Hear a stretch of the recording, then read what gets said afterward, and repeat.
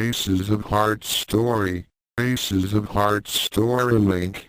https://www.fanfictaion.net/s/15516/1/category robotic/macross genre size-phi/romance author Hung Million link https://www.fanfictaion.net/u/7890/last updated April 3, 2004 words 63,897 rating T status complete content Chapter 1 to 10 of 10 chapters source fanfictaion.net summary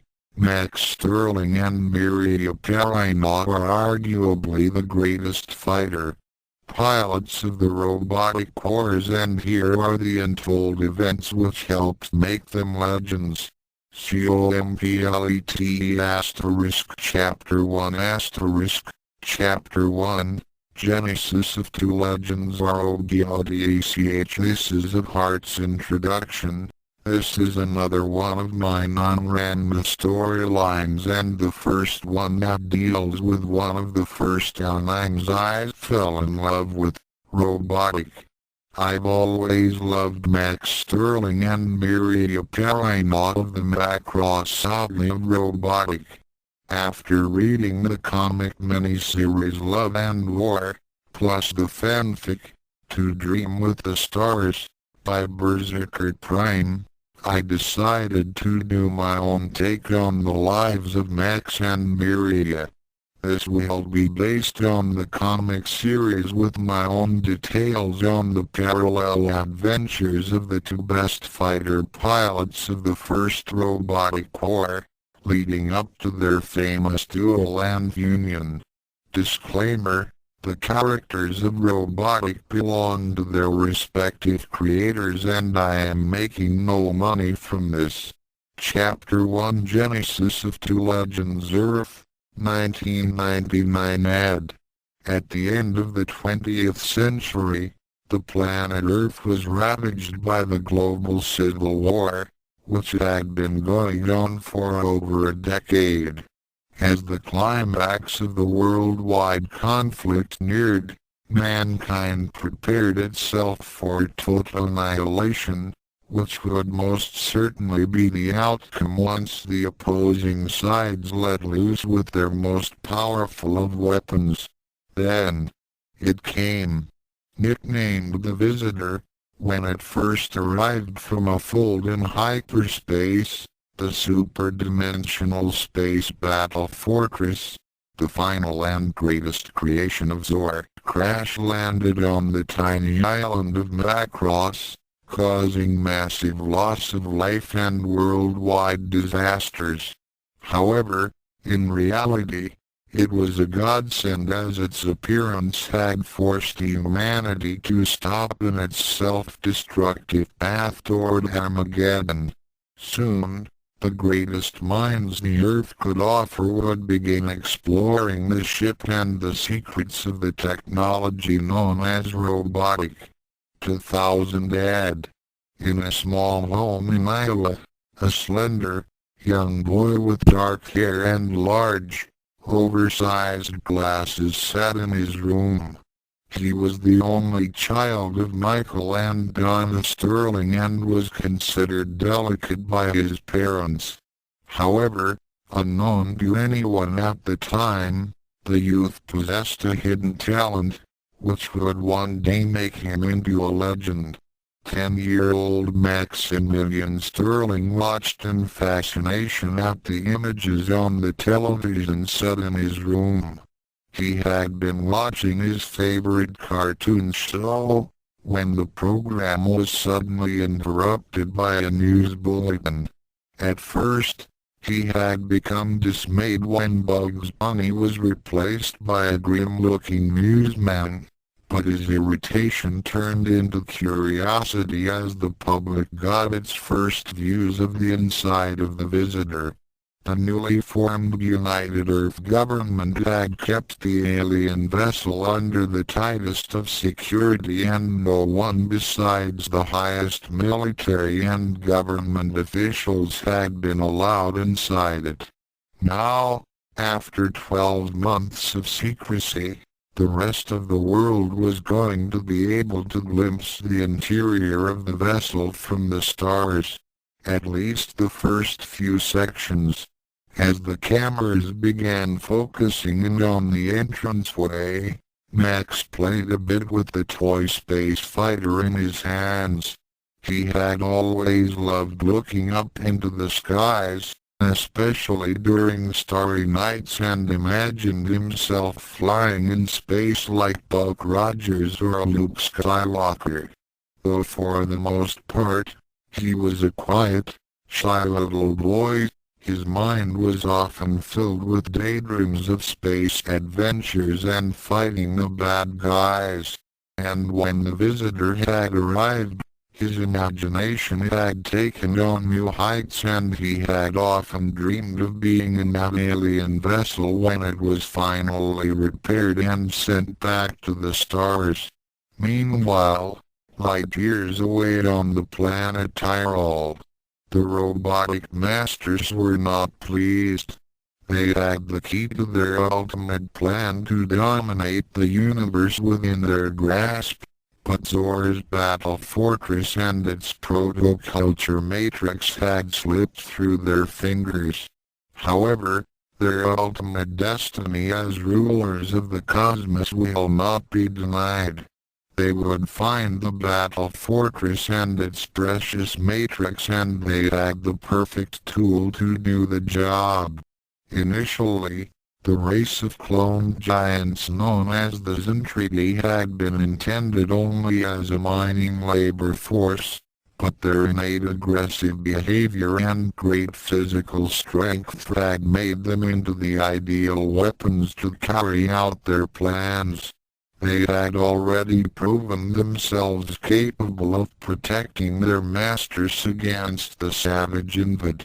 Surely a simple retrieval mission would be no problem. And even if another race had found the battle fortress, they would be of no match against the fury of the Zentradi. Deep within the chambers of the cloning matrices, a new batch of Zentradi clones was being prepared. In one particular cloning matrix, a certain individual was well on her way toward maturation. Once she was fully developed, she would be trained in the most lethal of battle techniques and be given the most advanced weapons the robotic masters could provide for her. If she achieved or exceeded her expectations, then she and others like her would become the ultimate killing machines, efficient, calculating, and absolutely merciless. On the side of her matrix was a word in the Zentradi language. It was the name that she would be given once she awakened. Miriya. Earth, 2004 ad. Max Sterling sighed as he walked home from school. It had been 3 years since his family had moved to Macross Island. The novelty of living near an alien spaceship had lessened than it had been when he first arrived. After all, no one but the military and the topmost government officials were allowed to go inside it. A brief look into the ship's interior during that news report 4 years ago had piqued the curiosity of multitudes around the globe. However, with the airtight security surrounding it and the military base that had been built nearby, no unauthorized person was able to come within half a mile of the craft. This included a blue-haired, 14-year-old with glasses.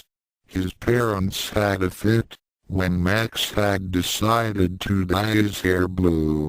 A lot of his classmates had taken to wearing wild colors. There were so many different hues to choose from, and he had thought that a change in appearance would make him more within crowd, as he had always had a quiet and shy personality. His favorite color was ocean blue, and he even had his corrective lenses tinted to match the pigment that he now sported on his head. As he neared his house, he decided to take a slight detour. Going up a dirt pathway, he made his way up a steep, hilly incline, which led to a cliff that overlooked the city of Macross. From there, one could see just about everything on the island, including the alien battle fortress. Most of the secret stuff was conducted either within the depths of the ship or at the base. Curious spectators could look at the ship's exterior without any fear of being arrested for espionage. The place was a popular spot for tourists. When he came to the edge, he sat down and took out a pair of binoculars from his backpack. Looking through them, Max noted that the ship's hull had gotten smoother and much of its original olive drab coloring had been scraped away. He was beginning to see what appeared to be a command tower and reasoned that the military had begun constructing it. The officials had estimated that it would take at least another 5 or 6 years before the ship was considered space-worthy. The young boy sighed as he put his binoculars back into his pack. For years, he had dreamed of seeing what it was like inside that ship, but he knew that it was only a dream. The only way he could even get a chance was if he were to join the armed forces.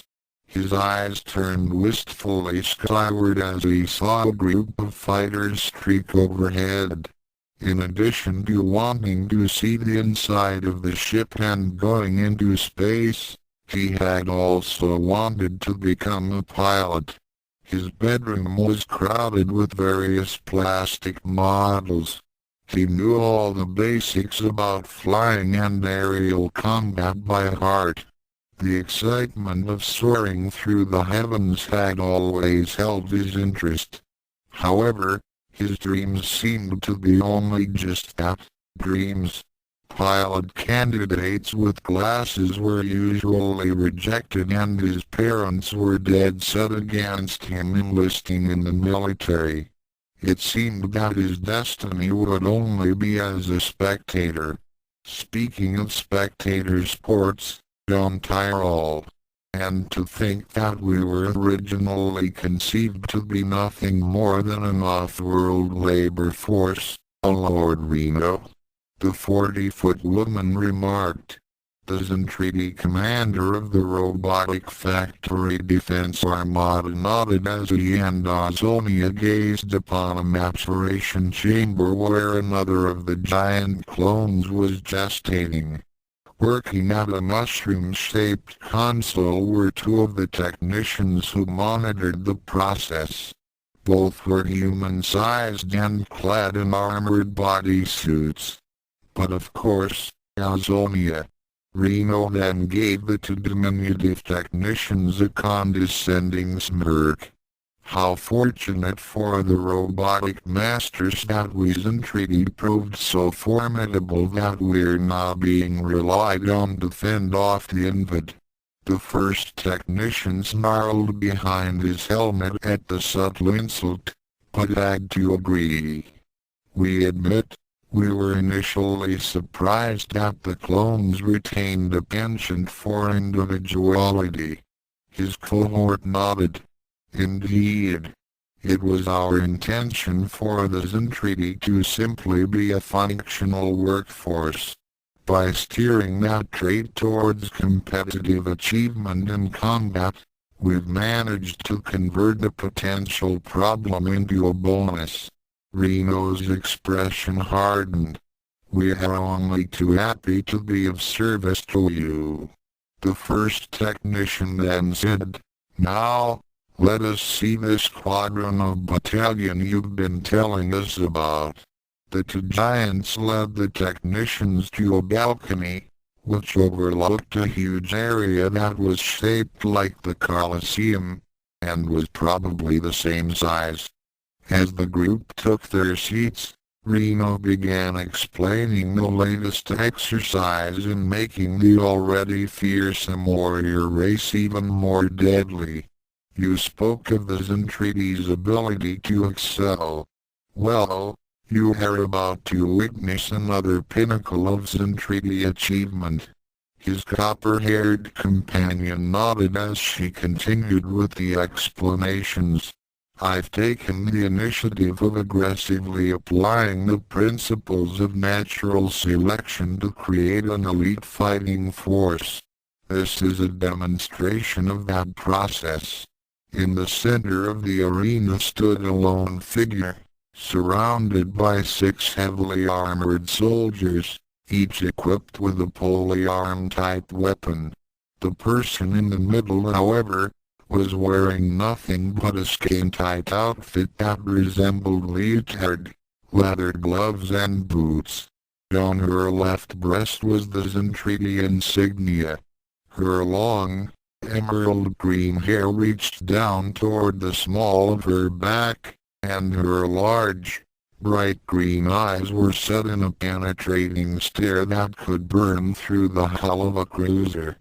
Her form was lithe and slender, but she cared not for her appearance as she waited for the signal to start the demonstration. In her right hand was a sharp but short knife. Reno snickered as he gazed upon what he believed was a ridiculous display. What a foolish waste of resources. Why squander a perfectly functional unit on this exercise? Azonia, however, took on a smug expression. "Watch and learn." She then cried out to the figure below. As soon as that order was uttered, the green-dressed giantess sprang into action, moving with all the speed, agility and grace of a jungle cat. In less than a heartbeat, she cut down her first adversary before he had a chance to raise up the weapon to defend himself. The knife in her hand flashed like a bolt of lightning, severing the soldier's arm before ripping into his chest. Her 5 other opponents quickly began advancing on her before she could defend herself, but she easily swerved and dodged their attacks and proceeded to cut them to pieces. The soldiers had the advantage in raw power and numbers, but the female's speed and utter viciousness was awesome to behold. The arena echoed with the sounds of bones being crushed, limbs being quartered and the spattering of blood and other bodily fluids. 4 of the woman's opponents fell to the floor in dismembered ruin in under a minute, and the last combatant received a thrown knife through the faceplate of his helmet. As the corpse dropped to the floor in a bloody heap, the female warrior simply took a deep breath and then just stood motionless, awaiting her next orders. Her expression had not changed throughout the carnage. Reno's eyes nearly bugged out of their sockets as he had just witnessed the decimation of 6 armed and capable soldiers by 1 female. A small bead of sweat rolled down the right side of his face. Azonia's smug expression became more smug. That was astounding," Reno remarked. "You had just witnessed the selection of the newest member of the Quadrino Battalion," Azonia announced proudly. The 2 technicians were equally impressed, although they did have some misgivings. Integrating women into the Zentradi forces is extremely dangerous. The first one said, but a necessary risk to address the dire predicament that Zor has brought upon us. The second reminded. Reno gulped as he continued to gaze upon the green-haired destroyer. So, why are they all females? Azonia's expression became deadly as she replied. Because there is nothing more fearsome than an angry female. You did well today, Miriya, Azonia said as she congratulated the newest addition to the elite forces of the Zentradi war machine. Both women were in the command center of Azonia's cruiser. Thank you, Commander. The warrior woman was now dressed in a more conservative outfit, which consisted of a lavender military dress coat and utilitarian slacks and boots.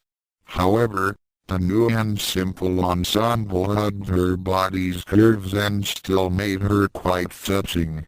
I knew you had great promise when I first saw you, Azonia said as she motioned for her newest subordinate to follow her. And I expect you to perform equally if not better in combat. I shall endeavor to meet all of your expectations, Miriya vowed as she walked with her superior.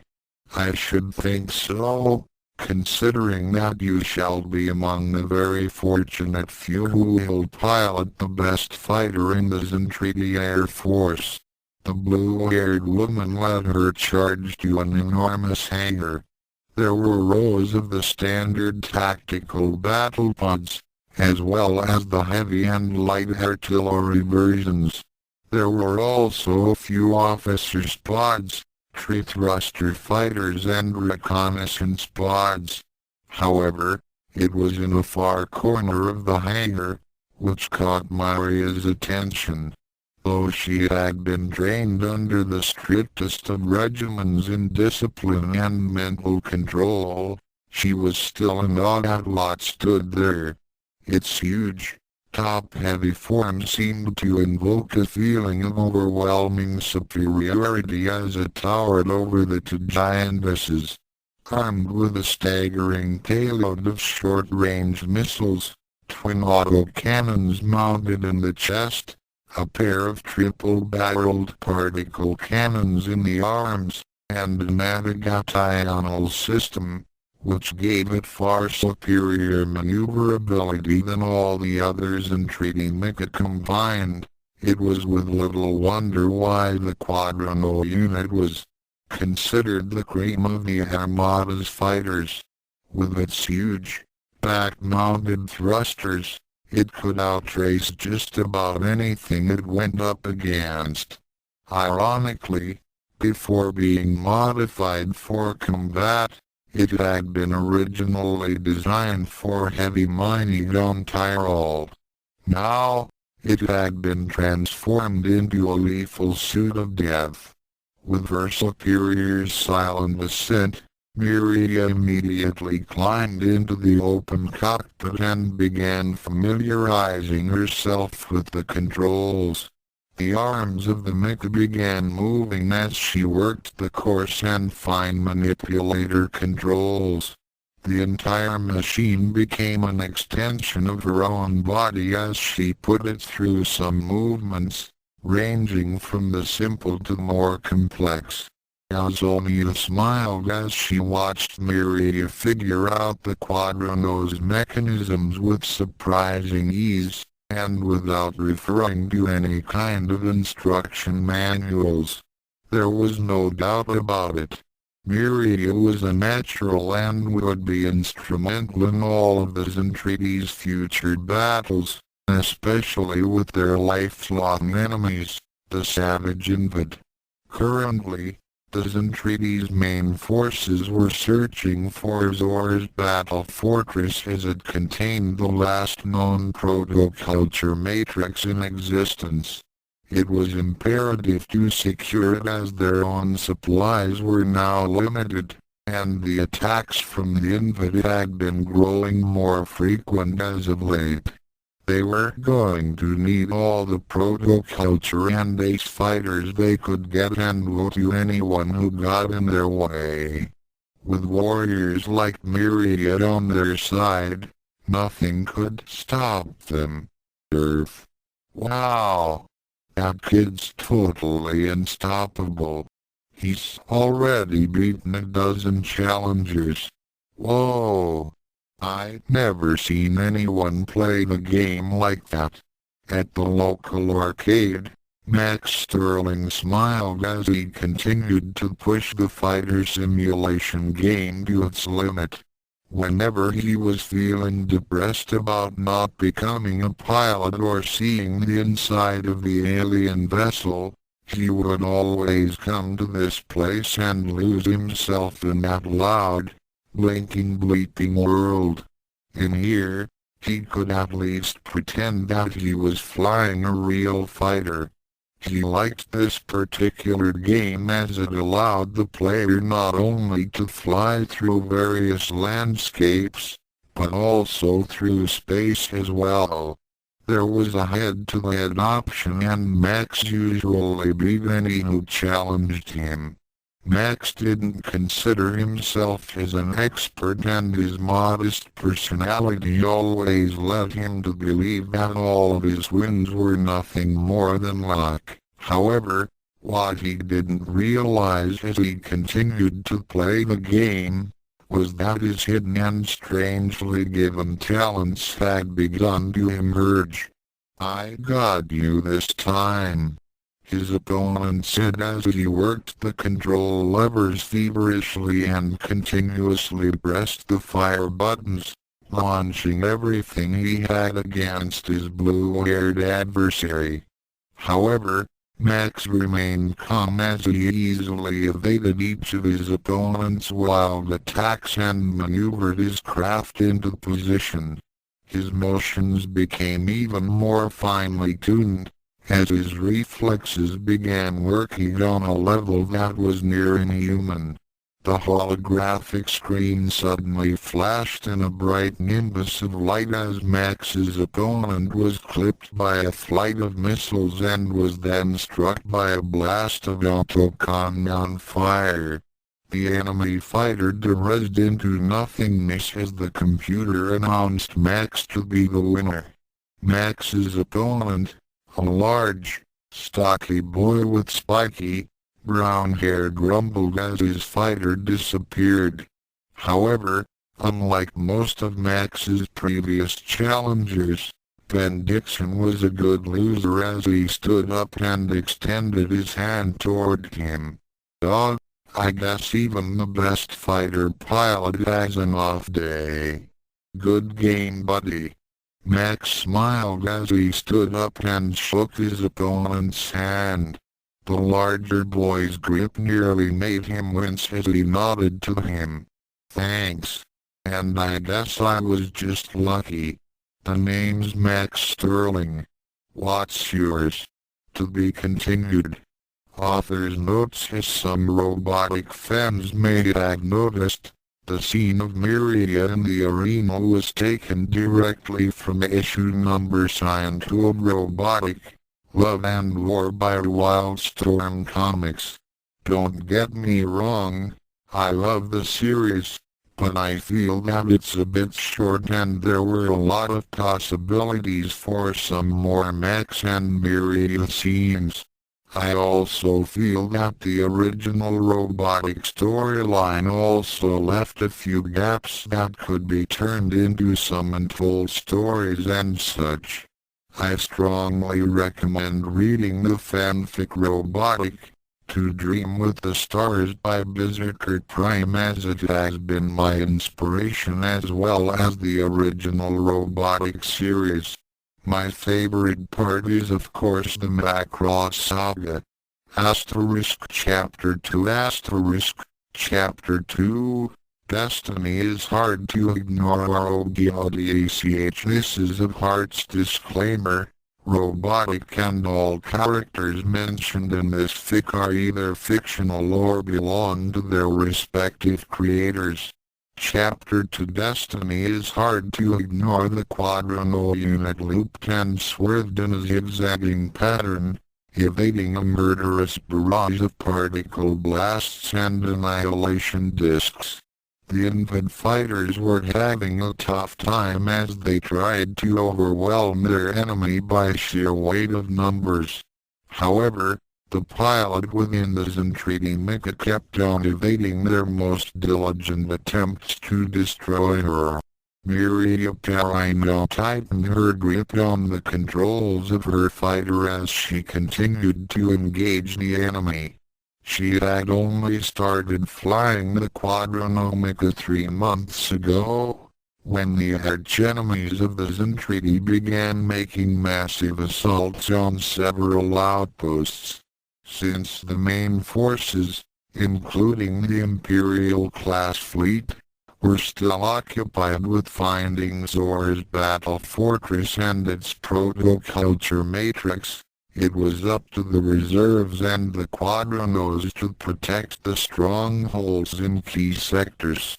The giant Space Warriors forces were already spread out to thin across the cosmos, and the Invid were taking advantage of that fact. As a result, the Zentradi were sustaining considerable casualties. The green-haired giantess gritted her teeth as she lined up an Invid fighter in her sights. With a short burst from her particle cannons, she blew her target away and immediately began searching for the next. Despite being newly indoctrinated into the elite squadron of the Zentradi Air Force, Miriya had proven her extraordinary talents early on, and racked up an impressive kill ratio with every battle. The more senior members of her group, plus her superiors, were impressed by her tenacity and battle prowess. Now if they only had 1,000 more like her. Earth, 2005 AD, nuts. I thought I had you that time. Ben Dixon remarked as his best friend once again beat him at the fighter simulator in the Macross City arcade. Max shrugged as he got out of his seat and patted his oversized companion on the shoulder. It's okay, Ben. I was just lucky, that's all. Ben snorted with a bit while smiling in a sarcastic expression. Yeah, I guess you've been on a lucky streak for what, 10 months? It's nothing, really. Max insisted as they walked out of the arcade and headed back to their neighborhood. I mean, you're probably just in a slump. With a little more practice, you'll get better, then you'll start winning. I can tell that you've got what it takes to be a fighter pilot. The compliment did wonders to raise Dixon's spirits as his expression brightened. Like Max, he too had been dreaming of becoming a fighter pilot and flying. They had often joked about enlisting in the Air Force and becoming wingmates. For Ben, he was already set to enlist once he was 17. Oh yeah. The bad guys had better watch out when Super Ace Dixon is in the air. He let off a loud hoot of laughter, which Max joined in, though his heart wasn't really in it. For Max, it had always been a sore subject. The dream of becoming a pilot still remained nothing more than a dream. His parents were still dead set against letting their only child risk his life in the military. Even if he were accepted, his less than perfect eyesight would most likely keep him from ever sitting in a cockpit. It was that fact alone, which caused him to have very low self-confidence in his own skills. It was one thing to be a video game champ. It was quite another to be a fighter ace with your life always on the line every time you took to the air. He just didn't have what it took to be in a real fighter plane, and that was it. As the evening sky began to appear over their heads, the blue-haired 15-year-old looked up at the stars and sighed. As he saw what appeared to be a shooting star, he started to imagine himself as that streak of light as it raced across the heavens. Miriya was like an untouchable comet as her fighter streaked across the heavens. It had been well over a year since her first combat assignment, and unlike many of her comrades, she had survived through the near-continuous attacks from the Invid. Countless numbers of Zentradi, including members of the elite Quadrino battalion, had fallen to their savage foes, but Parino had outlasted them all. As she dove through a swarm of Invid fighters that was attacking one of the Zentradi's deep space stations, her actions became ever bolder. With lethal precision and uncanny accuracy, she eliminated 12 of her adversaries in less than 2 minutes, littering the vacuum of space with debris and explosions. As the battle continued on, Miriya's adrenaline levels reached their peaks, which made her lust for battle increase ever more. During her first few encounters with the enemy, she had been uneasy and had made many mistakes. However, with each new confrontation, her skills had become more refined, and her reluctance and nervousness soon became non-existent. Eventually, she began hungering for greater challenges, and with every victory, her confidence in her abilities grew, and grew, and grew. Soon, confidence began to turn into arrogance as more and more adversaries fell to her superior abilities. As a result, she began to take more chances, daring her foes to try and kill her. She was not afraid to take risks, for that is where the true test of one's mettle lay. Let her superiors remain in their safe command bridges and letting others do their work for them. It was the hands-on battle that Miriya craved, and it was here in the thick of it that she ruled over all.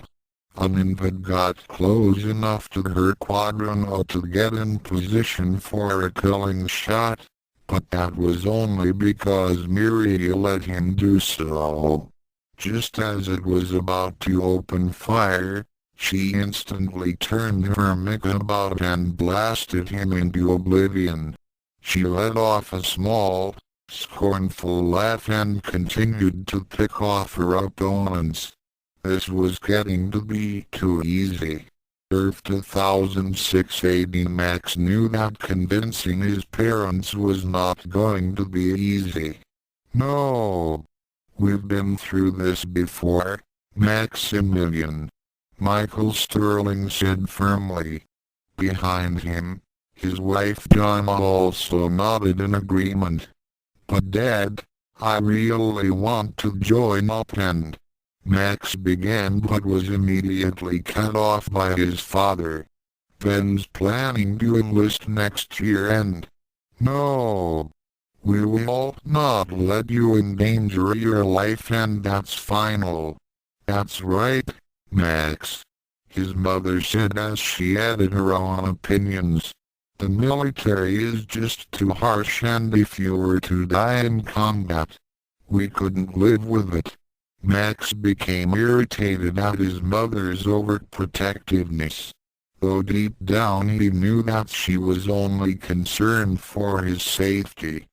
But Mom, I'm not a little boy anymore. Why are you treating me like some helpless kid? I'm 16 now. Joining up with the armed forces could help me get ahead in life. Oh? And how does fighting and killing others going to help you get ahead? His father asked. I could learn more than just being able to fight. Max insisted.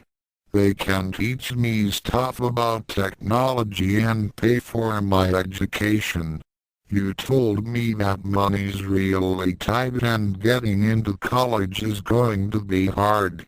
If I enlist, they can give me a diploma. All those smarts and money won't mean a damn if you get killed in some useless war. I used to serve in the global war, and I saw a lot of good friends die needlessly.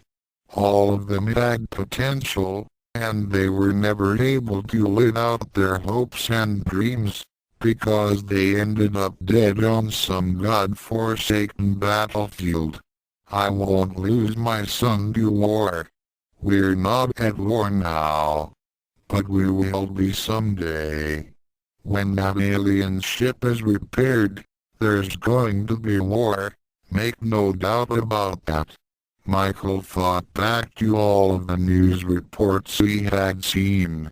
The anti-unification forces had been waging acts of terrorism and such against the United Earth government over the last year.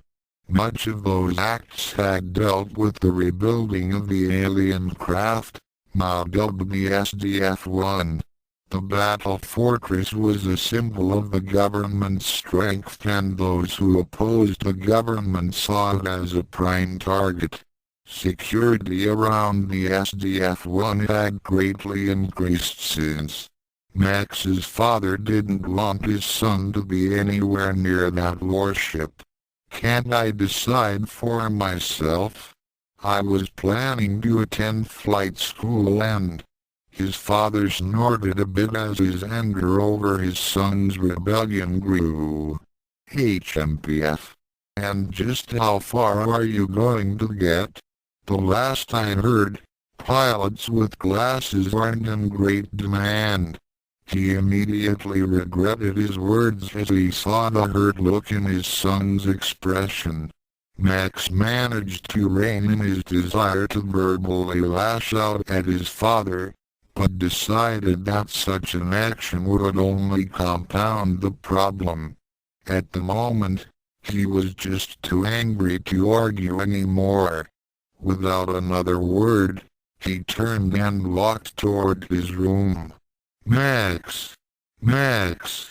his father called to him, but his son decided not to heed him as he quietly closed his door behind him. Donna walked up and put a comforting hand on her husband's shoulder. "Let's give him some time. I'm sure that he'll come around. Don't worry, Mr. Sterling. Max is fine here with us," Ben Dixon's father assured as he spoke with Max's father on the telephone. Max had caused quite an uproar when he suddenly disappeared from his home. However, his parents were relieved when they were told that their son was staying at his best friend's house. Though they wanted him back right away, Ben and his family managed to convince them to allow him to stay for a few days, to give him some time to think things out. After reassuring the Sterlings several times that their son would be fine, Mr. Dixon walked over to Ben's room where Ben and Max were sharing. Currently, Ben was out with his mother at the family dry cleaning business. As he opened up the door and saw Max sitting on a chair staring out the window at the skies, he held out the cordless phone to him. "Max, would you like to talk to your parents?" The blue-haired teen did not answer. "Max?" Silence continued. After a long while, Ben's dad got the message and spoke into the receiver. "Max can't come to the phone right now." "Yes, I understand. I'm sure things will turn out all right." "All right then. Thank you. Goodbye." Just as Mr. Dixon put down the receiver and was about to address Max, a huge flash of light, followed by a series of tremendous blasts of noise that rocked the neighborhood. Max was immediately jolted out of his reverie as he saw several plumes of black smoke rising in the distance. His eyes widened and he felt a shiver go down his spine as he saw that those pillars were in the vicinity of the Dixon dry cleaners and the Sterling home. A week later, Max bowed his head in sorrow as his parents' coffins were laid to rest at the Macross Cemetery. He made no effort to hide his tears as the Dixon family stood behind him in mourning. It had been a freak accident. The anti-unification force had planted a car bomb near the Dixon dry cleaners as many of the enlisted men had their uniforms cleaned there. By some twist of fate, no soldiers were killed when the bomb was set off, but the blast had caused a nearby gas main to explode and caused a chain reaction, destroying several suburban houses, including Max's. His father and mother had been killed instantly. As the Reverend ended with the phrase, "Ashes to ashes, dust to dust," and the graves were being filled in, Max sank to his knees. Raising his right hand to his forehead, he touched his brow, then brought it down to touch his chest. He followed the motion by touching his left shoulder then his right, finishing the gesture. "I keep thinking about what I said to them when I last saw them," Max said quietly as he nursed a cup of tea at the Dixon home. "Before the explosion, Dad wanted to talk to me, and I didn't want to listen. Now it's too late. Max, we're all very sorry about what happened," Mrs. Dixon said as she and her family sat around the dining table with the last member of the Sterlings. Without any other relatives and being under 18, Max would most likely be sent to live in a foster home. "It's kind of ironic. Mom and Dad were against my idea of enlisting in the armed forces, because they were scared of losing me in action, and not because of the bombing against the military. They're gone. Max, you couldn't have known what would happen, and I'm certain that your parents only thought of your safety," Ben's father said. Max, however, was still deep in depression and sorrow as he bowed down his head and started to cry again. "Dulles' flagship. I must admit that your quadrille battalion is quite impressive," the 80-foot-tall commander of the Zentradi remarked as he spoke with Azonia via personal comlink. "I am especially impressed with that pilot Miriya Parino." "Thank you, Lord Dulles," Miriya's superior replied. "Though I must admit that we have been taking on considerable casualties as late. The Invid have been getting more tenacious and our resources are becoming strained, especially since our protoculture reserves are getting low. Has there been any news from Brite about Zor's battle fortress?" "Nothing so far," Dulles said. "However, recently he had sent me a communique about a sector on the outer fringes of a galaxy that we are unfamiliar with. It is a likely place where that traitor Zor could have sent the battle fortress, since the database we had procured from his lab does make many references to it. Brite intends to search that area once he is finished with the one he is currently in. Why does he not just go to that system now? Currently, He has the entire Imperial-class fleet spread out over the sector he is in now, and it will take some time for him to recall it. Furthermore, with the Invad constantly attacking our forces, and especially near our homeworld, we cannot risk sending out a sizable amount of our ships on what may be a false lead. We have to deal with the Invad first, and destroy enough of their forces to give us time to find the proto-culture matrix. That is why I am depending on you and your quadranos, Azonia. For the glory of the Zantidi. Sir. Azonia gave him a salute before signing off. You wanted to speak with me, Commander? Azonia motioned for Miriya to sit as she nodded. Yes, Miriya.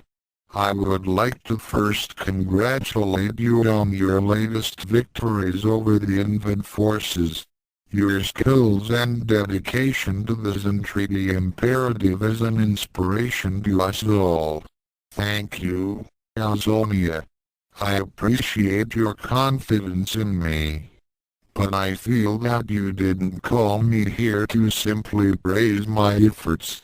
Correct. Azonia affirmed as she brought up an image of a heavily damaged quadrano unit. Since the Zentridi were unable to repair their own mecha, mostly because the robotic masters had withheld such information in order to keep the giants dependent on them, each damaged machine meant that they would have one less weapon to use against their enemies. Commander?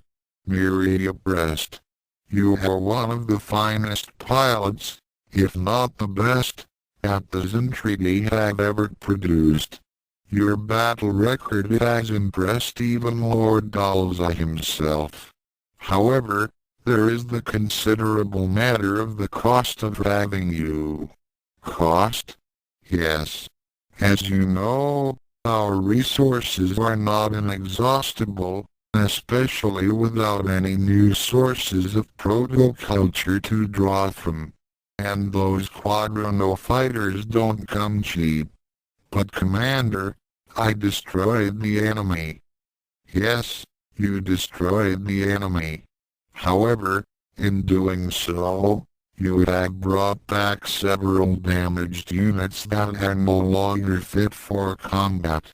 There are some aspects of combat that are unavoidable, Miriya stated. Yes, but the instances in which these fighters were damaged, those aspects could have been avoided. I've been looking over your conduct from the past few battles and you have been getting reckless. There have been reports of you breaking formation, disobeying direct orders, taking damage that could easily have been avoided, and even getting into fights with superior officers. I know you like to take risks and be challenged, but your actions are becoming more troublesome for us as well as the enemy. You're becoming a loose cannon like Chiron. Miriya snorted at the mention of infamous commander of the 7th Mechanized Fleet. With all due respect, Azonia, don't compare me with the backstabber. Unlike him, I know the difference between enemy and ally. And as for my conduct in battle, it is not my fault that my comrades aren't able to keep up with me. The loss of 1 or 2 fighters is a small price to pay to destroy our enemies. Azonia's eyes narrowed at Miriya's arrogance. All of her victories were a testament to her battle prowess, but they were also making her more brazen. It was one thing to revel in glorious battle, but it was quite another to have overconfidence interfere with the primary objective. At the rate things were going, Miriya might not have a quadrano unit to pilot by the time Brite finally located Zor's battle fortress. It was bad enough that Chiron's reckless behavior was causing his division to be using up men and machines faster than they could be replaced. She couldn't have the elite of the Zentradi forces short on weapons and supplies, nor have her top base without a quadrino to fight in during crucial conflicts. Since Miriya wanted to be challenged, Azonia decided to give her a one. She ordered her best pilot to keep her next fighter for as long as she could. Until the last protoculture matrix was found, Miriya would get no replacements if she were to fly recklessly again. She was also to follow orders to the letter, and work with the other pilots, rather than try to build up her own reputation and grab all the glory. The green-haired giantess grumbled as she headed back toward her quarters. She couldn't believe that Azonia was concerned about how many quadrinos were lost in their battles with the Invid. Since when was the Zentradi concerned with petty details like that? She did her job like no one else could do. Even her closest rivals' kill records in the Quadrino battalion were nowhere near hers. She shouldn't be restricted like this.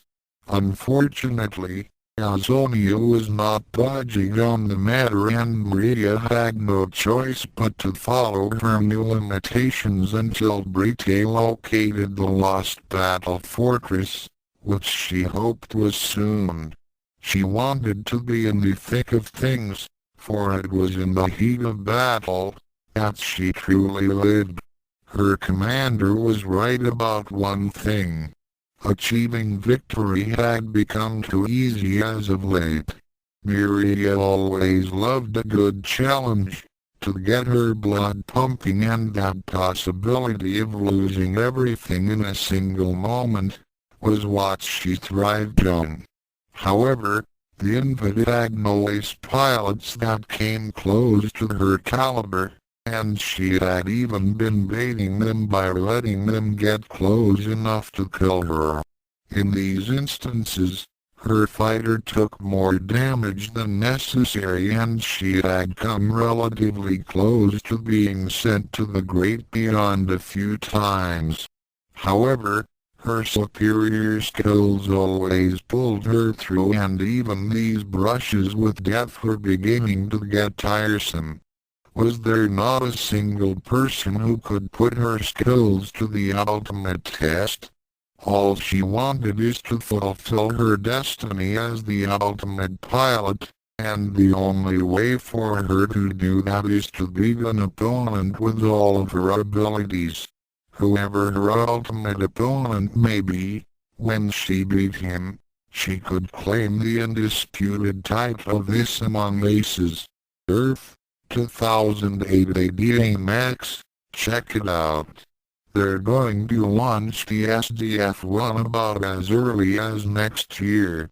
Ben gestured to the front page of the Macross newspaper. The son of Michael and Donna Sterling nodded as he took the paper and began cutting out the article for his scrapbook. He had been collecting everything about the SDF-1 and various noted pilots of the newly made Robotic Defense Force. There had been a large number of stories concerning Roy Fokker, who had been one of the few pilots to have survived the global civil war and one of the first people to enter the alien vessel when it first crashed 9 years ago. Just recently, the United Earth government had announced a new military force based on the alien technology found in the ship. Along with the new armor carriers already in orbit around the Earth and patrolling the space beyond Mars, the new weapons and the SDF-1 would be Earth's greatest defenders against any threat to the human race. All of this had excited Max and had lifted his spirits somewhat after the death of his parents. He had been staying with the Dixons, though out of respect for his deceased family, he had not enlisted with the military and concentrated instead on finishing school. However, a day did not go by that he did not daydream of soaring through the heavens and living life at light speed. He was very interested at the rumors of a new kind of fighter that had been developed by the alien science that was dubbed as robotic. According to some reports, it took piloting to a whole new level, somewhere near the outer edges of the Andromeda system. So Exodore, you are certain that the battle fortress came through this sector and is now somewhere in that minor planetary system? Brite asked as he and his advisor gazed upon a star chart that was depicted on the main monitor of the Zentridi flagship. The shorter, red-haired Zentridi, almost a dwarf by his race's standards, nodded as he pointed to an area which coincided with Earth's solar system. Yes, the proto-culture signature of Zor's battle fortress is definitely coming from there. It is very faint, but it is unmistakable. The reason why it has taken us this long to pinpoint it is because it had sent out numerous false trails during its extended hyperspace full jump. Excellent. Our long quest is almost at an end. The Invid have been repelled back to their home system now, and this would be an excellent opportunity to retrieve the proto-culture matrix. Yes, we have the reserve forces and Quadron battalion to thank for keeping the Invid at bay. Exodore agreed. Shall we call on the Imperial-class fleet? The giant commander with a metal plate covering half his face considered Exodore's suggestion, then shook his head. No, I do not believe that we will need such a large force to pick up the battle fortress.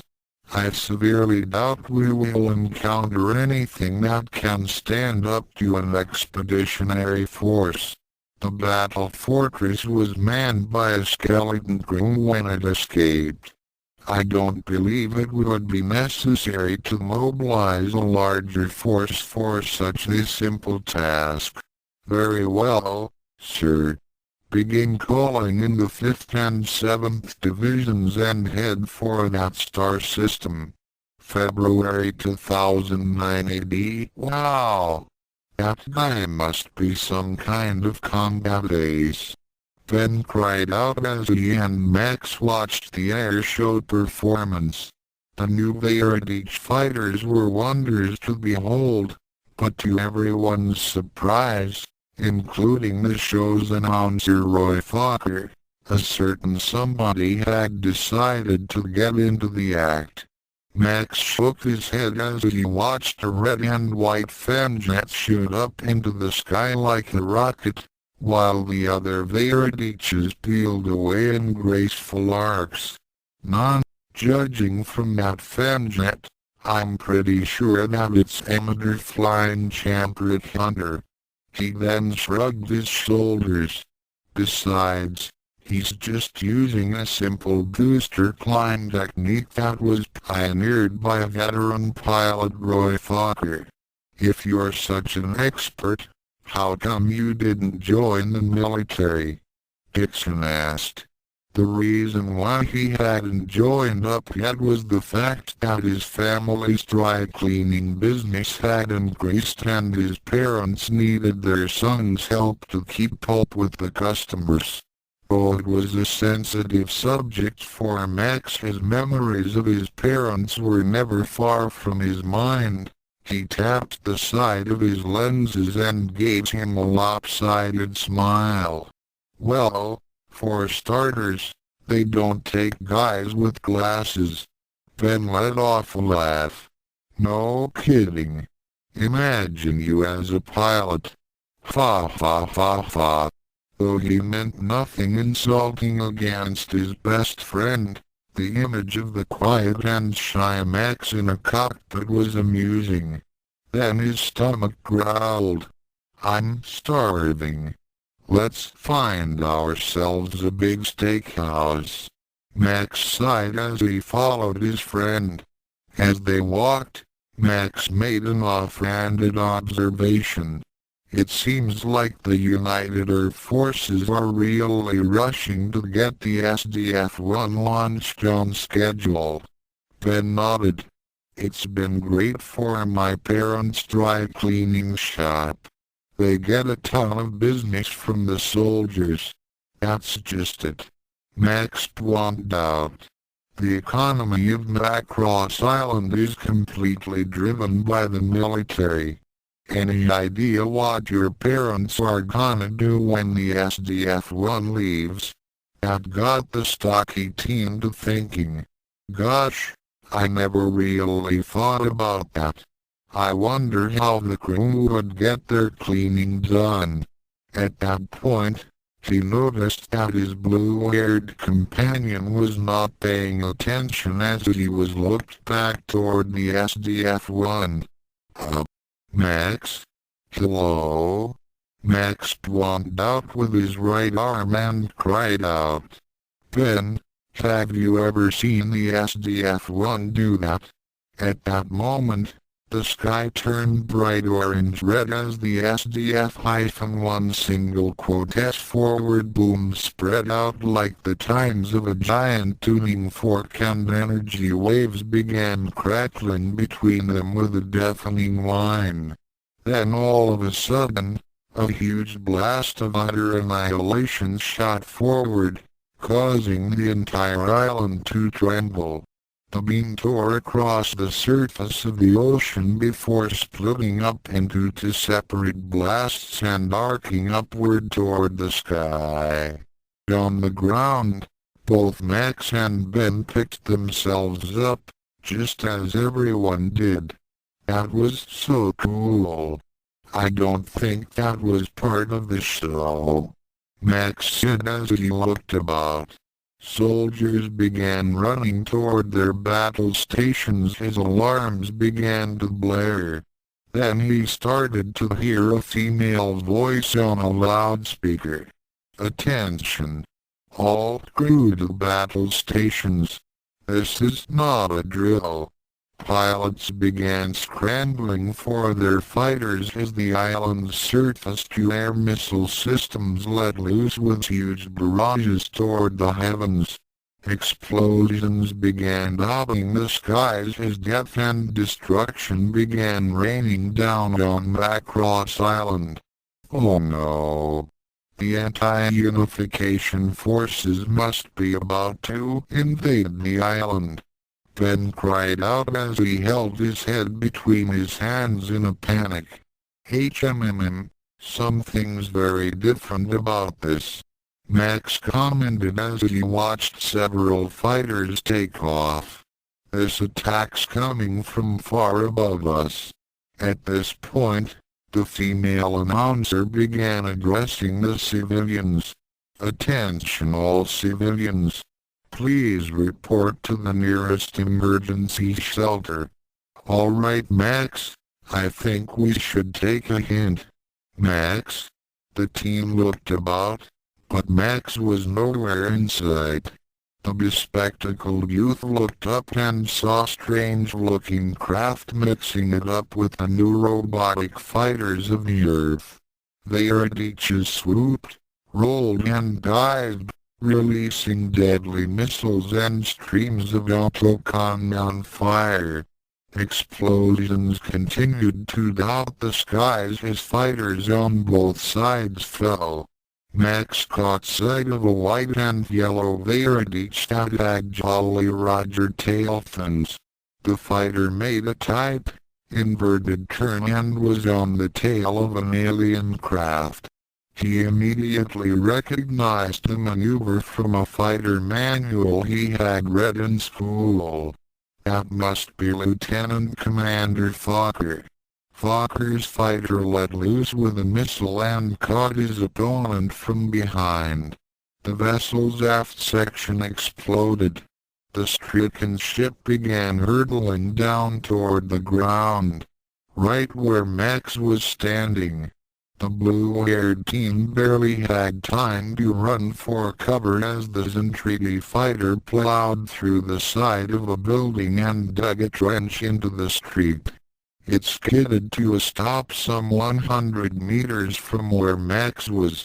As he gazed upon the wreckage, he could easily tell that this was definitely not an anti-unification fighter. After all, the thing was so big that the pilot would have to be 50 feet tall. That was when the ship's canopy shuddered open to reveal. Holy mother of... The figure was huge.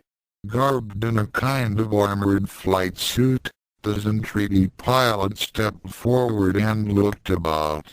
He was in a bit of a disoriented state after crashing and did not notice the tiny human standing on the ground in front of him.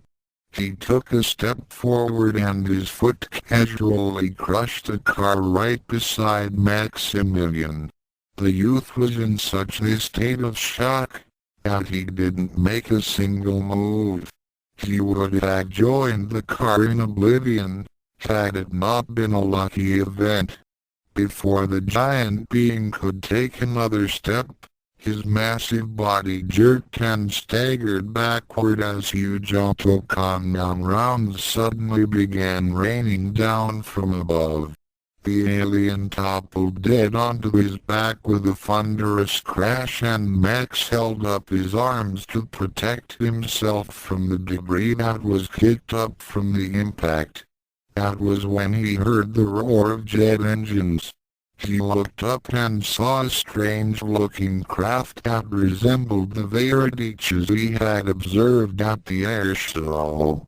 However, the thing had its engines pointing downward on what appeared to be legs. It also had arms protruding from its sides, clamped in its right metal shot, and was a wicked-looking cannon weapon like a space-age rifle. Then he heard a voice over a loudspeaker. "What are you doing here, kid? The city is supposed to be evacuated." What's going on?" "No time to explain. Hold still." The strange machine landed and extended its right hand toward Max after transferring its weapon to its left. The front of the fighter opened up to reveal a pilot in a two-seater cockpit. With unbelievable fine control, Max was hoisted up toward the cockpit and was gently placed in the seat behind the pilot. The pilot, a man who was wearing an elaborate helmet, smiled at him as his canopy began closing. "Hi, I'm Lieutenant Johnny Wolf. What's your name?" "Max. Max Sterling." What is this thing you're piloting?" "Well, Max, I'm afraid that's classified, and you're lucky that you didn't end up a skid mark under that alien fighter back there." Max took several deep breaths to calm himself down. Then he saw something big begin to rise from the island. "Look! The SDF-1. It's taking off." Lieutenant Wolf gritted his teeth and swore. "Damn! That means that the countdown has begun. We gotta get out of here now." "Countdown? What countdown?" At one of the main shelters, Ben and his family were crowding through the entrance with all the other inhabitants of Macross Island. More than 70,000 people would be crammed into the specially designed bunkers. As they went into the reinforced structures, Ben wondered just where his friend was and hoped that he had made it to one of the other shelters, out in near Earth orbit. Max couldn't believe he was actually skimming along the stratosphere in a jet fighter. What kind of power did this Verity choose? He had seen it transform from that strange bird-like form into that of a conventional fighter plane, and now he and Wolf were rendezvousing with the SDF-1. This is VT-101 on the approach to SDF-1. Request landing instructions. Wolf said into his communicator. Roger. You are cleared for a landing in Bay 504 and make it quick. The female operator responded. We're about to execute a space fold. What's a space fold? Max asked. Oh, I hope this doesn't permanently affect the business.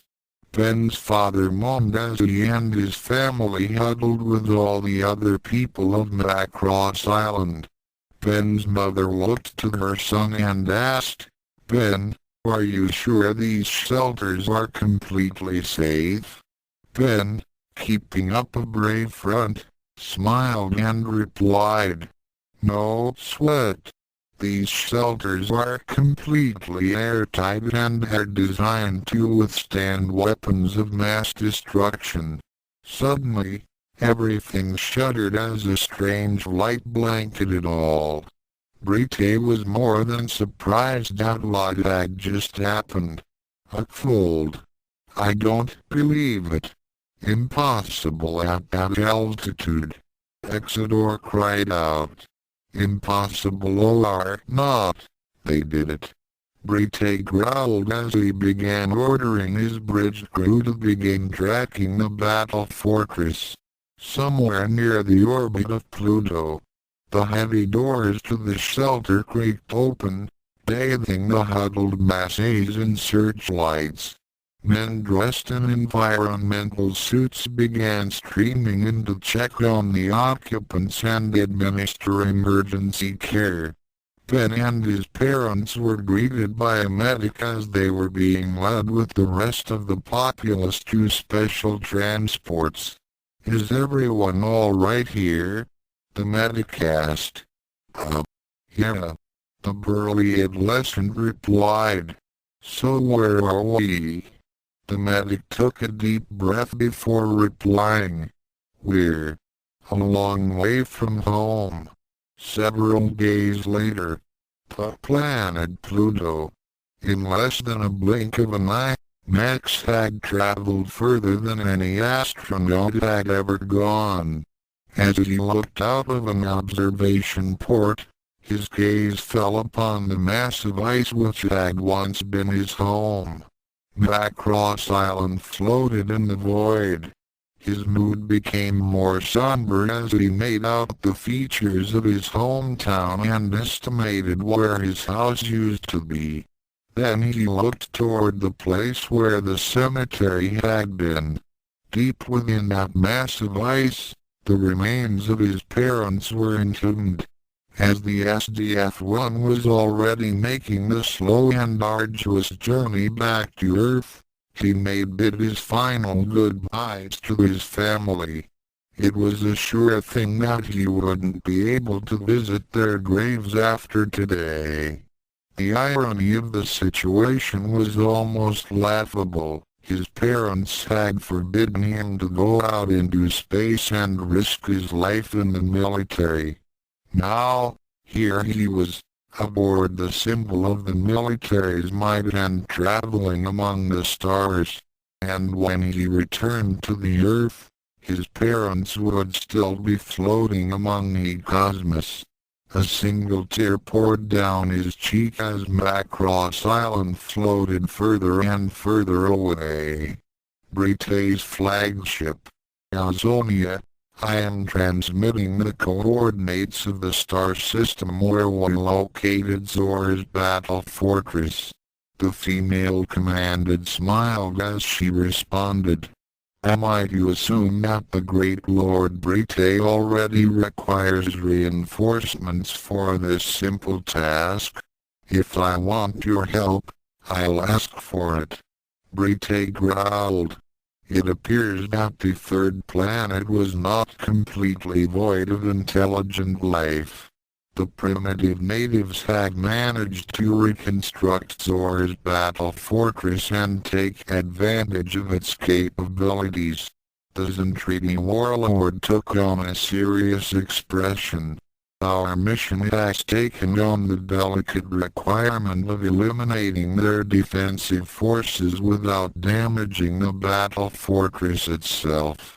Azonia smiled as she knew that she had the means to do just that. If deadly precision is needed, I have the perfect weapon for the task. Miriya smiled as she received a communique from Azonia. Now this was the opportunity for her to truly shine and woe to anyone who got in her way. To be continued. Author's notes: if Miriya sounds cocky and egotistical in this chapter, well, that's because she is. Miriya is proud of her skills, and it was due to that pride, plus her own desire to be challenged, which eventually led to her confrontation with Max Sterling. For robotic fans, you'll find some of these scenes in issue number 1 of Robotic Love and War. I know it's out of order, but I feel that this sequence fits better as Miriya had already been recognized as an ace pilot long before the first Robotic War in the Macross saga, so having her as a newly admitted Quadrino pilot at the beginning didn't make much sense. In any case, the Macross saga has begun and Max will decide on the path towards his ultimate destiny. On the other side, Miriya will be encountering the Micronians. See you then. Chapter 3 Chapter 3 Moving forward. Harrogate. This is a Heart's disclaimer. Robotic belongs to its original creators, and if anyone is going to bother me with legal technicalities, I'll have the SDF-1 single quote S main gun charged up and ready to fire. Thoughts. Chapter 3 Moving forward. May 2009 AD. 3 months. It had been 3 long and very interesting months since the SDF-1 had accidentally found itself on the farthest reaches of the Earth's solar system.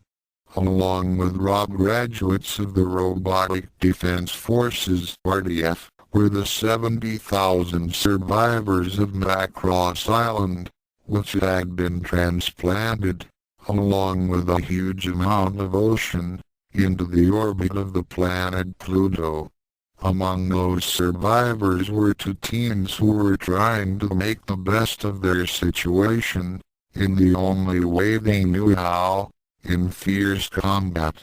"All right, you suckers, come and get some," Ben cried out as he drove his Veritich directly into a swarm of battlepods. However, against such odds, his enthusiasm quickly turned into shock as he found himself targeted by a flock of sizzling missiles and laser bolts. His fighter was blown to pieces before he even had a chance to engage his own weapons. He was immediately engulfed in a huge explosion, and then, game over. Oh. Ben got up dejectedly from the machine's seat and walked away from it while scratching the back of his head. He hadn't lasted 30 seconds. Sheesh. Even the best fighter pilot has an off day.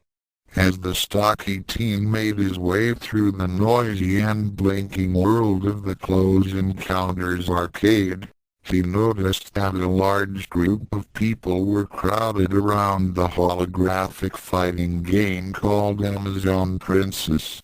The center was alive with flashing images and metallic sparks as blades were furiously clashing against each other.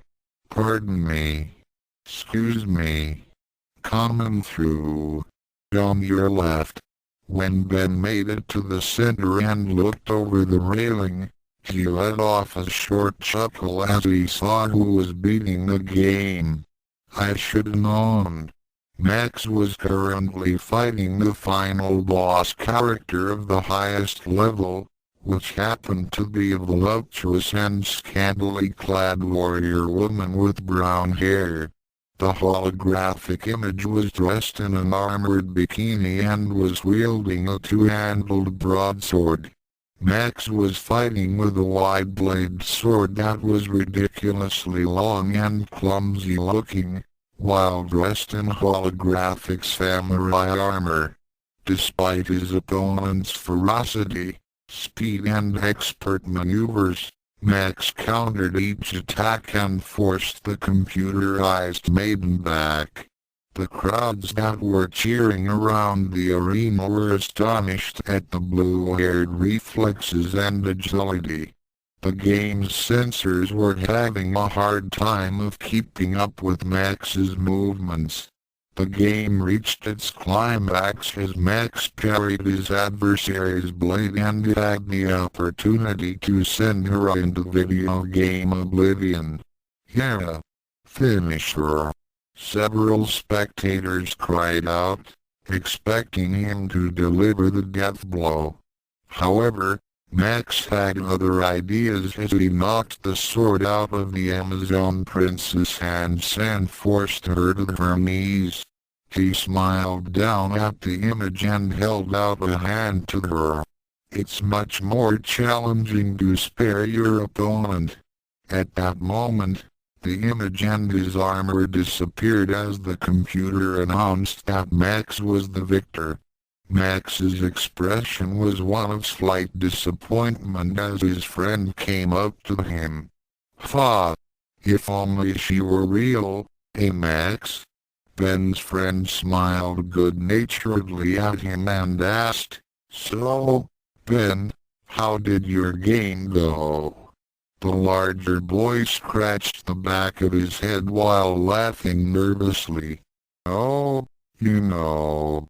At that moment, a huge impact caused the entire ship to shudder. Sirens began to go off as Captain Glovo's voice was heard over the PA system. "Attention all citizens. This is Captain GLOVAL. We have encountered enemy forces. For your safety, I'm issuing a citywide alert. All citizens are to proceed immediately to the nearest designated shelter. This is not a drill. Hey Max, we're supposed to be in a shelter by now." Ben called out to his friend as they made their way towards an observation port. "Yeah, but you can get the best view of the Veridich launches here," Max replied as he looked out of the window and watched the fighters take off to engage the enemy. The SDF-1 was currently in its transformed state and resembled a gigantic battloid with twin towers mounted on its shoulders. The format change had devastated the reconstructed Macross city within its interior, and the city had to be rebuilt from scratch again. As the battle fortress made its way through the rings of Saturn, Max continued to gaze out into space and watched the conflict rage between the RDF and the alien enemy. The tiny explosions and the movements of the fighters fascinated him, but the background of giant ice fragments reminded him of Macross Island, which they had left near Pluto 90 days ago.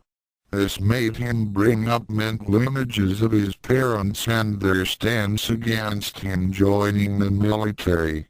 This, of course, tore at his desire to get into the action and lit out his dream of becoming a pilot. When the silence went on long enough, Ben let off a loud sigh. "This is boring. Can you believe that? I'm bored. We're living inside a city reconstructed inside a spaceship, and I actually found a way to be bored." Max matched Ben's sigh with his own. "Me too." This admission caught Ben by surprise. He had always thought Max was a laid-back, go-with-the-flow kind of person, who accepted his lot in life. "Really?" The teen with a blue tint in his hair nodded. "Yeah, the action's out there. With the Veritech squadrons." This caused Ben to brighten up as he walked up to his buddy. "Well, say no more, my good friend. I got news for you." "What are you talking about?" "Two recruiters from the RDF came to my folks' store to put a poster up in the window. The RDF is actively recruiting new cadets." "Are you serious?" A gleam in Max's eye began to show. "Max Sterling. Would I lie to you? We had got to sign up. This is huge." Max smiled at the prospect of fulfilling his childhood dream, but then his expression saddened as an image of his parents came back to him. He bowed his head sadly and turned away from Ben to gaze once more at the battle raging in space. "Buddy, what's wrong? Aren't you excited?" "I can't. It's not that I don't want to. I really do want it. But I can't." "Huh?" This got Ben confused again. First Max was getting excited about joining the RDF, and now he was saying no. What was going on? "You can go ahead, Ben." "What?" "Somewhere on the other side of the galaxy." "What?" Miriya exclaimed as she had just received her new orders. After she had received the news of Britain's fleet locating the missing battle fortress, the green-haired ace of the Quadranos had believed that the restrictions that had been imposed on her by Azonia would be lifted.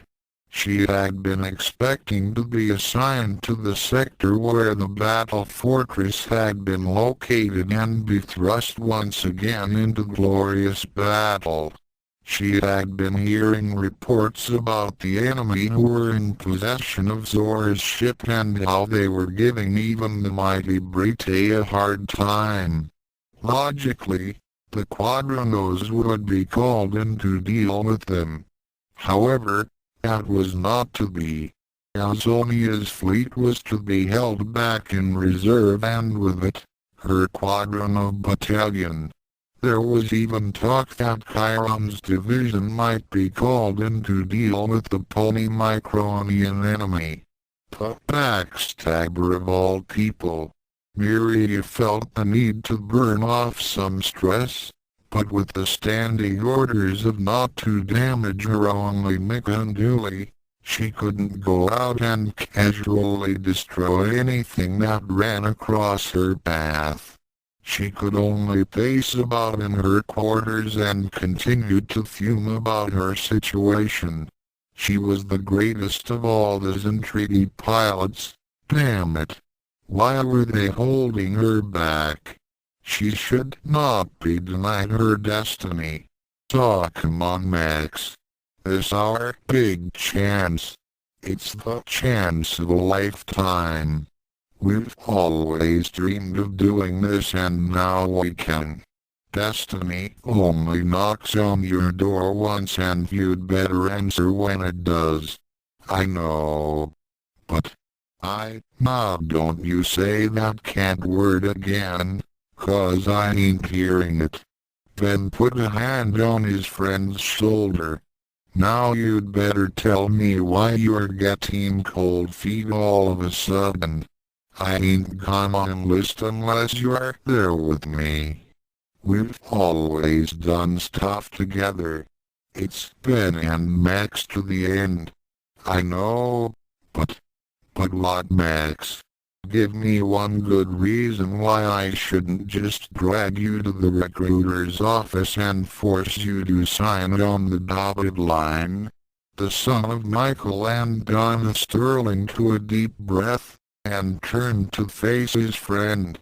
After a long pause, he gave his answer in a quiet, somber voice.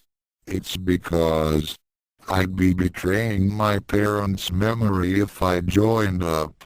Ben's expression softened up as he remembered how much Max's parents had been against the notion of their son enlisting in the military. He also recalled how distraught his friend had been when his father and mother were cruelly taken from him, and how their son regretted his last words to them before they were killed. It made sense as to why Max had not joined the RDF after all this time, even though it was obvious that he wanted to. Max, I'm sorry. I didn't know just how much it hurt you. That's okay, Ben. It's not your fault. It's just that. BUHWHOM. The two friends were knocked off their feet as the SDF-1 shuddered from a massive impact. As they scrambled back up, they looked out the observation window and saw a sight that made their blood run cold. A huge Centridi battle cruiser was bearing down on the battle fortress with weapons blazing. What was unbelievable was the fact that the SDF-1 wasn't firing back. What's going on? Ben cried out as he and Max stared at the huge alien craft. Max was feeling a chill race down his spine as he saw three huge circles of green-white light race across the surface of the SDF-1. Each was about the size of a baseball field and were being moved to intercept incoming shots from the enemy cruiser. I don't get it. Why aren't they firing the main gun? Max wondered as the warship continued to advance toward them. It was then that he saw several vapor trails corkscrewing toward where he and Ben were standing. There was no time to run for cover as he braced for the end. A split second before impact, one of the shields of the pinpoint barrier system slid over the area and took the brunt of the missile salvo. The section shuddered, but did not collapse as the warheads exploded against the shield. A second later, the shield came back up to full strength and raced away to intercept another shot. It took Ben and Max several moments to bring themselves back to reality after only narrowly being saved. The SDF-1 continued to tremble as several direct hits got past the three protective shields. As more and more shots continued to punish the ship, Max began to get a feeling of foreboding. Was this it? Was this the end? It was then that the vessel suddenly lurched forward, causing the two teams to be thrown off their feet again. Max was the first to recover as he braced himself against the railing and looked out the window. What he saw was simply unbelievable.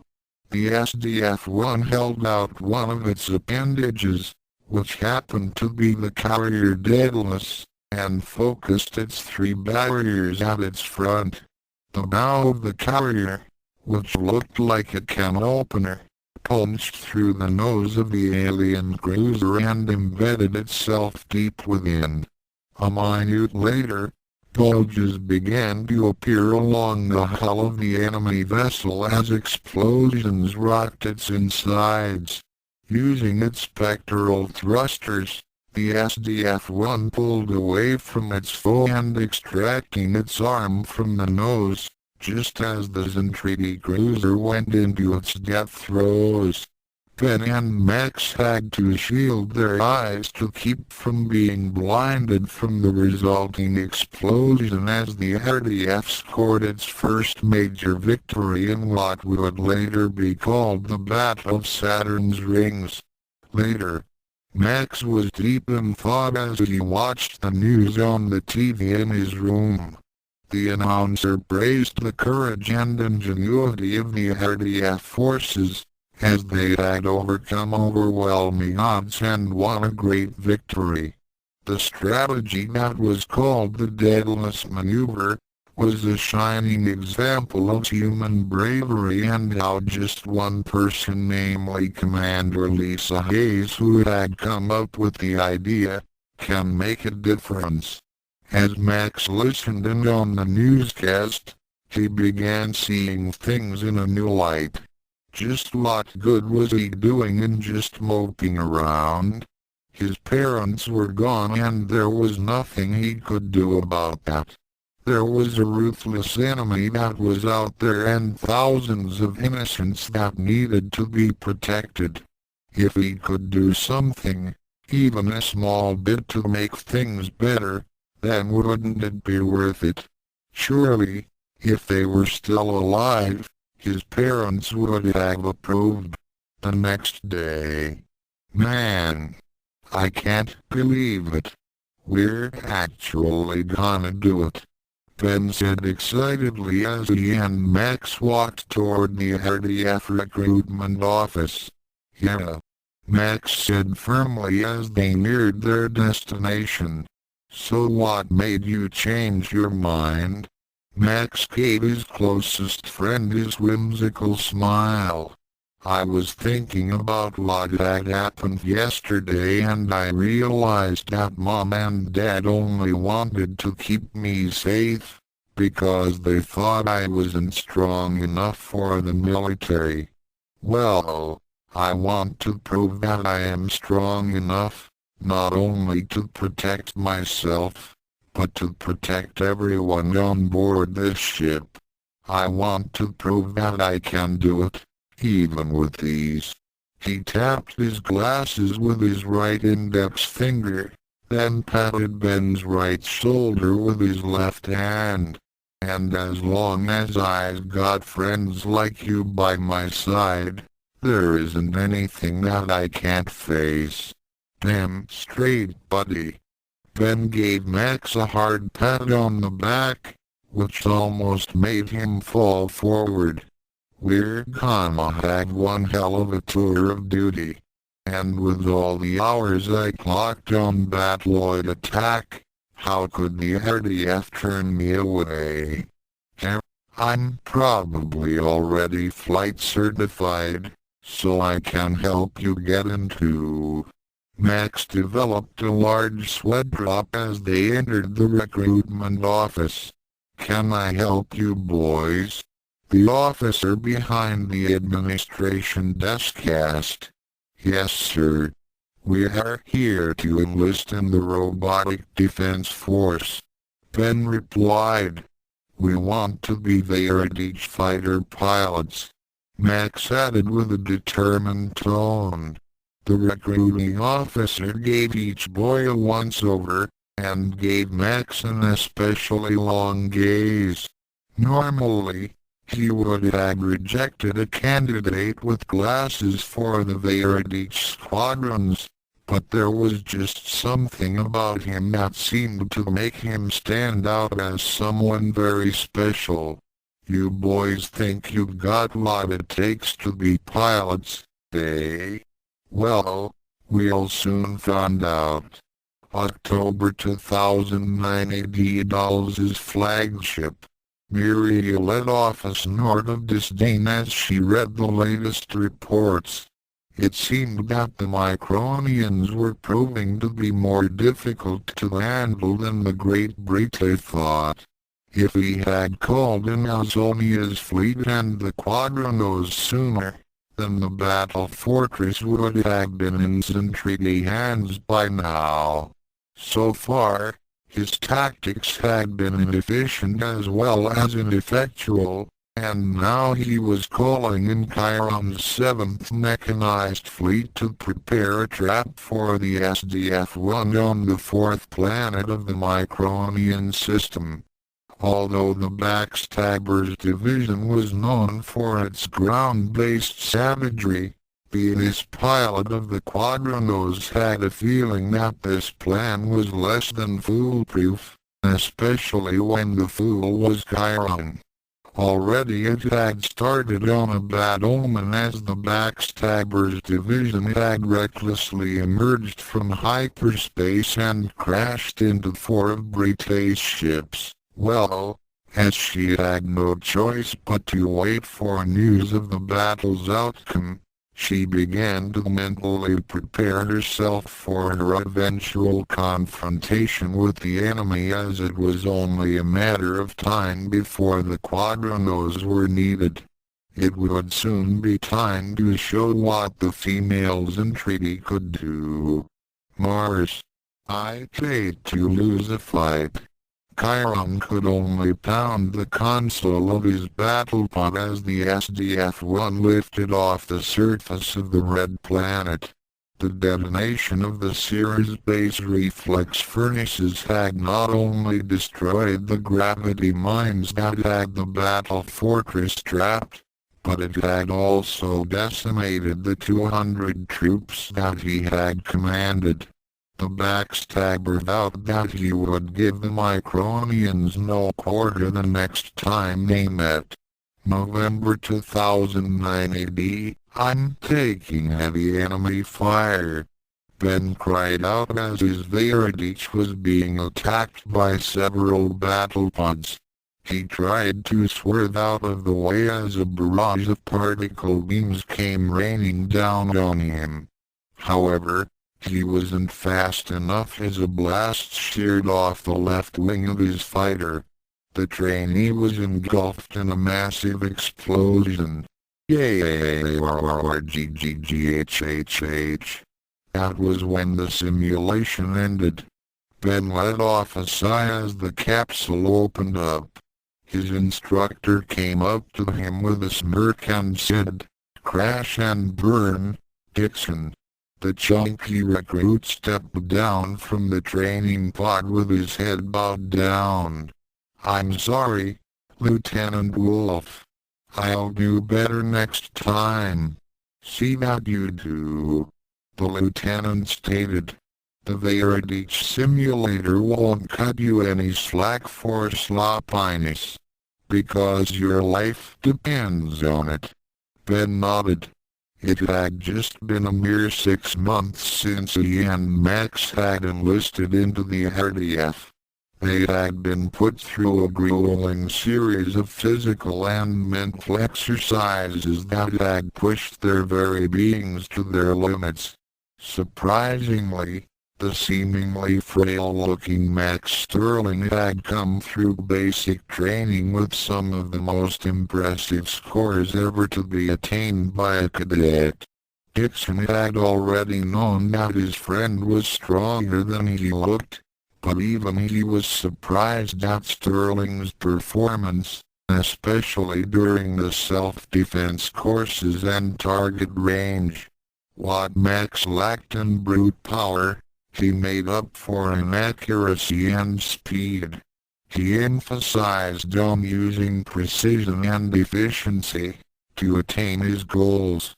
His raw talent had later been refined by the RDF training, which turned the slender youth's body tough and wiry, making him quite the exceptional fighter.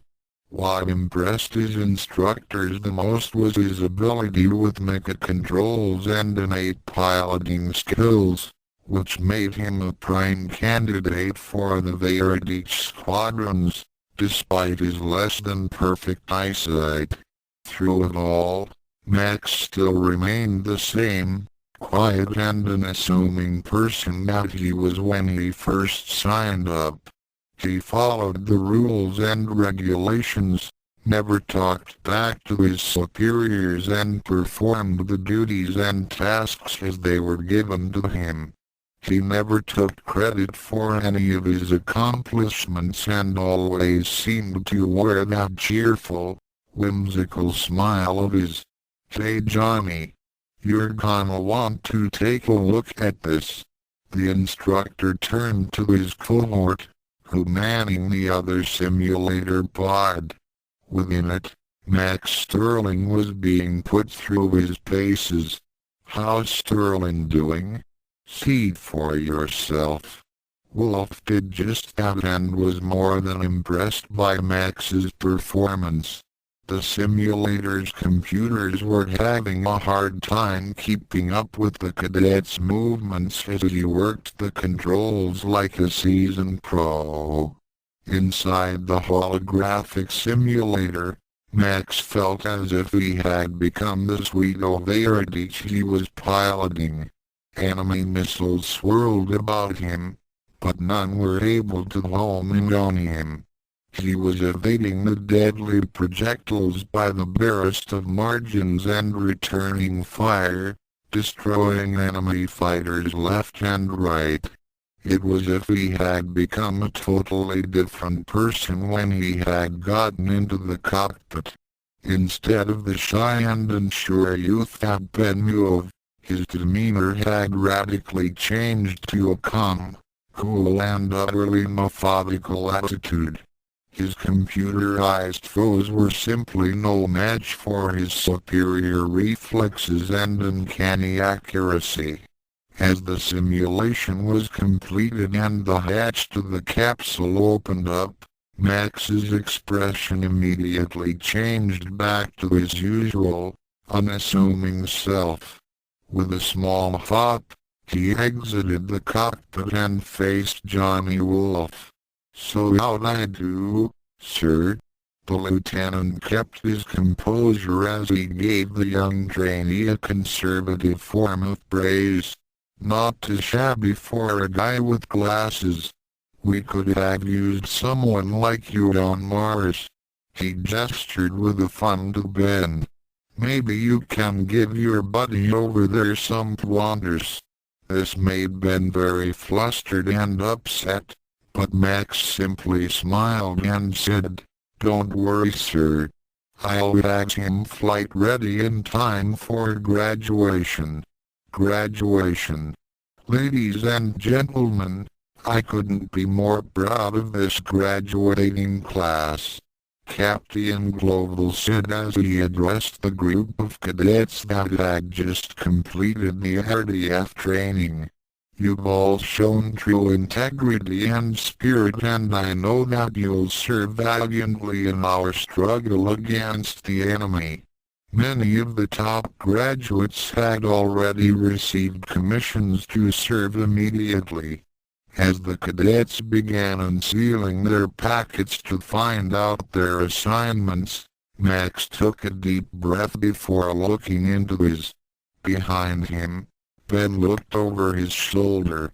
"Max, you know I'm your wingman. Come on already. What's our assignment?" "Whoa." That was all Max could say as he opened up the packet. "To the two brightest, bravest pilots to ever climb into a Veredich. To Ben and Max." "Thanks, Pop," Ben said as he lifted his own glass. Max and Ben, along with Ben's parents, had decided to celebrate by taking them to Ben's favorite steakhouse. As Ben and his father began a conversation concerning his new assignment, Max excused himself to stop at the restroom. A few minutes later, he emerged to find Mrs. Dixon standing nearby. Ben's mother looked very forlorn as she addressed the young pilot. "Max, can I have a word with you?" Away from Ben and his father? "Sure, Mrs. Dixon." Max could never refuse the person whom he considered like a mother, after the tragedy which had taken his real parents away from him. "Is something wrong?" "Yes, something is wrong." The gentlewoman took a deep breath before continuing.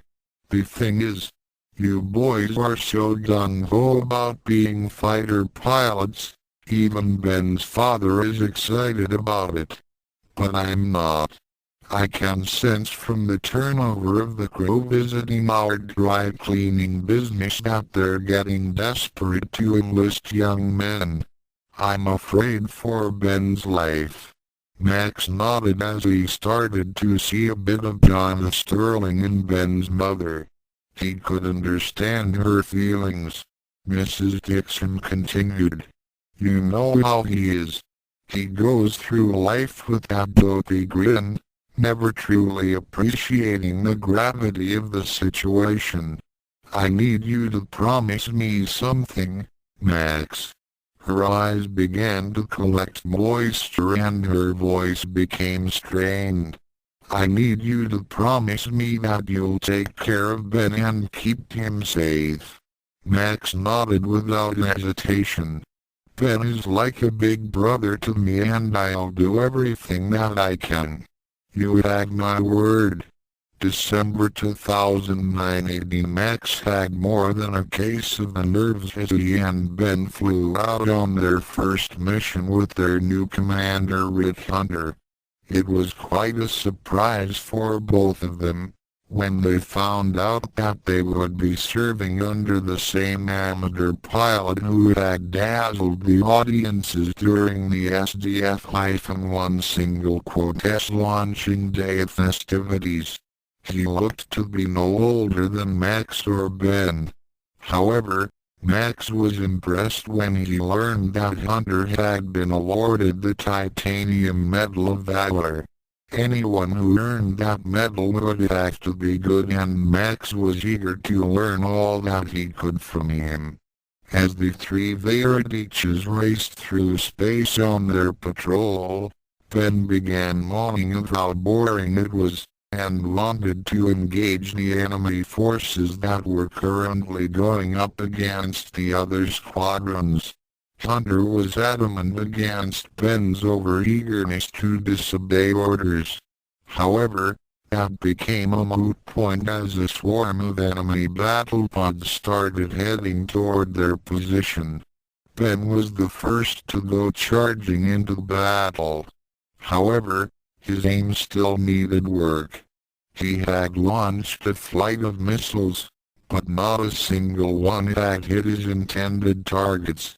The battle pods came at him like a swarm of angry hornets. Rick immediately came in to assist, and just as he beat off Ben's assailants, both pilots noticed that another group of enemy units were heavily engaging one of the newest defender of the SDF-1. Max Sterling. Max had been prepared to help out his oldest friend when he saw Ben's fighter in danger. However, just as he was about to come to his aid, another group of enemy pods had decided to jump on him. Though he was still feeling the jitters over his first combat assignment, that feeling suddenly disappeared when the first laser bolt streaked past his fighter. In an instant, those strangely given abilities took over and the Veradich began its transformation to its battloid form.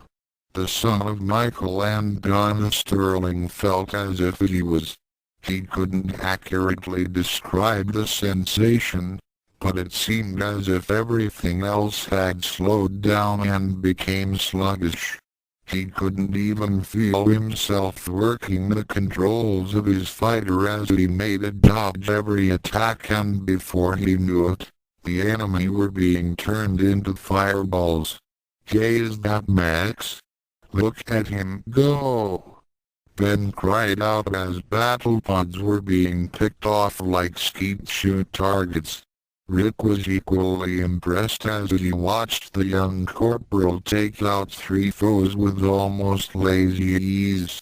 He raised him up on the communicator. The sound of Rick's voice snapped Max out of his trance, and Rick could feel himself being brought back to reality. He was glad to see that Ben was alright. "I'm glad I was able to help out," Max said as he started to concentrate on the remaining battle pods. This time, however, he could feel his surroundings. The sensations of his hands as they pushed buttons, squeezing the trigger and pulling levers were real now. The enemy was still slow to his perceptions, but now he wasn't mentally and emotionally detached as he was before. It was exhilarating, and yet frightening at the same time. For so long, he had kept his emotions bottled up, but now they were being released and he liked it. He liked it so much that he began to babble, literally talking his way through a maneuver before he knew it. By the time he had finished explaining Fokker's feint, 2 more battle pods were destroyed. Later, as he taxied his Veradich to the maintenance hangar, Max couldn't believe what he was seeing as he looked at his fighter's flight data. That number couldn't be right, could it? He can't have destroyed that many enemy units. It was his first mission after all. He had been hoping to get 3, maybe 4 at the most, but if the computer was telling the truth, then he had gotten 9. "You got 9. I didn't even get 1. Ben exclaimed as he nursed the bandage wrapped around his forehead. Max was still unbelieving himself. He hadn't expected to have done so well, outshooting even Rick's 6 confirmed kills. It had to have been luck, just pure dumb luck. He wasn't that good, was he? He decided that despite all that had happened, his performance had just been a fluke. He even joked to his comrades of being promoted from corporal to general after one battle.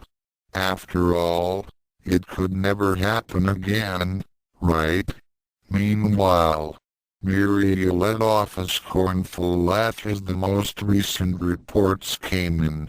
Once again, the Micronians had survived. This time it was due to Chiron's recklessness and disobedience, which had forced Brite to use the recall beam before the backstabber ended up destroying the SDF-1. This incident made the Zentradians more convinced that Azonia's fleet and the Quadranos would soon be needed to defeat the Micronians, before they grew too powerful to handle. There was one detail that had caught her attention though.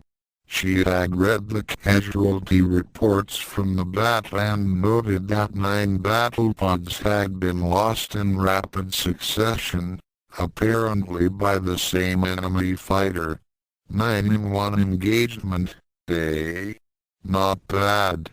Naturally, Miriya did not consider the possibility that there might be someone in the Micronian forces that could match her skills in combat.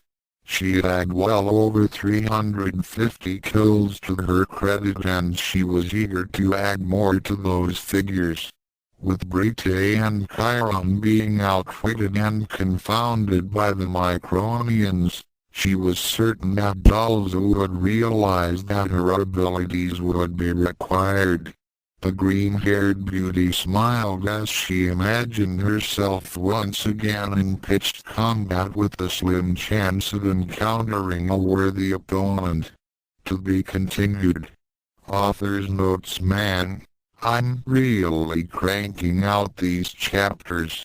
For all you robotic buffs out there, you'll probably recognize these scenes from issue number 2 and 3 of Robotic, Love and War, and episode number 8 Sweet 16 from the Macross Saga.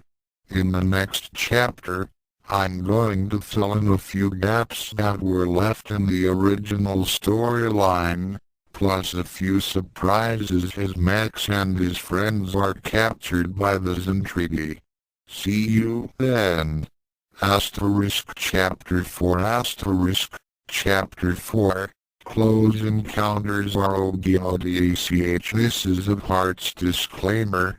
Robotic and all characters mentioned within belong to their respective creators, so don't bother me with legal details. Thoughts. Translation Chapter 4 Close Encounters January 2010 ADBUHWHOM. Corporal Max Sterling toppled out of his seat when the blast hit the conning tower of the SDF-1. His bunkmate Ben Dixon came crashing down onto the floor of their barrack. The sudden impact of the Zentradi attack had effectively left the battle fortress flying blind. For the last 2 months, Max and Ben had been flying various patrol missions, and for the most part, their engagements with the enemy had mostly been isolated skirmishes. The enemy seemed content to shadow the robotic ship and occasionally test its defenses. Max had been racking up an impressive kill ratio. Though Ben had nowhere near the level of his friend's innate abilities, he too had been dealing the enemy some damage. Life in the military had fallen into a kind of routine for the two, with the exception of a couple of extraordinary events. The first of these was the Miss Macross Beauty Contest, in which one of the judges was Captain Global. Surprisingly, Rick Hunter's friend, whom he stated was not his girlfriend, though Max suspected otherwise, May had been crowned the winner, rather than the popular movie star Jan Morris. At the same time, Lieutenant Hunter had an encounter with a Zentradi Cyclops Recon Scout ship, while piloting the prototype armored Battloid. He had managed to destroy the Scout, but had to be towed back to base after his Battloid was seriously damaged. Other than those 2 events, the war with the unknown alien foe was relatively quiet, until now. Max and his comrade were immediately on their feet as sirens started blaring and the base was contacting them. It seemed that the enemy had decided to start up the war again. The bridge had received a demand for surrender from the enemy forces. At least Max knew what to call the opposition now. They called themselves the Zentradi. Max carefully piloted his blue-trimmed Veradich, which he had nicknamed the Blue Devil, through the swarms of asteroid fragments as he and his wingmates flew cover for Commander Hayes' Cat's-Eye craft. Since the last Zentradi attack had knocked out the SDF-1 single quotas long-range radar, the recon mission was necessary to guide the battle fortress through the swarms of ice chunks and various rock formations. Almost immediately, since the start of the mission, his superior and the commander had gotten in another one of their arguments. The way they went at each other's throats sometimes made Max wonder if there was more to their relationship than meets the eye. This time around, it was Rick who was lecturing Lisa, when Ben had received some damage to his Veradich, and the lieutenant was requesting to return to base for repairs. Though the chunky pilot assured his superiors that the damage was manageable, Hunter was not convinced.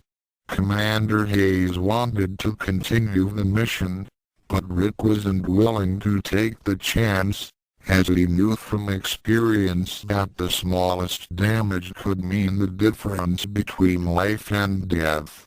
When the Zentidi forces began attacking, Lisa pulled rank and ordered Vermilion Squadron to engage. With no choice but to obey, Rick and his wingmen peeled off to meet the enemy while the Cat's Eye proceeded on its mission without support. Max was already picking off a couple of battle pods when his teammates joined him in the fray. It was quite a challenge to maneuver about the hazardous field of asteroids while firing at their opponents and dodging their shots. Several times, the less agile mega-ostriches exploded from collisions with massive chunks of ice and rock. Though Max had not participated in the Battle of Saturn Rings, he realized that this is what the pilots must have experienced during that encounter. His uncanny piloting skills allowed him to maneuver his fighter about the tight confines with millimeters to spare. However, as he and the others were adding kills to their records, there was a brief distress call from the Cat's Eyes, which was then cut off. The enemy had captured Lisa's craft. On board his flagship, Brady nodded as he and Exodore were informed that the Micronian reconnaissance ship was being brought into the main hangar bay. It looked like Exodore's request to study an enemy Micronian would be fulfilled. However, when the bridge crew also informed them that 3 enemy fighters had invaded the ship in order to rescue their comrades, Brady immediately went into a rage and started running. Nobody sets foot aboard his ship without his permission. Inside his Batloid, Max's adrenaline was reaching its peak levels as he and Ben lay down covering fire for Rick as he went about freeing Commander Hayes from her damaged craft. Unfortunately, the company pilot of the Cat's Eye had perished when the ship had collided with an asteroid. The blue-haired pilot couldn't believe the sheer size of this place. The hangar alone was big enough to contain Macross City itself. And the giants, who were present, gave him flashbacks of his first encounter with one of them during the launch day of the SDF-1. However, he bit down his fear and began shooting. The Zentidi soldiers were taking cover as he and Ben sprayed the immediate area with auto fire. But, as the enemy began firing back from positions around parked battle pods, a series of warning lights started flashing on his console. The ammo feed to his main weapon was dwindling and he had no spare clips left. "Lieutenant, I am almost completely out of ammunition. I'm running low too," Ben added. With less than 50 rounds left in his autocannon, Max knew that he needed to buy Rick and the others some time. Scanning about with his Veradich's sensors, he caught sight of what appeared to be a storage tank, which was connected by several large cables to a row of waiting battle pods near the Zentidi that were firing at them. Taking a gamble, he fired several shots into it. The gamble paid off as the tank exploded in a huge blast, which in turn caused the battle pods to go off like a string of firecrackers. The hangar trembled from the explosions as mecha and alien soldiers were tossed about. With the distraction, Max and Ben were able to lay down a withering barrage, which forced the remaining Zentradi out of the hangar.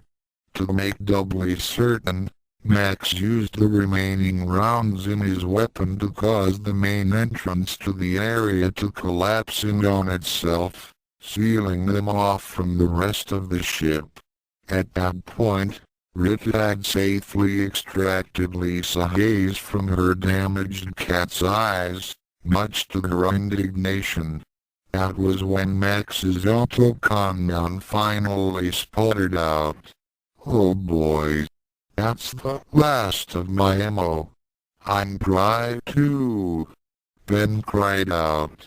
Then someone, came down from a catwalk and landed hard on the back of Ben's Veradich. Even by Zentradi standards, this particular warrior was huge. Max estimated him to be well over 60 feet tall, and it looked like he could own the entire robotic defense force on his own. What distinguished him from all the other soldiers was that he had a shining faceplate covering one half of his face. Before the giant could press his attack, Max acted fast and had his Batloid come up from behind. He used his depleted autocannon to pin down the giant's arms to his sides by throwing it across the Zentradi's chest and pulling back at each end. With the weapon keeping him temporarily immobilized, the pilot desperately looked about for a way to get rid of him. The giant struggled to free himself, and Max's pressure sensors were going off wildly, indicating that the arms of his Batloid were about to be ripped from their sockets. Damn! This guy's unbelievable. Max then had the Batloid's head to look up, and its sensors picked up what appeared to be an airlock. He came up with a desperate plan and raised Ben on his communicator. "Ben, fire your rockets up at 12 o'clock. "Huh? What for?" "Just do it." His friend triggered the release of his missiles upward, blowing a hole in the ship's hull. There was massive blast of decompression, causing all manner of debris to be sucked out of the vessel. At the same time, Max's Veradich took off with feed thrusters going at full blast. As he neared the hole Ben had made, he immediately released his hold on his autocannon, letting the massive Zentradi get sucked out into the void. Reversing direction with his thrusters, he jetted back to the hangar, just as a massive bulkhead automatically slid into place and sealed off the breach in the hull. Max let off a sigh of relief as he landed. Their main problem had been dealt with, or so he thought. Unknown to the Vermilion Squadron, Brite was made of far sterner stuff, even by Zentradi standards. The giant commander's genetic structure allowed him to withstand the cold, airless vacuum of space for short periods of time. As he made his way across the hull of his flagship and headed toward another airlock, in his mind he thought about the Micronian pilot who actually had tossed him out of his own ship. He had to give that particular opponent credit for his audacity and initiative. It wasn't very often that the Zentradi commander had been caught off guard like that. However, that Micronian was the enemy, and Brite was going to make him pay for this insult. As he found the correct access point to let himself inside the ship, he began thinking of ways of how to get his revenge. "Nuts," Max grumbled as his console lit up with an array of warning lights. The single laser mount on the head of his Batloid was nearing its limits and was in danger of overheating. It had been meant for quick bursts in combat and short-term cutting. The airlock that his team was trying to penetrate to escape had a door of reinforced alloys. He had to give his laser time to cool off, so he moved his Batloid off to one side and let Ben take over with his. At the insistence of Commander Hayes, the pilots were trying to use their lasers to cut their way out. The problem was that their weapons were not sufficient to burn through fast enough. The thousands of Zentradi on board this vessel would eventually get into the hangar, and people from Earth wanted to get out before then. As Max stood by with Rick and watched Ben work on the door, he took the time to look at his surroundings, partially to keep watch for enemy soldiers, and partially due to curiosity. Aside from Rick's brief invasion of his Zentradi cruiser during the Battle of Saturn's Rings, this was the only time humans had ever been on an enemy vessel. It was hard for Max to take in the sheer proportions of everything. Surprisingly, the layout of the hangar bay was similarly oriented, just like the ones on the SDF-1. As he thought about it, he correctly assumed that since the Zentradi were humanoid, albeit on a scale of 9 to 10 times larger than Terrans, then it wasn't too hard to see his environment as made for human life forms. More or less. It was just as Rick was moving in to take over Ben's position to cut through the airlock, Max noticed a large shadow looming over them. Looking up, he saw a familiar figure jumping down toward them with something in his hands. "Ben, look out!" Rang. Brette's weapon, which was a large piece of pipe, slammed hard on top of the head of Ben's Batloid, dropping it to the hangar deck with a resounding crash.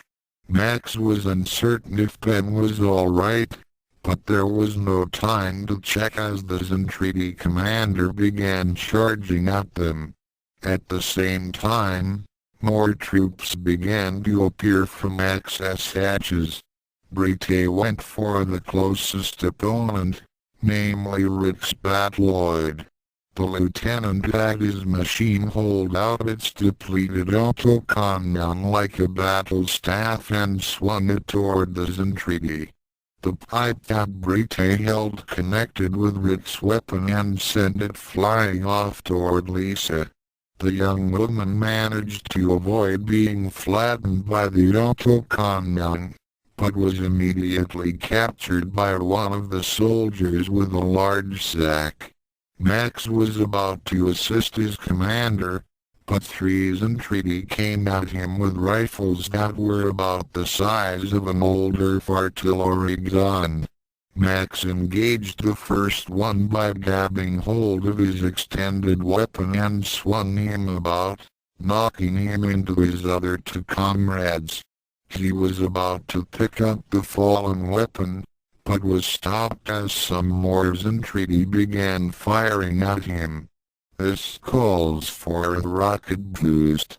Pulling down the G lever, his machine immediately morphed into its intermediate form, the Guardian mode, and took off.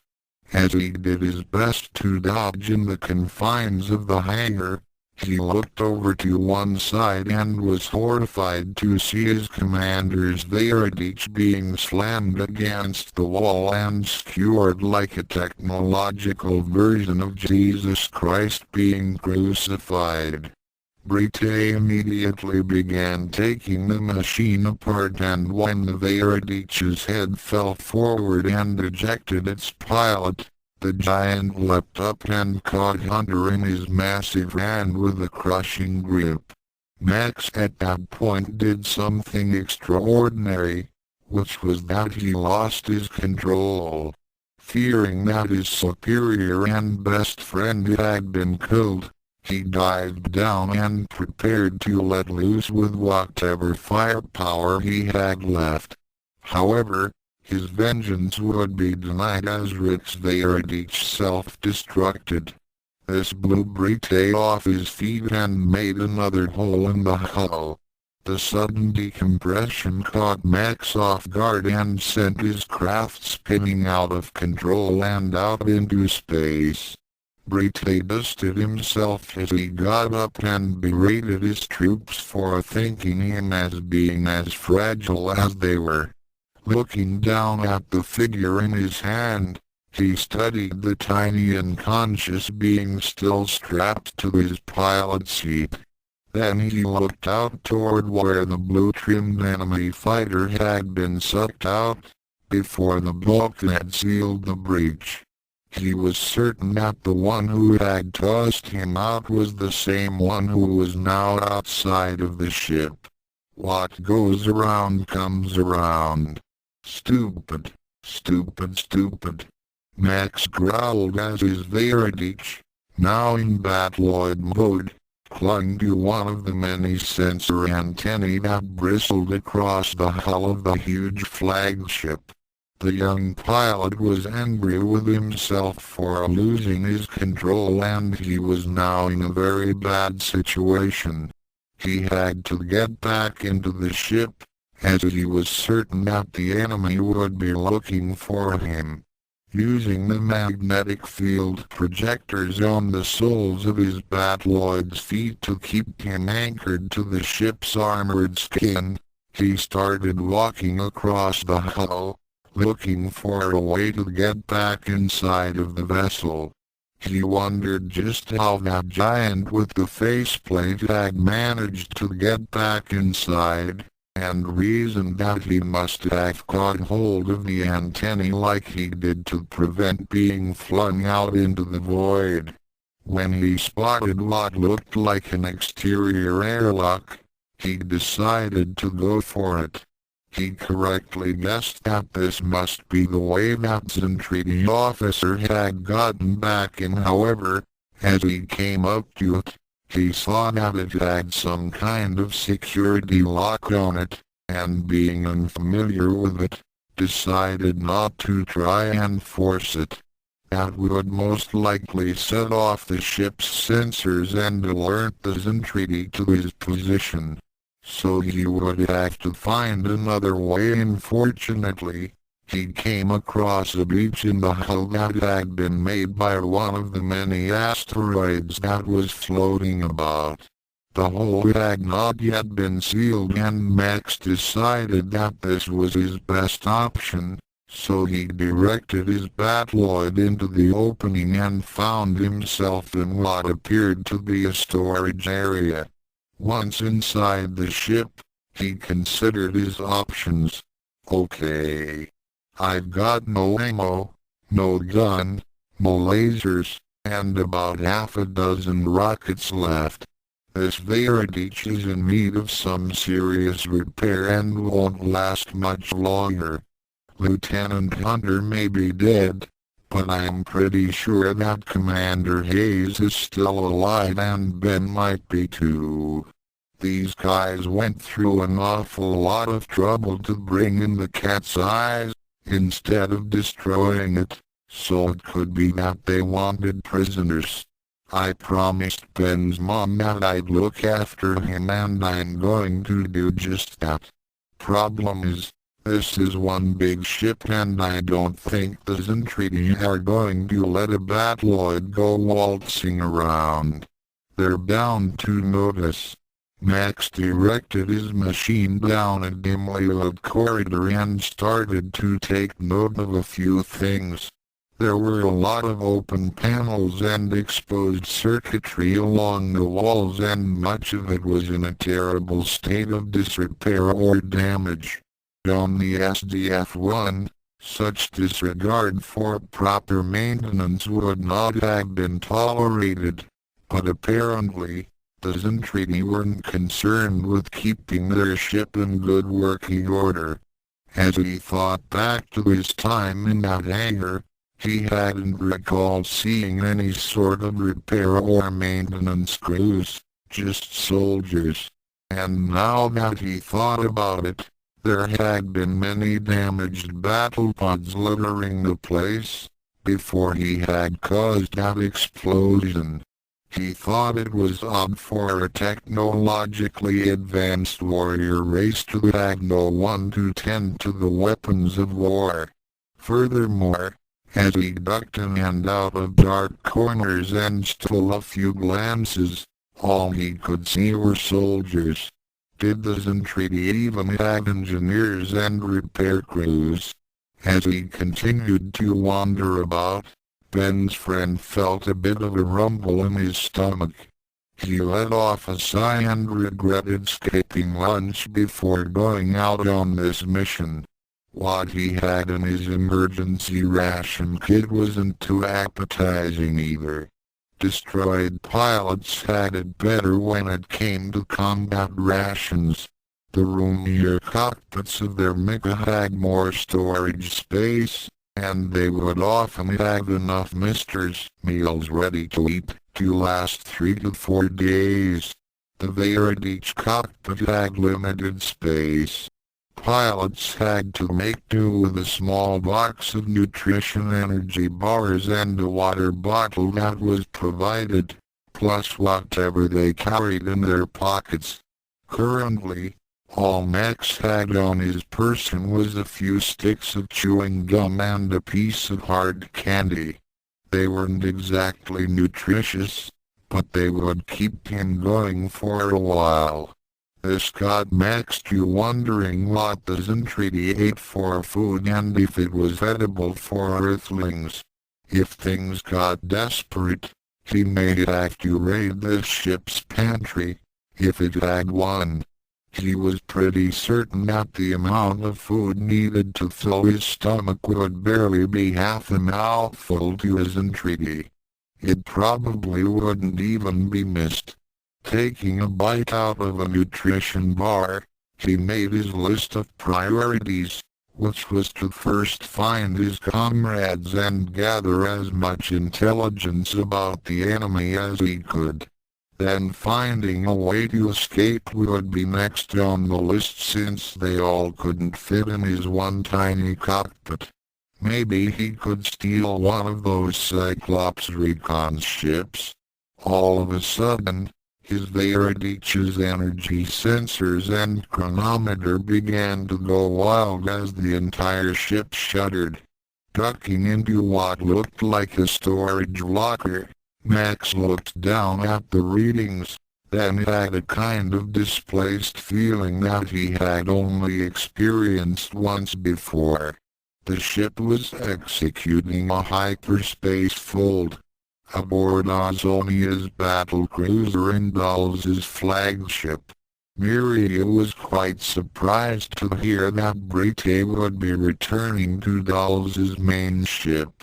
She had just gotten the message that the legendary commander's vessel would be executing a fold operation soon. At first, she thought that he was coming back like a trot with his tail behind his ears, to report his failure in recapturing the battle fortress. Though she greatly respected Brite for his many victorious campaigns, his non-success over the SDF-1 meant that Azonia would be put in charge, and the Quadranos would be required to do the job that Brite and Chiron's forces could not. Her expression turned from great expectation to disappointment as she was informed that Brite was bringing along 3 Micronian prisoners for interrogation. Whatever information could be forced from the enemy would be of great tactical value. If that knowledge could be used to finally get a hold of the battle fortress and its secrets, then it would be another proverbial feather in Brite's cap. Although she felt let down at the news, Her curiosity was aroused. There were actually Micronian prisoners. She wanted to have a look at the tiny enemy that had confounded the best the Zentradi had to offer. Well, second best in her mind. Long trip this time. Max thought as he watched his Veradich's chronometer record the passage of time. Though it felt only a few hours had passed since the beginning of the fold, according to his console, 2 weeks of real time had elapsed. And an intentional jump to Pluto was a short hop compared to this journey through hyperspace. He could only imagine what was happening back on the SDF-1.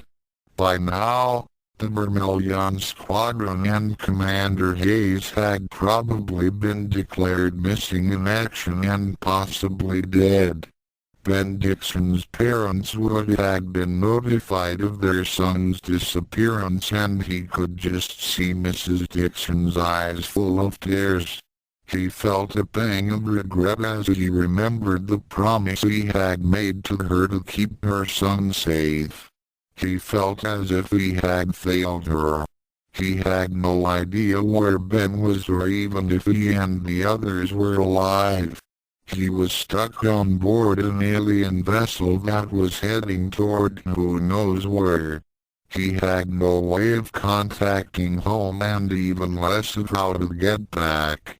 And even if by some miracle he did return to the SDF-1, he couldn't return to the Dixon home without their son. Just what was he going to do? Just then, the decks of the ship rattled beneath the Batloid's feet as the hyperspace fold ended. The chronometer on Max's console began matching real space-time with its own. Max took a deep breath and stretched his arms and back in the confines of the mecha's cockpit. Now that the fold operation was over, he could begin searching for his friends. Suddenly, the door to the storage locker opened. Max had about a split second to stare at the Zentradi who had accidentally discovered his hiding place. Then his reflexes took over. With a single movement, his right hand pushed the control lever forward and his Batloid's right leg shot out and plowed into the giant's solar plexus. This knocked him out and Max immediately hauled him into the storage locker and closed the door. Technically speaking, Max was the first to capture his Zentradi POW. The only question was, what was he going to do with him? I can't believe I'm doing this. I hope it'll be good enough to fool them. This may have worked for Bugs Bunny, but these guys aren't Elmer Fudd. Max thought as he finished with the new adjustments to his Batloid. Lying down on the floor of the storage locker, still unconscious, tied up, gagged and in his undergarments, was the Zentradi soldier that Max had knocked out. His uniform had been commandeered and was now being sported on the human mecha. In an incredible series of advanced mecha manipulation, especially in the limited confines of the storage locker, Max had stripped the Zentradi of his clothes and put them on his Batloid. The Veradich pilot knew that if he wanted to find his friends, he had to explore more of the ship. In order to do that, he would have to find a way for his machine to blend in, so to speak. This was the only feasible, if radical idea. Taking a deep breath, and placing the Zentradi's cap over the Batloid's head, allowing only enough clearance for the forward scanner to function, he exited the locker and closed the door behind him. He then made his way down a side corridor and headed toward what he believed was the main bridge of the ship. Logically, it would be located somewhere near the center of the ship. As he passed by several giant soldiers without incident, his confidence grew. He noticed that several of them would give some kind of salute to others. Since his Batloid's garb was simply decorated in comparison to some of the others, he reasoned that his must have come from a low-ranking officer, perhaps a corporal or private. As he approached another officer, one who was wearing a more elaborate uniform, he gave the salute to him. He raised the right fist of the mecha to the left side of the breast, near the Zentradi insignia on his coat. The giant nodded and returned the salute as he passed by. Max let off another sigh of relief as he continued to search for his comrades. A few hours later, Max was beginning to lose hope as he had searched for seemed to be forever and still no sign of his comrades. Though his wanderings hadn't been a total loss as he had ascertained that the enemy had a huge fleet that could be set against the Earth at any time. He had almost fainted when he had looked out a porthole and saw hundreds of thousands of ships surrounding a huge vessel that resembled a misshapen apple. He had guessed that this was the enemy's main fleet and headquarters would find this piece of information very interesting. He had also picked up a few interesting Zentradi phrases as well, by using his audio sensors to record nearby conversations.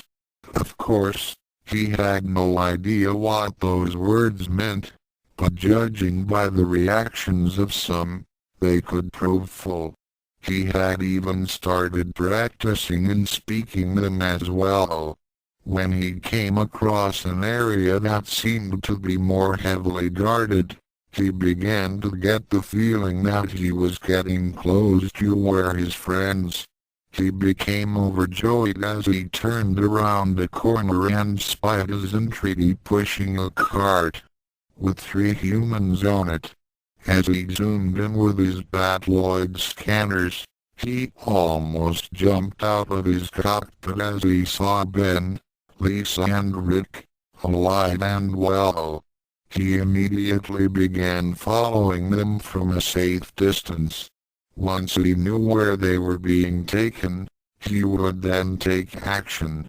Miriya was miffed that the guards wouldn't let her see the prisoners. Though they knew of her as the best pilot of the Quadranos, they were under the strictest of orders from Dalza, not to let anyone near those disgusting micronians. That act called kissing between the male and female had almost caused the commander of all the Zentradi to lose his lunch. Interaction between the sexes was strictly limited among the giant race. Even Miriya's presence aboard Brita's ship was causing quite a stir, despite the fame and respect she commanded as an ace pilot. As the emerald-dressed giantess stomped down the hallway angrily, she saw that a low-ranking private was coming in the opposite direction, and considered taking out her frustrations on him.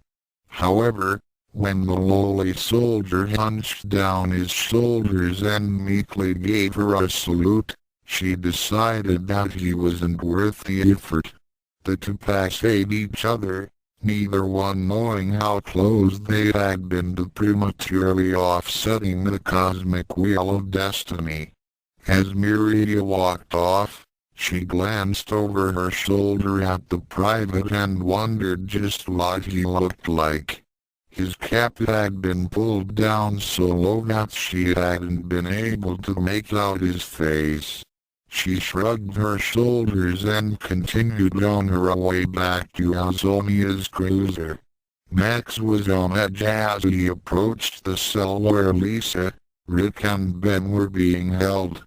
He righted the cap on the Batloid's head as it had accidentally slipped down over the forward scanner, obscuring his line of sight temporarily. He had been walking blind for a few seconds and knew that he had passed by someone. He had automatically given the salute as he passed by whoever was out there. He hadn't gotten a look at what the person looked like and figured that it was just as well. The chances of them ever meeting again were astronomical, right? When he came around the bend, he saw that 2 soldiers were guarding the door to his comrade's cell. One of them spoke to his companion, who nodded to him. A moment later, he went off somewhere, leaving his cohort alone to guard the prisoners. Max waited until he was gone and walked toward the cell. He looked over the remaining guard and was pleased to see him yawn. Handling just one sentry would be easy, especially when he looked half asleep. He approached the guard and gave him the salute.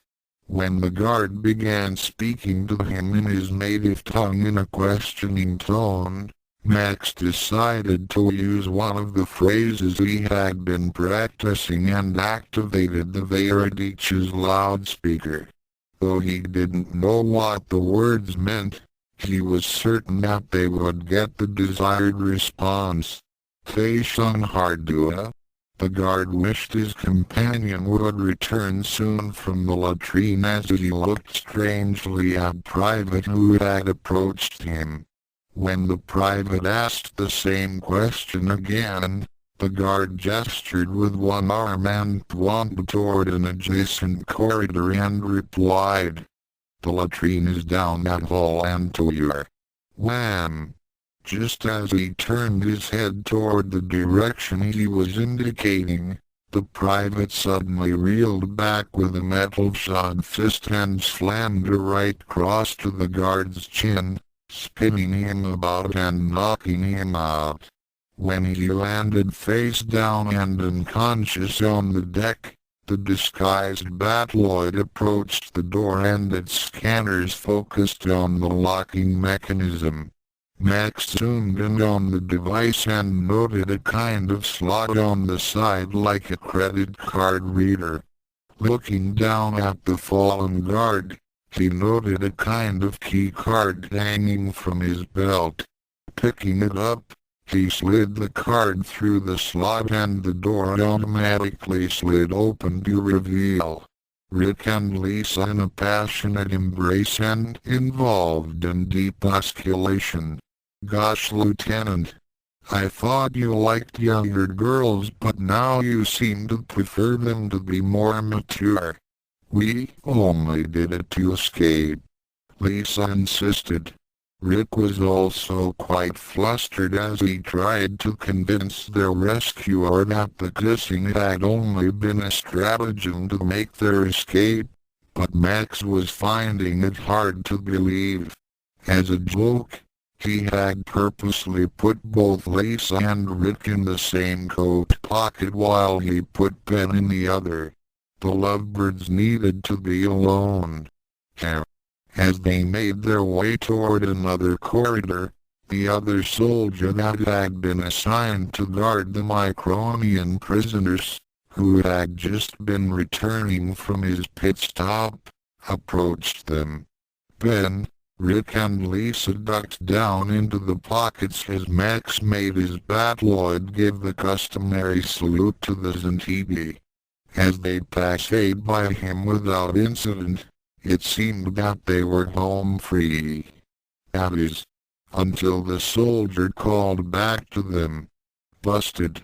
Miriya had just returned to her quarters when she received the alert that an enemy mecha had somehow appeared on Brita's ship and that the Micronian prisoners had escaped. There was absolute havoc on that ship and Miriya decided to get involved. If she could recapture those prisoners before Britain's forces did, then Dalza would surely realize that the females in treaty were more suited to the task of retrieving the SDF-1. With that in mind, she immediately picked up a small laser pistol and headed out of her room. Max knew that his Veradich wasn't going to last much longer as it took more and more blaster hits from enemy assault rifles. The confines of the corridors didn't allow for much maneuvering and several of his systems were nearing their critical levels. Lisa urged him to switch modes and Max pulled down the G lever to change to Guardian configuration. Like a caped bird of prey, the Veradich blasted down the hallway and headed toward what appeared to be crash.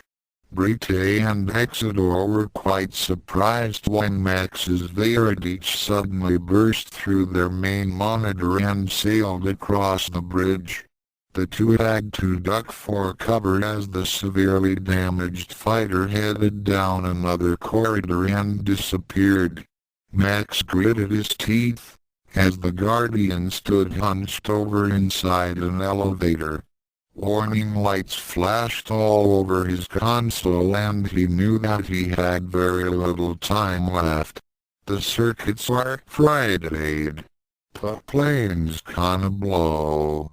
As Rick walked down the extended arm of the Veradich to close the elevator's door, Max grabbed hold of his laser rifle and a few things from his survival kit. As the elevator headed downward, he leapt out of his cockpit and joined his comrades on the floor. As they waited for the elevator to come to a stop, they all looked back at the fighter, as it was about to self-destruct. Ben, Rick and Lisa didn't want to be anywhere near the thing when it blew, but for Max, it felt as if he was about to lose another loved one. He had gotten used to this fighter and had customized it with the blue trim when he had received it. He had even tinkered with it to make it more maneuverable and responsive to his heightened reflexes. It had served him well during his first missions and he had racked up an impressive kill record with it. Now, it was about to die and Max couldn't help but feel like a cowboy that was about to lose his favorite horse. Farewell, my Blue Devil. Just then, the elevator door opened and a huge Zentradi leapt toward them in a dive. Ben and Max ducked to the left while Rick and Lisa went right. Each pair managed to scramble away before the Veradich erupted in an explosion, which engulfed the Zentradi in a searing blast. Later, Ben huffed and puffed as he and Max rounded a corner and hid in what looked like an ammunition storage room. They had just managed to evade a squad of Zentradi after going into another elevator and using Max's laser rifle to fry the control panel. After descending down to a lower level, they had been darting in and out of the shadows before ending up in their current location. Man, I thought we'd never shake them, Ben said as he leaned against a bin to catch his breath. Beside him, Max was also panting, but not as much, since was in better shape than his companion. After a long while of silence, the two sat down and began to converse with each other. Well, it looks like we're safe. For now, Max said as he looked about and saw no one. I hope the lieutenant and the commander got away. Don't worry, buddy. I'm sure they're fine, Ben said with confidence, then slapped his friend on the back. By the way, thanks for the rescue. The blue-haired pilot waved it off. "Dog, I'm sure you would have done the same for me." "Damn straight," Ben agreed, then noticed that Max's expression became a bit downcast. "What's the matter, Max? It wasn't much of a rescue, was it? I mean, we don't know where the skipper and the commander is, my plane's junk, and now we're running like rats aboard a giant alien spaceship. This rifle's all we got for protection and I don't know where we should go from here. Heck, I didn't even plan on what to do after I found you guys. Dog, don't worry about minor details, Max. We'll get through this, no sweat." He then changed the subject as his stomach rumbled. "Hey Max, you wouldn't happen to have any food with you, would ya? That stuff isn't ready fed us was bland as cement. I don't know how they got so big eating crap like that." "What did they feed you?" Max asked, as he handed his friend one of the nutrient bars he had managed to take from his Veradich before it blew. The larger pilot gratefully took it and took a big bite, savoring the almond taste of the bar. "Thanks, buddy. Anyway, they fed us some kind of nutrition pills and water. They didn't taste like anything and they weren't very filling. Though there were some strange stuff that we wondered about." "Like what?" "Well, for one thing, they gave us our food on human-sized plates with utensils and cups. We wondered where they got them. But the most surprising thing about them is that they don't know about the birds and the bees." "Huh?" "It's true. Their leader, some really big guy called Dalza, kept on asking us how we became Micronians." "Micronians?" Ben shrugged as he took another bite and continued to explain. "I guess that's what they call us Earthlings.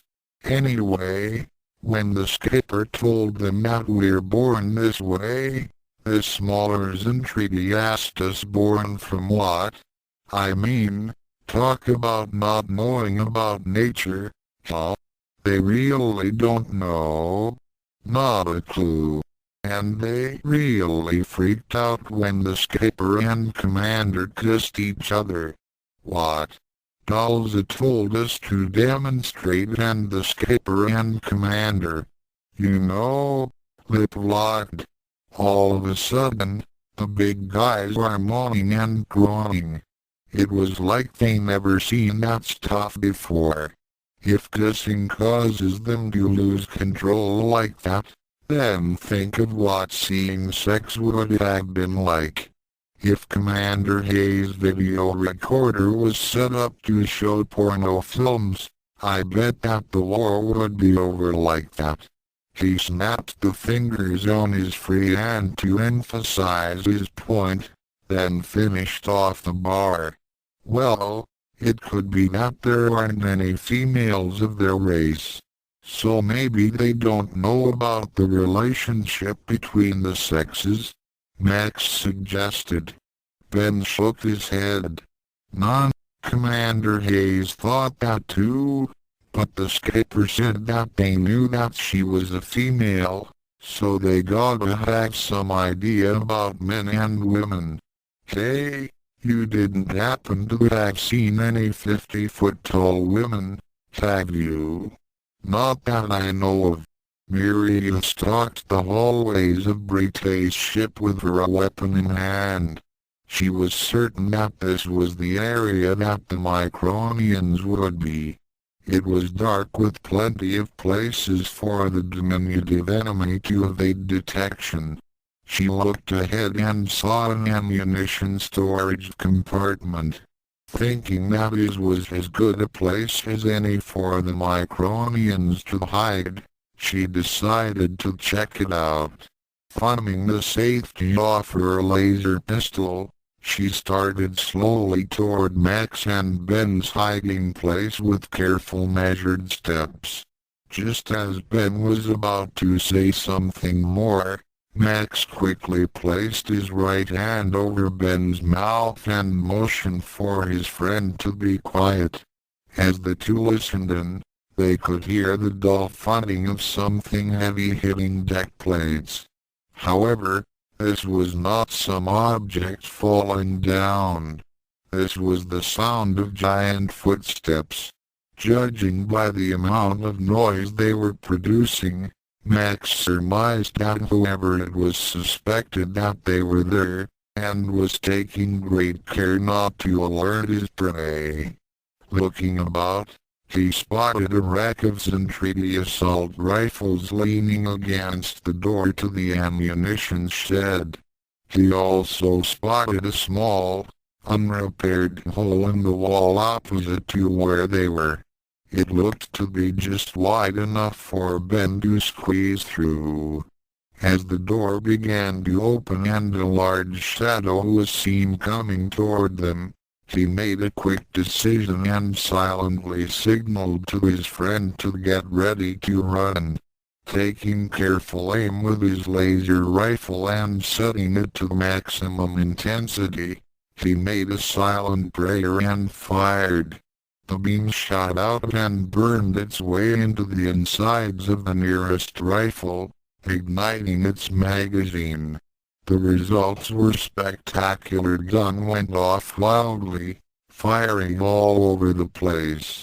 This caused the person behind the door to close it to avoid being hit by the random shots. "Come on!"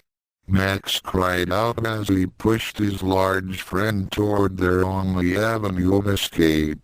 Though it was a tight fit, Ben managed to pass his bulk through the opening, with his friend following close behind.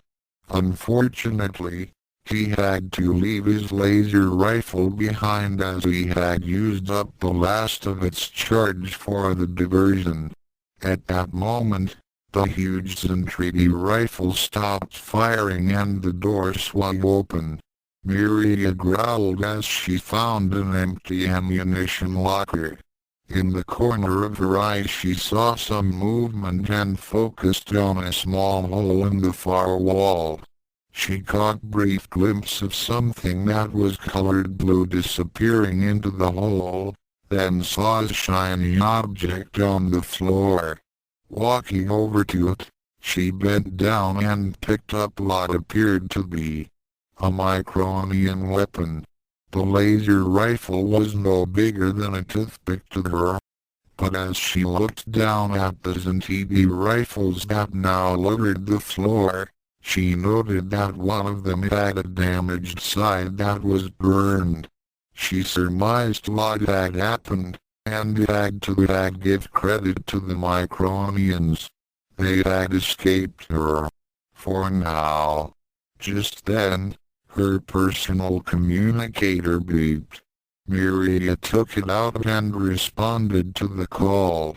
She smiled as she had received the news from Mazonia that Brite had been blamed for his inability to recapture the Micronian prisoners, and it had been replaced by Miriya's superior.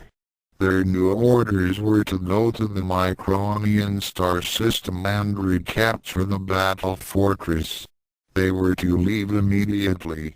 The green-haired giantess took one last look at the hole that the Micronians had used to escape, and decided that it wasn't worth her time to search the interior of the walls. By now, the Earthlings could be anywhere and she had to get going. She gazed upon the tiny laser rifle in her hand, then pocketed it. It would make a nice souvenir. Now, she was finally going to meet the enemy. "I don't know where to go," Max cried out as he and Ben continued to make their way toward what appeared to be a loading bay. Ben checked for air currents by wetting his index finger and held it aloft. He then gestured for his friend to follow. As the two rounded a bend, they were quite surprised to come across Lisa and Rick, as they too had somehow eluded capture. The four were elated that they were all together again, and Rick made the suggestion to board a cruiser that looked like it was departing soon.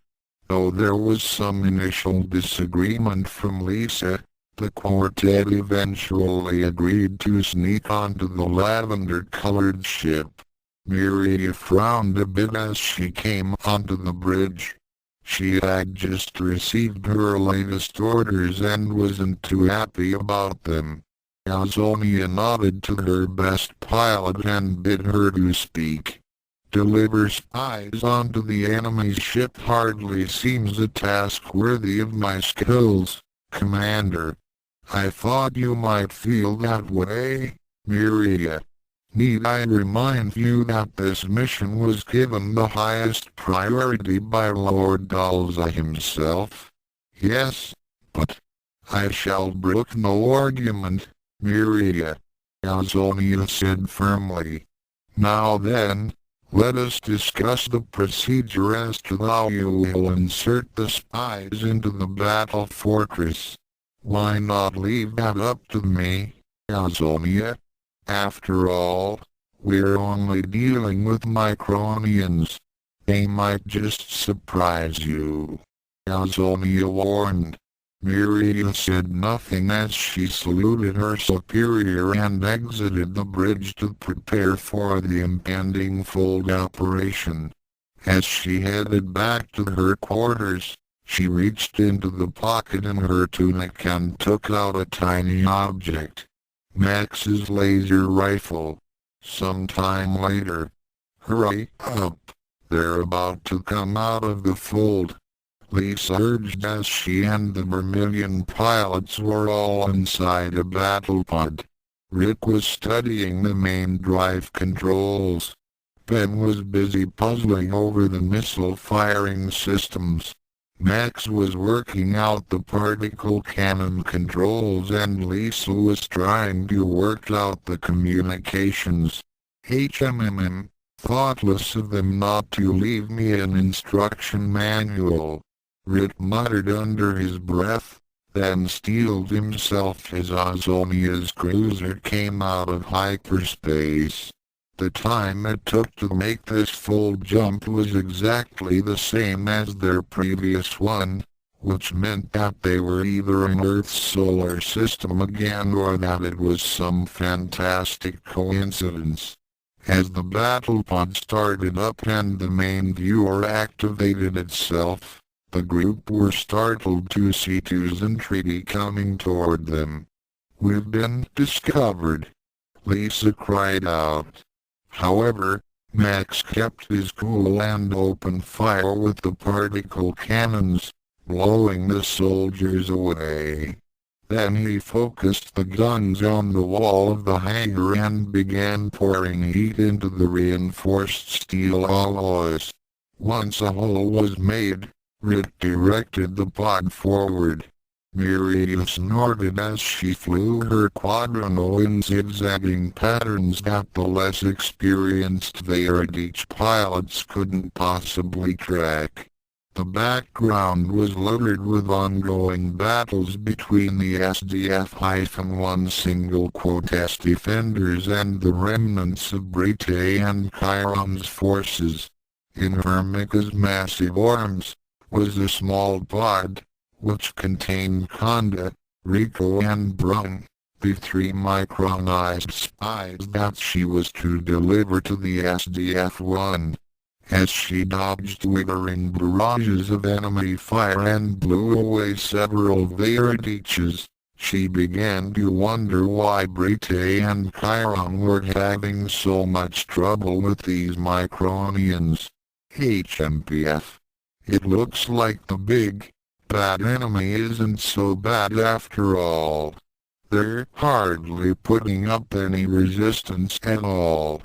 With unbelievable piloting skills, She easily avoided the massive anti-aircraft batteries of the battle fortress and found an unguarded area. Tearing open a large hole in the hull, she inserted the pod, then raced away toward the safety of Azonia's cruiser. Along the way, she silently cursed as she almost collided with a poorly piloted battle pod. She was tempted to shoot whoever that amateur was, but decided to spare that incompetent and continued on her way. Whew! That was close, Max said as he watched the strange-looking mecha streak away at unbelievable speeds. He had never seen such a craft before, but after seeing the damage it had dealt to the other fighter squadrons, he wanted to test his skills against such a formidable opponent. It was then that Lisa tuned into a frequency and heard on the loudspeaker, "Stage fright, go away. This is my big day. This is my time to be a star." The group cheered as they heard the familiar voice of Lin Minmay and knew that they were almost home. Already, several Battloids were guiding their pod back toward the SDF-1. Miriya was mystified as she looked at the bulkhead, which had sealed the hole that had been created in the flight deck. According to the report, a battle pod had suddenly powered up and blasted its way out, killing 2 guards in the process. It had happened just after she had taken off to deliver the spies. As there were no pilots unaccounted for, the incident had been initially labeled as a gross malfunction on the part of the battle pod. However, the ace of the Zen Treaty was not convinced. Battle pods do not just suddenly activate by themselves. Without pilots, they couldn't do anything. She recalled that battle pod she had almost collided with, then started to form a theory. Though it would have been considered ludicrous by her comrades, it was the only feasible explanation. She then looked back down at her newest souvenir. Perhaps Azonia was right when she said that the Micronians would surprise her. To be continued.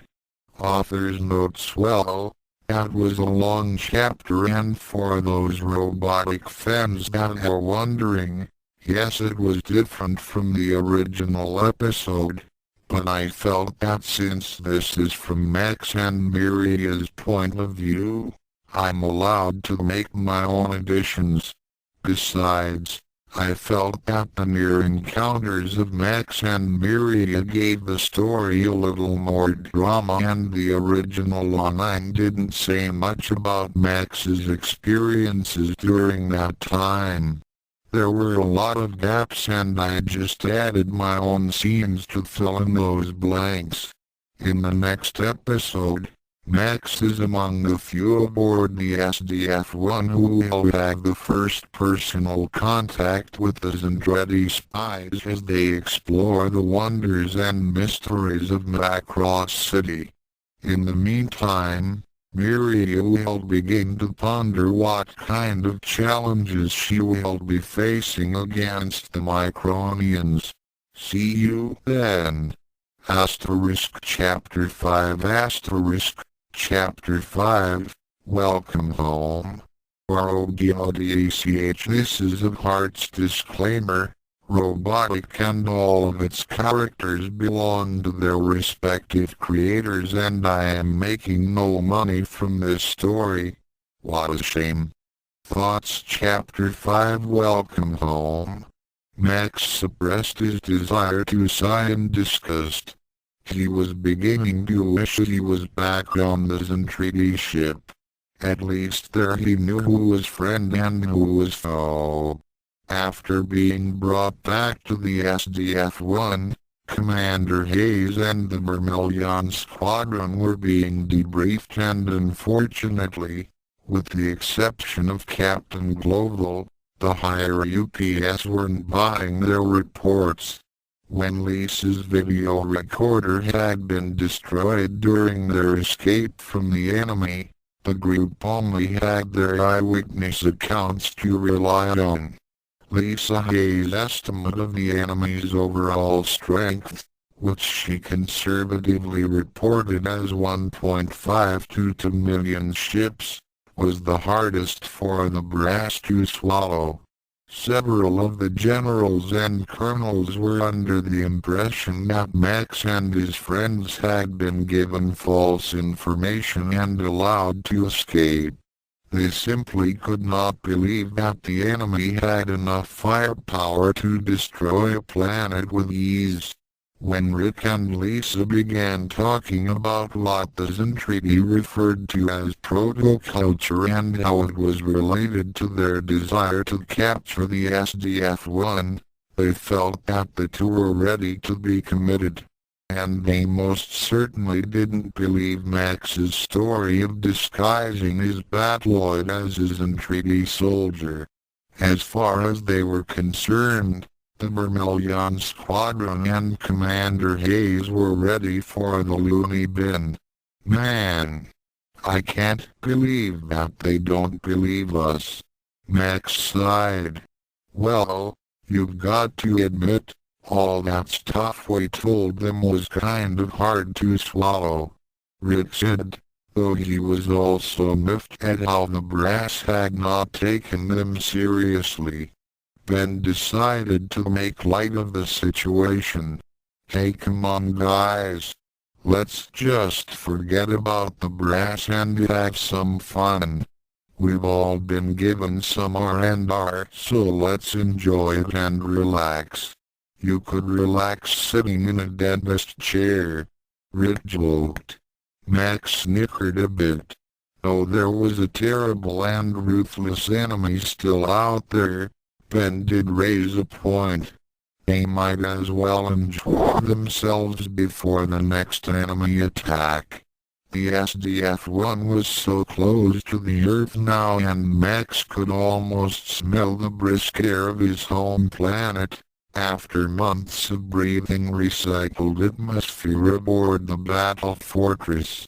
However, though he was looking forward to returning to Earth, he really didn't have anyone waiting for him. Aside from the Dixon family, Max Sterling was all alone in this universe. All of his distant relatives had been killed during the global civil war, and the remains of his parents were still floating out in the orbit of Pluto, along with Macross Island. Technically speaking, Max had no real home other than the SDF-1. Man, this is really making me uncomfortable, Ben remarked as he, Rick, Max and Lisa were being put in the spotlight in front of a huge audience. They were being honored as returning heroes, and even the celebrity women had appeared to give them all bouquets of roses. The spectacle was supposed to boost morale, though even Max was a bit put off by all this attention. However, he dealt with his uneasiness by getting his friend's spirits up. Hey, come on Ben. I thought you liked to be in the spotlight.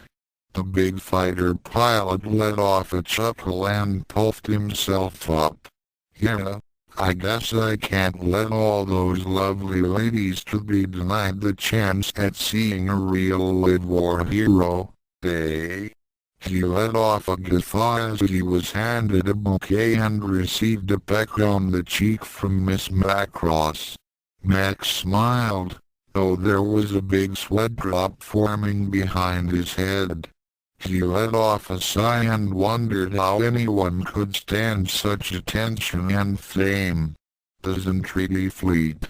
Miriya loved the fame and attention that went with being the finest combat pilot of the Zen Treaty. The other pilots feared and respected her, but each one also adored and aspired to be what she alone had attained. She had heard many whispered tales about her exploits among the ranks, and she always reveled in the awe in their eyes whenever she encountered her many admirers. It was that kind of recognition, in which she would further build her reputation as the queen of battle and unstoppable demoness of war. As she strolled down the hallway, every entreaty she passed would bow to her and salute with absolute dignity and respect.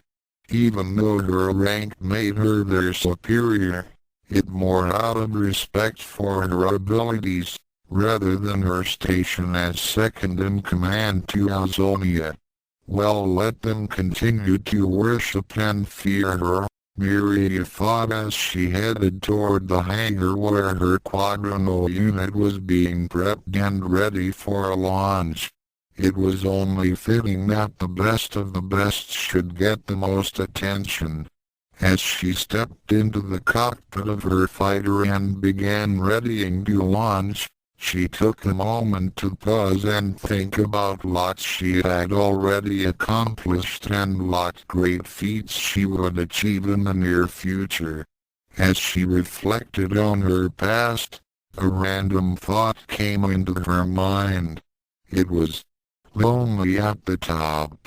She had already outstripped her nearest rival in the elite Quadrino units when it came to enemy kills. But now, it had gotten too easy. The Invid had lessened in their attacks, allowing for the Zentradi to concentrate their efforts on recapturing Zor's battle fortress. She had been hoping to find some sort of challenge against the Micronians, but so far they hadn't presented her with any real test for her skills. Oh, most certainly they were far more determined adversaries than many other races the giant race had encountered, but she knew that eventually they would fall before the might of her race. And with a supreme fighter pilot such as herself, victory was assured.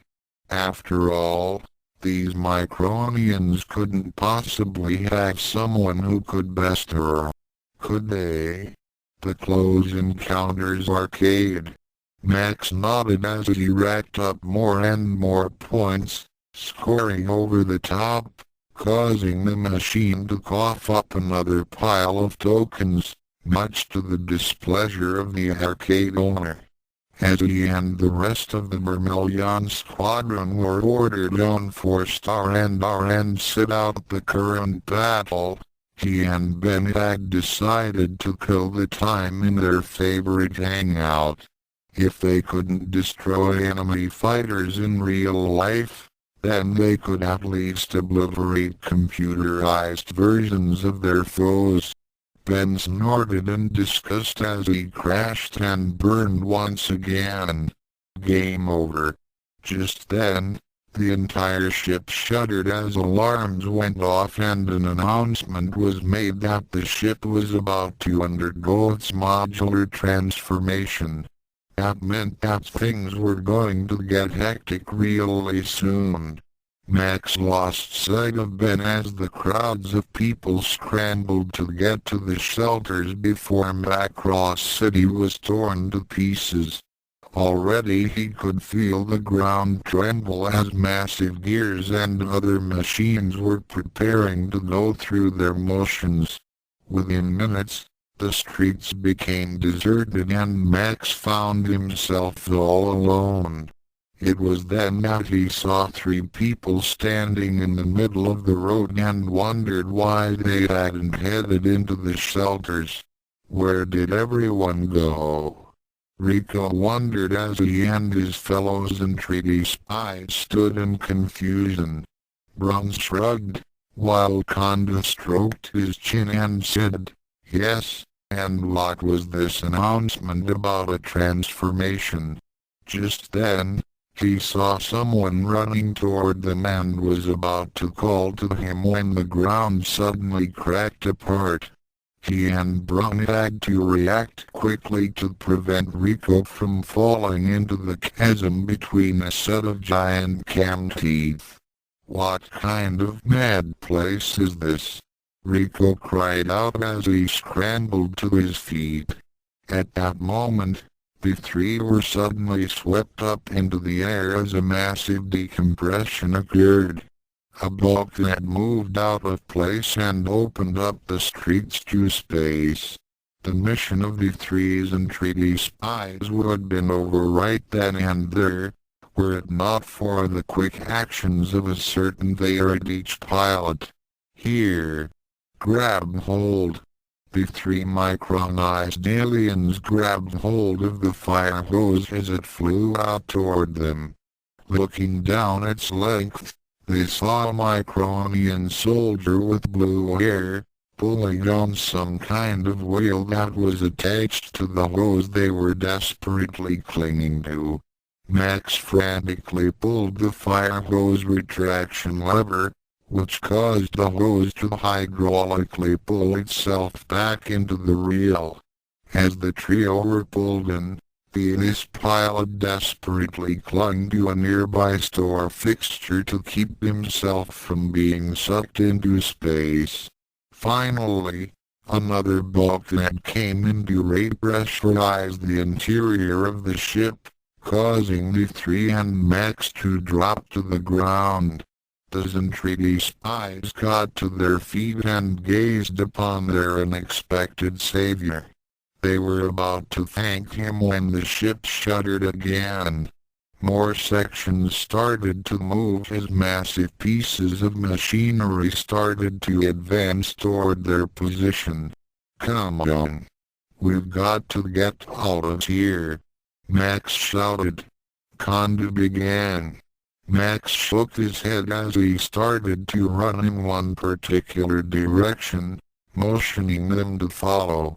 He had already experienced what it was like during the SDF-1 single quote's first transformation, and he had since prepared an escape route in case he was ever caught outside a shelter during the ship's radical metamorphosis.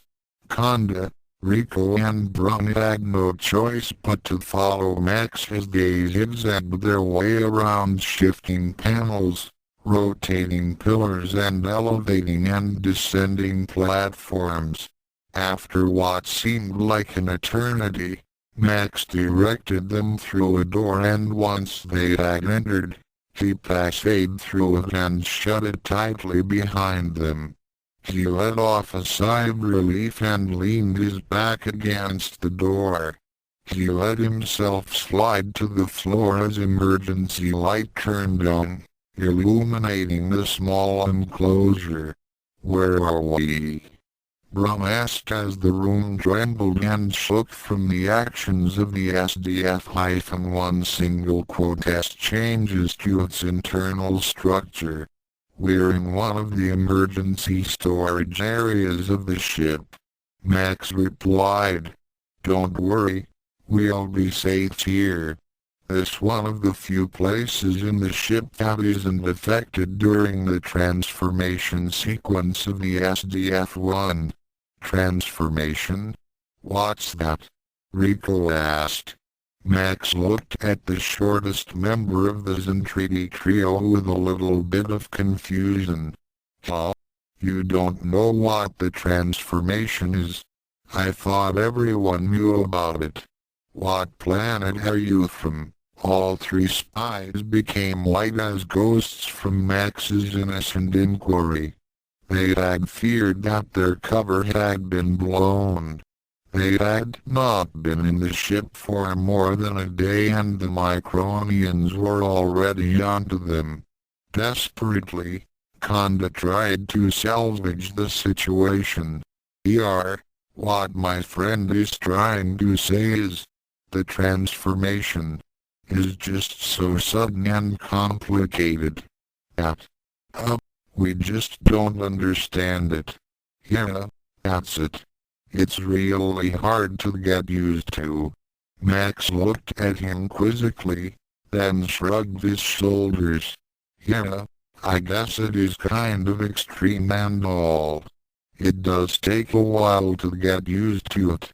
Max let off a tired sigh, then gazed at the far wall absent-mindedly. The long silence in the large chamber made the Zentradi spies very nervous, especially since they were with an officer of the enemy forces. Though he didn't look like some warmongering berserker, it was best for them to watch what they say in front of him, for fear that he would report them to his superiors, thereby compromising their espionage mission. They could have tried to eliminate him, but since he didn't seem to pose a threat and had saved their lives, they each decided that for now, no action would be taken. Besides, they were surveillance operatives, not warriors. Besides, since Max was a member of the RDF, the three spies thought that this was an excellent opportunity to get some information out of him about the Micronians' secrets about protoculture. Max nodded to them as he broke the silence. So, what were you three doing out in the streets? I thought all civilians knew that they're supposed to be in the shelters during a battle or... Well, we got lost on our way to the shelter. Condor lied, hoping that Max would bite. Oh, and by the way, we would like to thank you for helping us back there. Brum and Rico both nodded in agreement. The blue-haired pilot waved it off. Just doing my duty. Oh, by the way, I'm Corporal Max Sterling, Rico said with a bit of disappointment. He and the others were hoping that Max was some high-ranking officer and therefore could be a valuable source of information. I'm Rico, and these are my comrades, Brum and Conda. Sterling found it to be a bit odd that these people were talking in such a formal, almost military manner. He had pegged them for civilians. Shrugging his shoulders, he stood up and extended his right hand to them with open palm. Pleased to meet you. The Zentradi spies gazed upon the offered hand and wondered what it meant. Looking up at Max, then down at the hand, then looking at his own right hand, Rico took a gamble and extended his own hand out.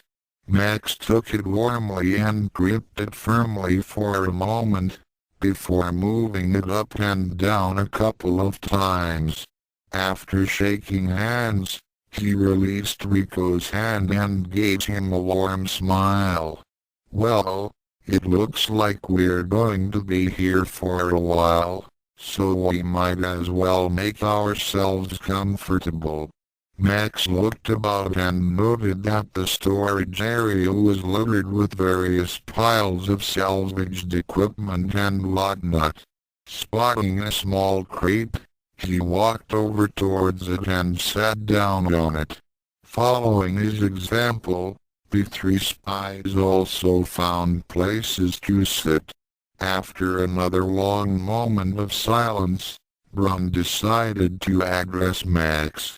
Excuse me, Corporal. I was kind of wondering, if there's a battle going on, then why aren't you out there fighting?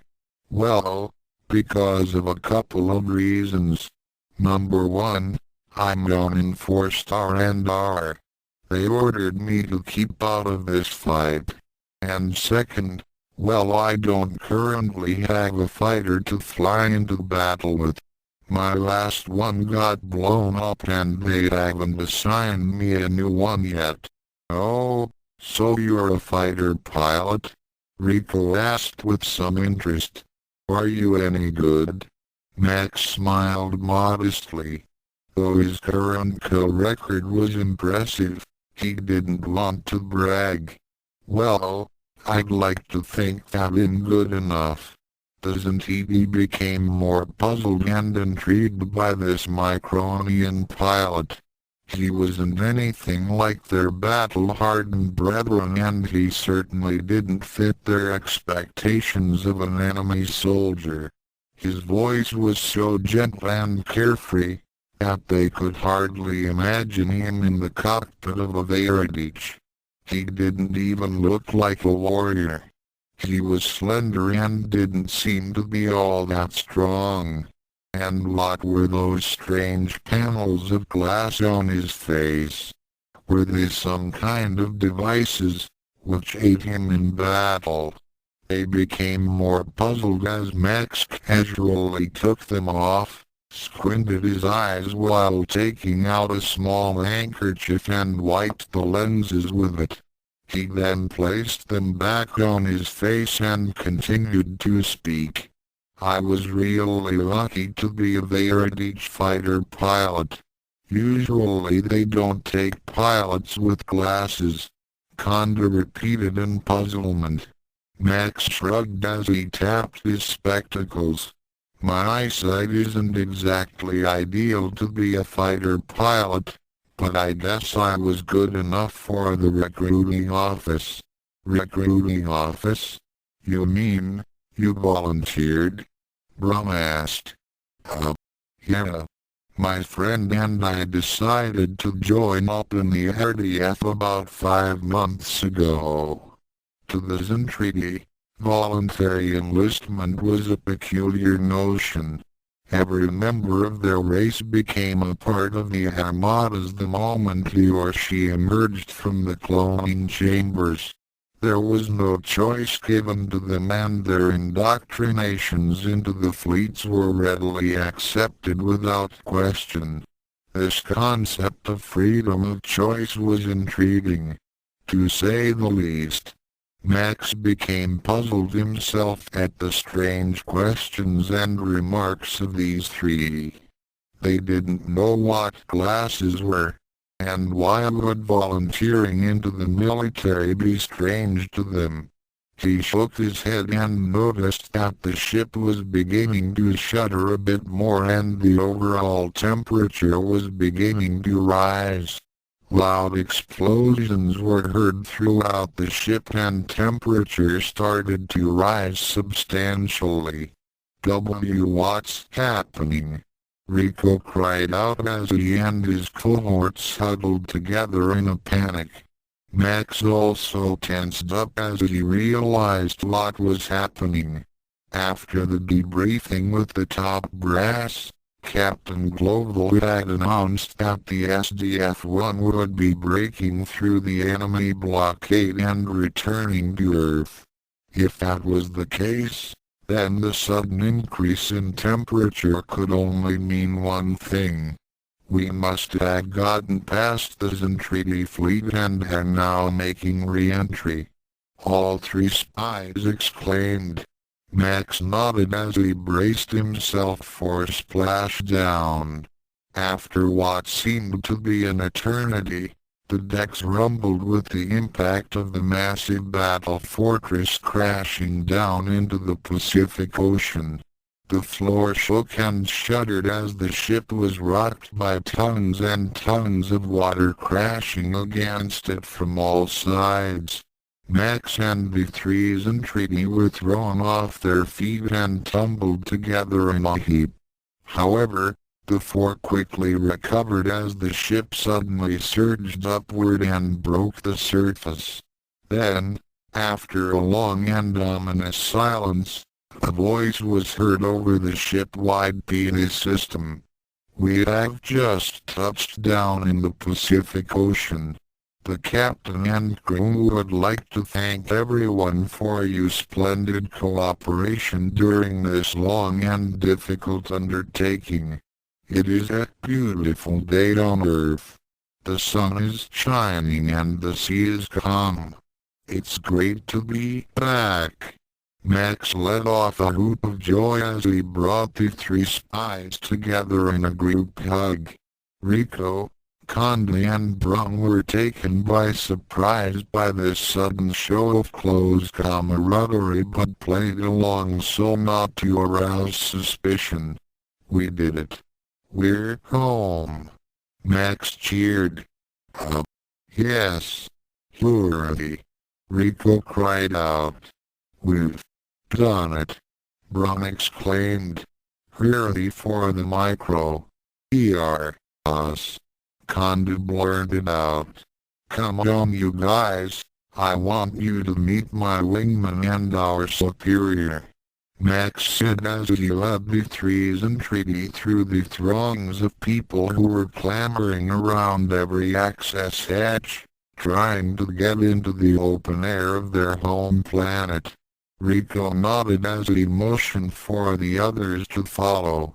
The chance of meeting up with a higher-ranking officer was a good opportunity to gather more intelligence about the Micronians' military and strategies.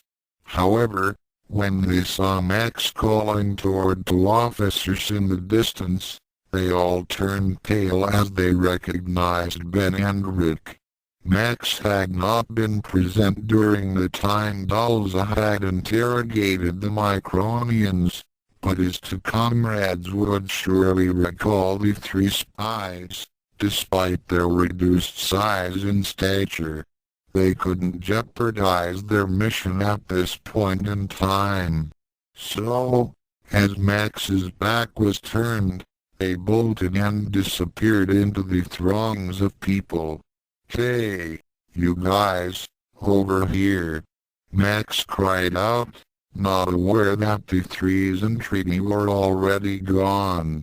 When Ben and Rick came up to him, Max turned about to introduce them to his new friend, only to find that no one was there. "Max, where have you been? We've been worried about you," Ben said as he slapped his best friend's back. He then noticed that Max was somewhat preoccupied. "What's the matter, old buddy? Where did they go?" The blue-haired ace wondered. "Where you go?" Rick inquired. Max didn't answer as he continued to gaze upon the crowds. "Yahoo! Yippee!" Max and Rick smirked as they watched Ben do a series of flips and cartwheels on the deck of the Prometheus. "What do you think? He'd make a pretty good acrobat, huh?" Max remarked. Rick nodded as he looked up at the skies above. "Yeah, but look up there, Max. Can you really blame him?" Max couldn't help but agree as he took in a deep breath at home. "Dear Mr. and Mrs. Dixon, I'm sorry that I had not written for a while, but I had remained at Ben's side every step of the way, as promised. I am happy to report that Ben has been performing exceptionally well as a Veritech pilot. Unfortunately, I am unable to go into much detail as certain aspects of our tour of duty remain strictly classified. Now that we have finally completed our long journey back to Earth, I feel as if the worst is over and we can all finally breathe a sigh of relief." Max straightened up in his seat at his desk. Behind him, snoring like a truck driver in his bunk, Ben slumbered.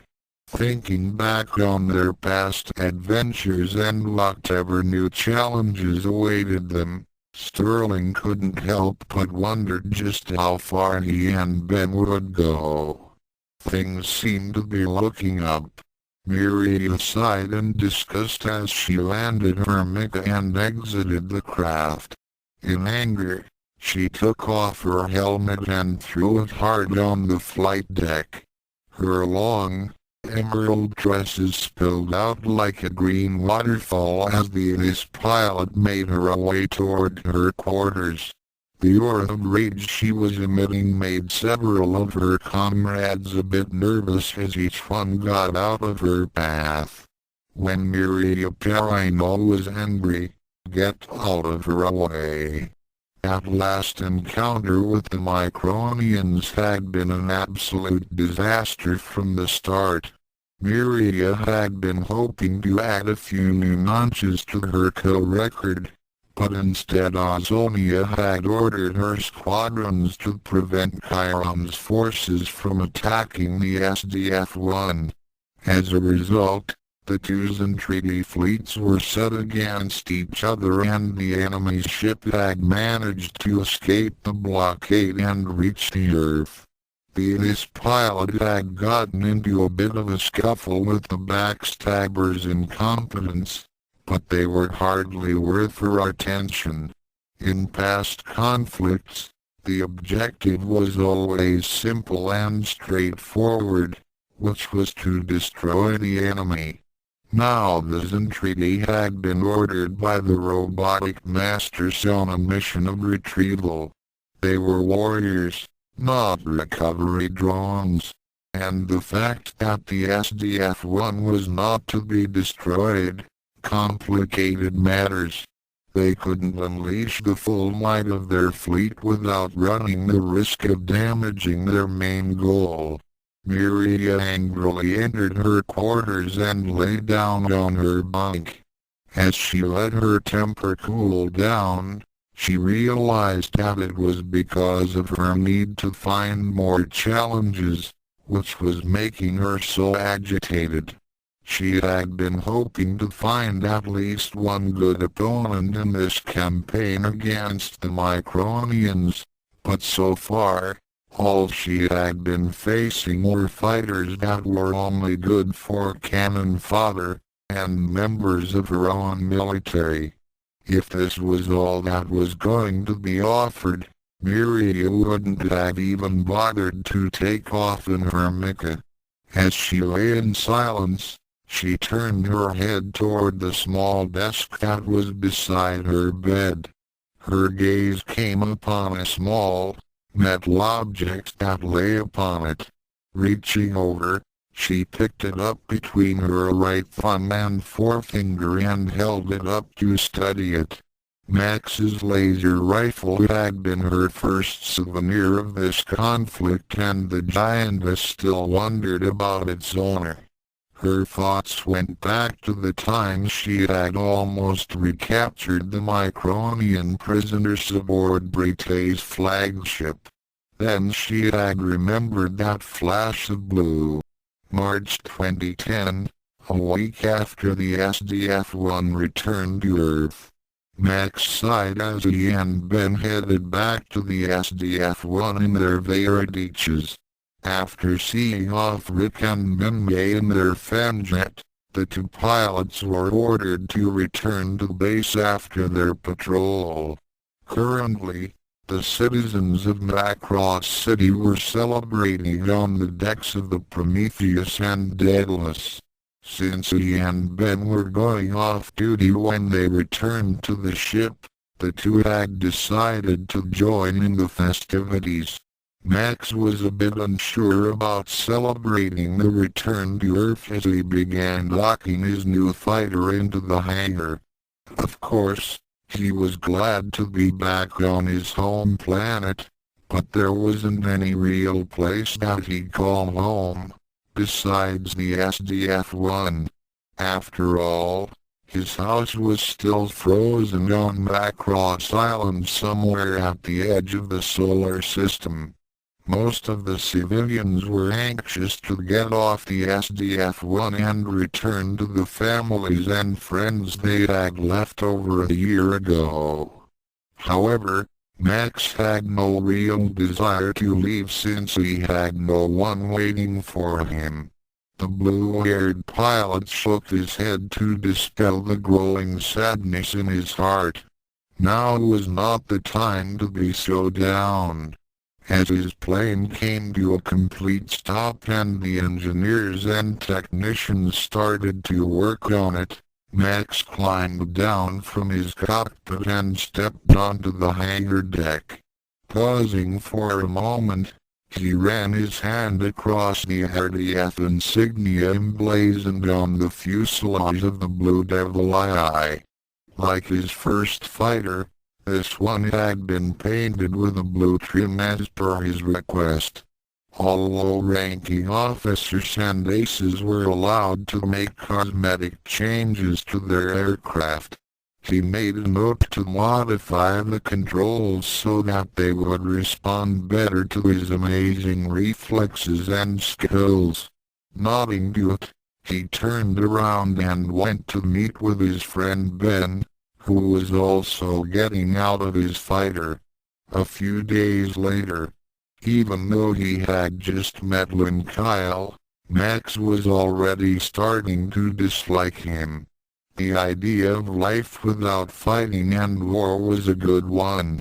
However, the way Kyle described the military with that condescending attitude of his made Sterling's temper begin to stir, and he was usually very laid back.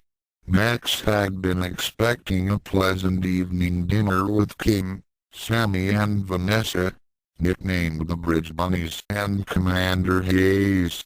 They had come to Minmay's restaurant and found an empty table with Rick Hunter.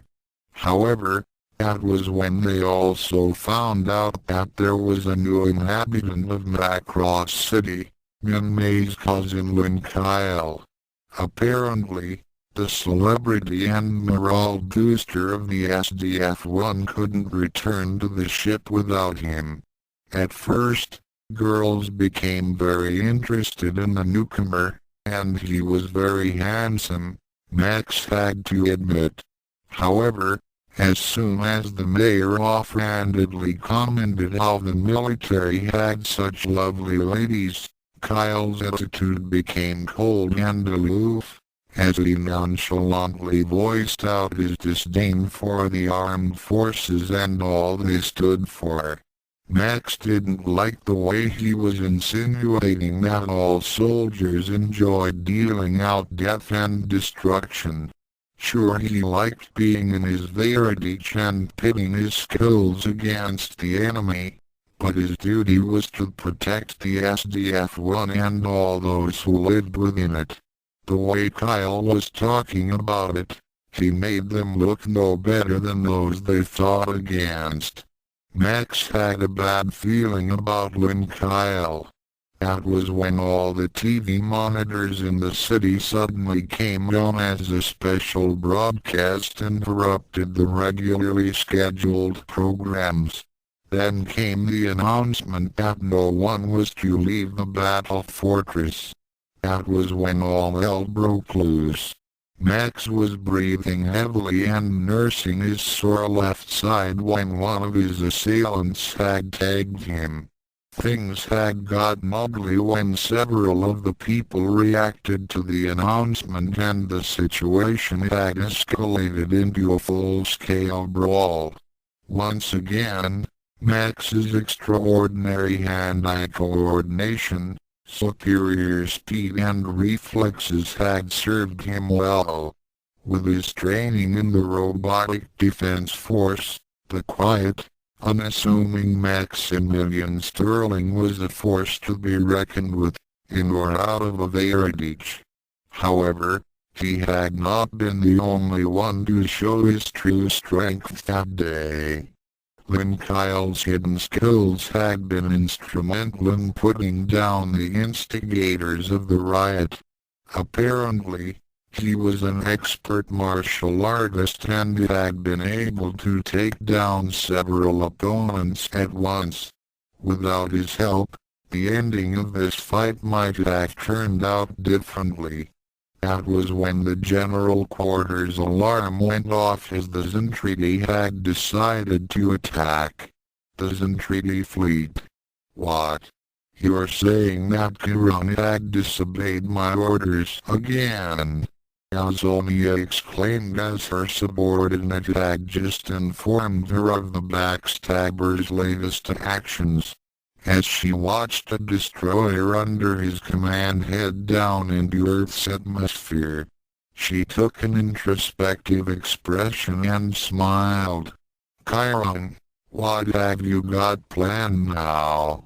For her, this development could be used to her advantage. If he succeeded, she could take the credit. If he failed, then she could easily place the blame on him. Max braced himself as the Blue Devil I rocketed off the Prometheus, followed by Ben and the rest of the Vermilion Squadron. They went into formation behind Rick Hunter as scores of battle pods rained down from above like huge, grotesque hailstones. The RDF was pushed to its very limits as pilots on both sides died by the dozens. However, unlike the Zentradi, the defenders of the SDF-1 were not considered as expendable. This thought kept Max going as he shot down another opponent and added to his kill record. Though he knew that he could be killed at any time, he did what he did best and let no other thoughts distract him. However, as he followed Rick's Battloid toward a densely packed group of battle pods, his alert sensors went off and he had to duck for cover. A new enemy had just joined the battle.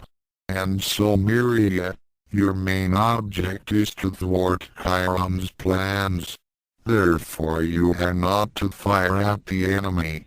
Miriya snorted as she and her quadrennial units dived down toward the SDF-1.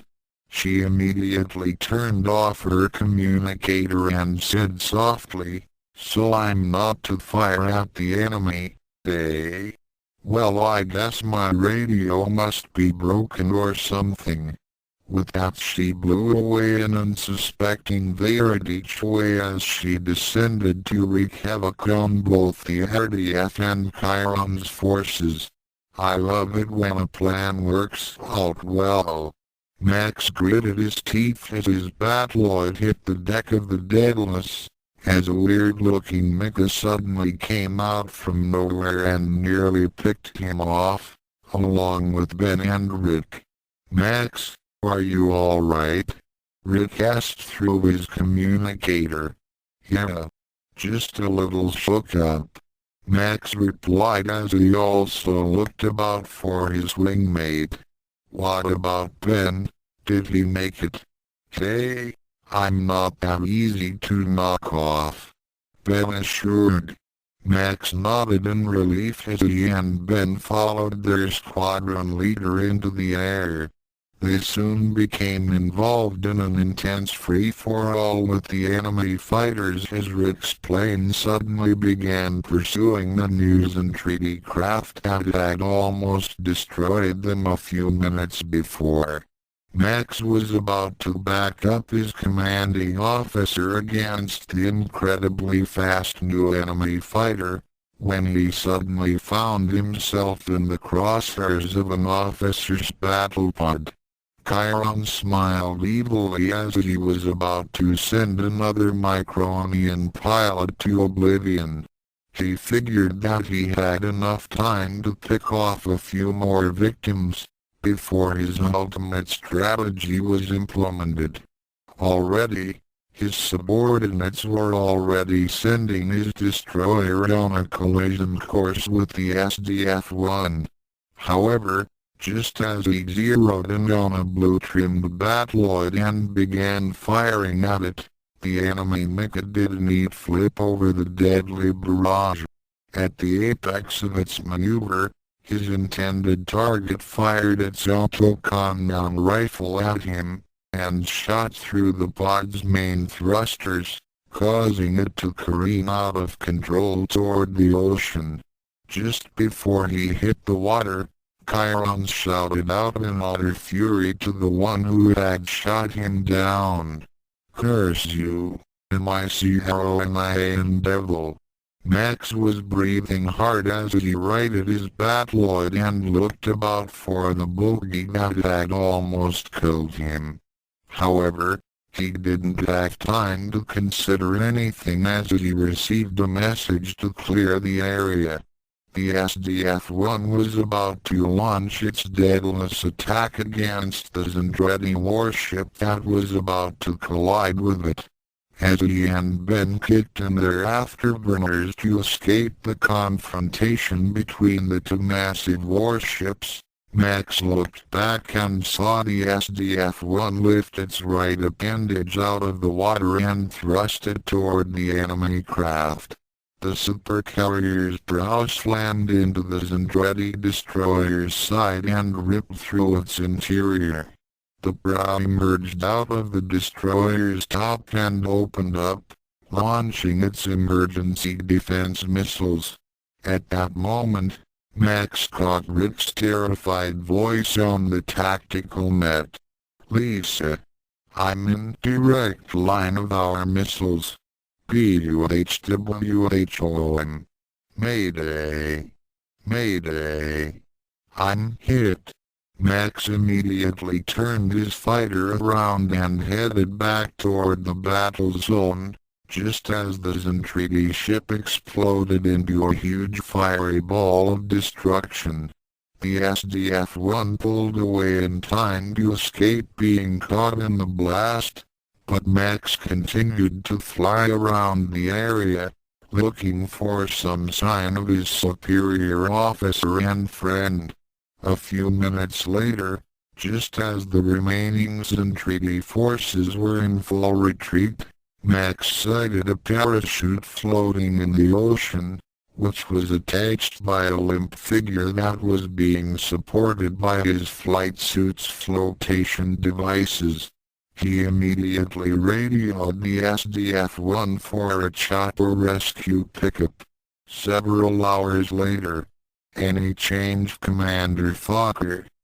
Max asked as Ben and the leader of the Skull Squadron waited outside of the intensive care ward. The blonde veteran fighter pilot shook his head. The doctor said that Rick's head injuries aren't too serious, but he's still out with symptoms of delirium. There's no telling what's going on through his head right now. He then gave the two pilots a reassuring smile. "Don't worry. I've known Rick his entire life. He's a fighter. He'll pull through." He then held up a photograph. "What's this?" Ben inquired. "Well, Ben, this is the first intelligence photo we managed to get of a new type of Zendredi fighter that was sighted before Rick was shot down." Max nodded as he recognized the top-heavy silhouette of the bandit that had nearly sent him to the great beyond. That thing was murderously fast and seemed to have been armed with an unending supply of missiles. Fokker had lost a lot of good men during the time Max, Lisa, Ben and Lisa had made their escape from the Zendredi. Fokker continued with his explanation. "Command has analyzed the attack patterns and theorized that these units may be specifically targeting ace pilots, such as squadron leaders. If this is true, Rick is lucky to be alive." This caused Ben to become really agitated. "They're after ace pilots? Oh no. I might be next." Both Sterling and Fokker developed sweat drops. Then the Skull leader addressed both the young pilots. "In the meantime, there's a war going on and we need you two up in the air, not moping around in a hospital." "But our skipper's out of commission," Max pointed out. Fokker immediately wrapped his arms around their necks and brought them close to him while grinning. "I just spoke to Captain Global. You're both being reassigned directly under my command. Welcome to the Skull Squadron, boys." While Ben laughed with their new superior, The blue-haired pilot then thought back to his last encounter with the strange mecha and what Fokker had said about its assumed purpose of hunting down the SDF-1's best pilots. That thing didn't go after me, so I guess I'm not considered as an ace pilot. Oh well. If I was a good pilot, then I would have been noticed by the enemy. Little did Max know. What? Why, how dare you question my leadership abilities? Just who do you think you are? Chiron roared as he was being given a ribbing by a certain, green-haired ace pilot. I am the finest combat pilot of all the Zentradi forces. Miriya replied with an air of haughtiness as she gave the backstabber a look of utter contempt. Your ego is going to become the cause of your ultimate destruction, Miriya. HMPF. Just as yours caused you to be downed in the Micronian Sea, and made you an object of ridicule to all those you command, Chiron. Miriya pointed out. She had heard about how the famed backstabber had gotten shot down and had to be rescued from his craft before he had drowned. Chiron let off a dangerous growl as his thoughts went back to that blue-trimmed fighter that had gotten the best of him. I can see that because you have never faced a worthy opponent, you believe you're something special. But take care, Miriya, for there is one aboard that alien ship whom even you cannot best. Miriya smiled at the veiled threat and challenge. So, an ace aboard the SDF-1? Interesting. I'd like to meet him. To be continued. Author's notes for all you robotic maniacs out there. You probably recognize some of those scenes from both the original series and the third issue of Love and War. I realize that this chapter is shorter than previous ones, but I've been pretty busy lately. In any case, next chapter will be the famous duel between Max and Miriya, plus the ramifications of that battle as the two aces of the Robotic Wars follow the paths that will lead them to their ultimate destiny. Chapter 6 Chapter 6 Victory and Defeat, Gains and ROBOTACH. This is of Heart's disclaimer. Robotic and all of its characters belong to their respective creators and I'm only doing this for fun, though donations would be appreciated. Thoughts Chapter 6 Victory and Defeat, Gains and Losses. April 2010. Miriya nodded as she watched all of the battle footage that had been recorded from the reconnaissance pods and Cyclops ships. Apparently, there were a few pilots that could give her the challenge that she so craved.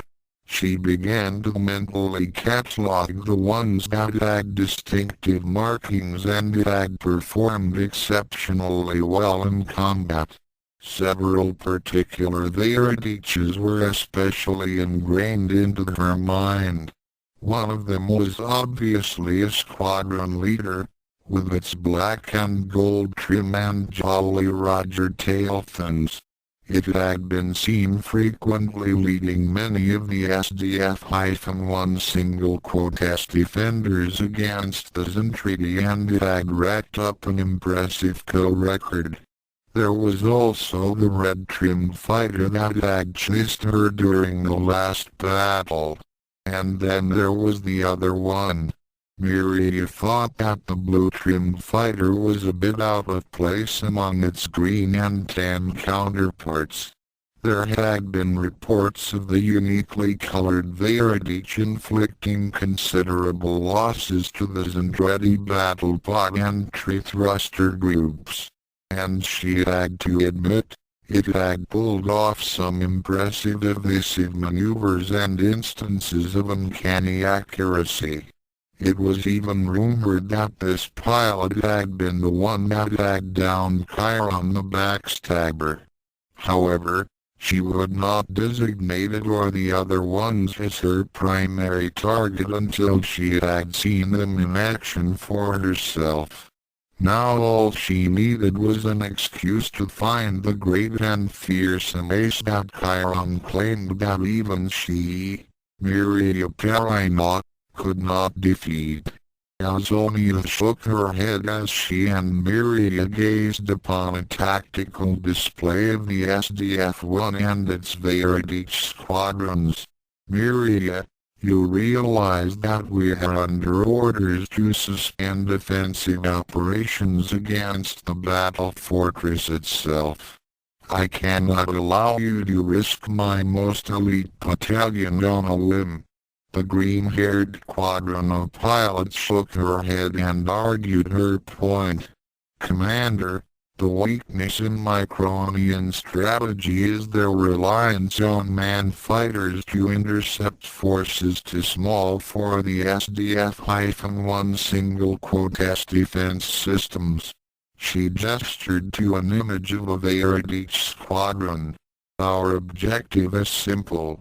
We are to launch a surgical strike, targeting their very best pilots. By swiftly dealing a crushing blow to a key segment of their defenses, we will demoralize the rest of their forces and make their utter defeat all the more imminent." Miriya's superior considered her subordinate's proposal for a long while, then decided that it was feasible and gave her consent.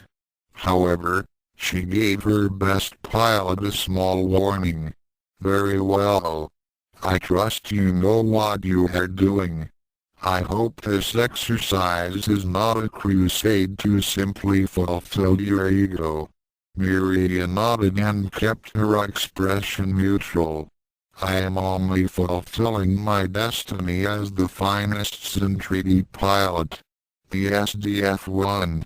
Huh? I'm being promoted?" Max said as his superior had just informed him of his advance in rank.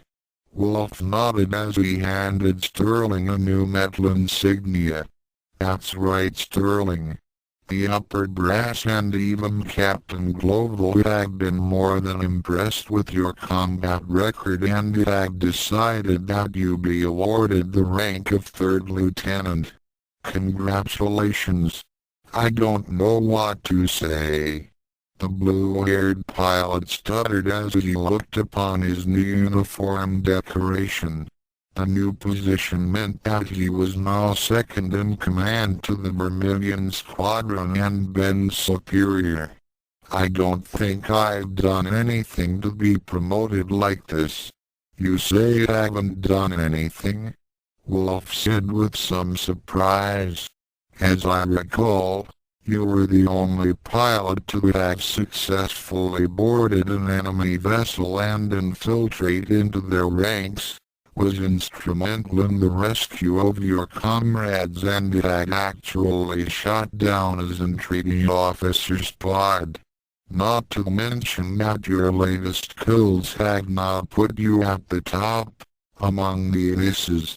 You've even edged out Commander Fokker. Dog, I'm not that good." The veteran pilot and instructor found Max's humbleness and lack of an ego to be quite a change from the usual show-offs and braggarts that he was familiar with. It was hard to believe that this gentle-looking youth was the premier fighter pilot of the SDF-1 and genius of aerial combat. At that point a new voice was heard. "Well, Sterling, the uppers think that you are that good. And if you're able to beat even my record, then I'm inclined to agree." Both men looked over to the door and saw Roy and Ben coming through it. Some time later, "I hope the skipper will be all right." Max said as he and Ben headed toward their favorite hangout, the Close Encounters arcade. They had just finished visiting Rick in the hospital and had decided to kill some time before their next combat assignment. "Dog, don't worry about him, buddy," Ben said in his usual cheerful tone. "Commander Fokker said that he'll be okay. He'll be up and about before you know it." "I suppose you're right," Max said as he and Ben entered the dark and blinking world of the arcade. The manager of the establishment groaned as he saw Max once again heading toward the fighter games. Oh no, not him again. He felt an overwhelming urge to bang his head on the counter of his register. The last few times Max was here, he had nearly bankrupted the arcade with his token winnings. Despite setting all the most difficult machines on their highest skill levels, Sterling had no problems in beating them and draining the arcade's token supply. Didn't Max have anywhere else to go? Somewhere high above the Pacific Ocean, Miriya's battlecruiser began descending down toward the Earth's surface as the ace pilot had begun preparing her squadrons of quadrinos and tree thrusters.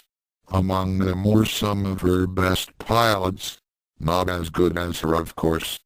As soon as the ship cleared through the atmosphere and had picked up the SDF-1 single quotas position, Miriya gave the go-ahead signal.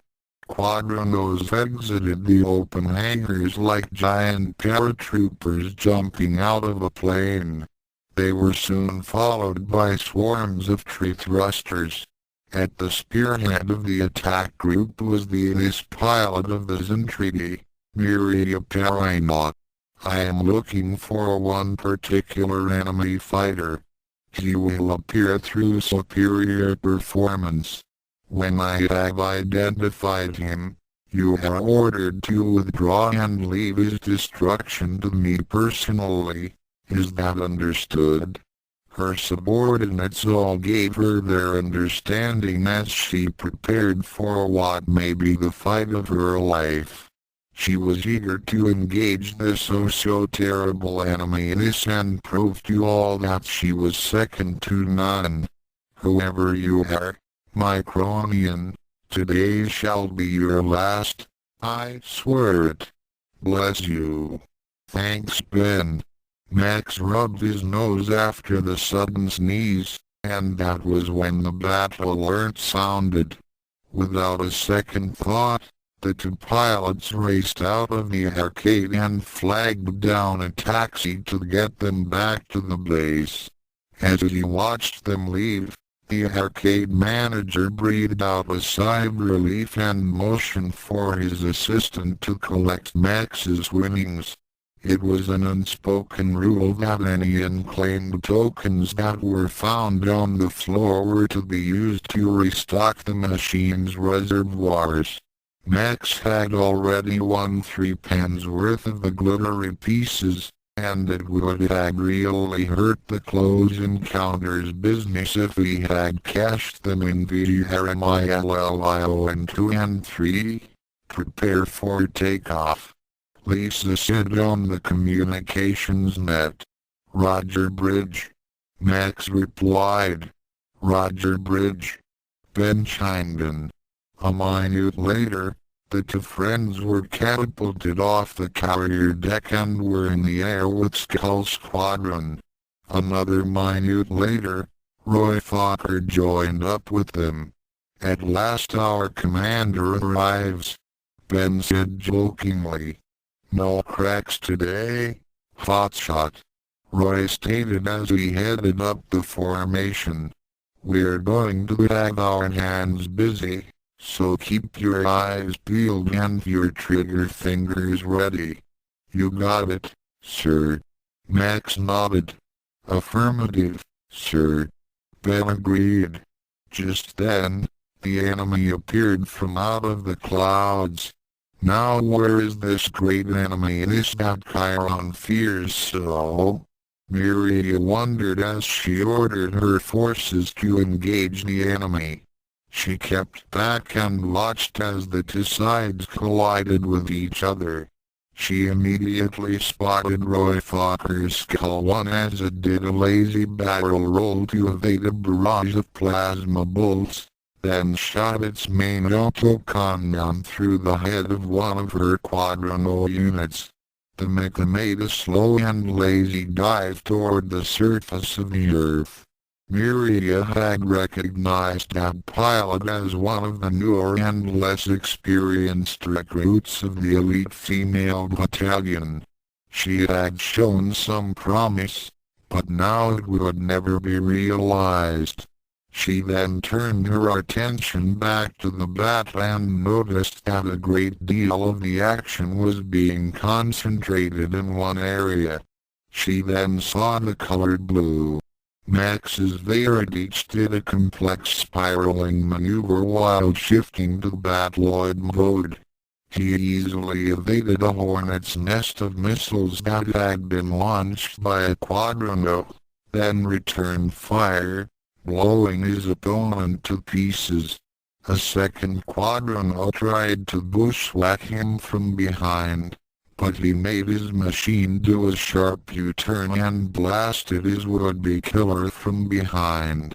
3 tree thrusters came down from above and fired, but Max easily evaded the enemy's ships and picked them off as they zoomed by. He did not even waste much ammunition as he carefully took them out with aimed shots to their cockpits and thrusters. The fact that he was hitting his intended targets with pinpoint accuracy at high rates of speed was extraordinary. This display most certainly captured one pilot's attention. "Ah, so there he is." Miriya grinned maliciously as she put her own quadrino unit into a dive toward Max. "Now you die." However, dying was the last thing on Max's mind as he skillfully evaded Miriya's initial attacks, then made his Veradich do a sharp reversal and fired back at his newest opponent. The quadrino let loose with a swarm of short-range missiles, but they did not find their mark as the blue-trimmed fighter dodged them and let loose with a quartet of missiles of its own.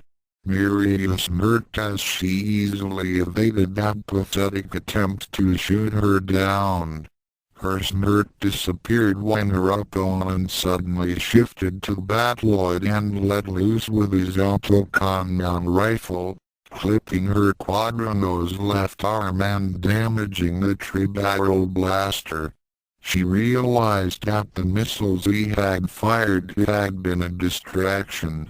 She immediately put her mecha into a ballistic climb, which the battloid followed, firing all the time.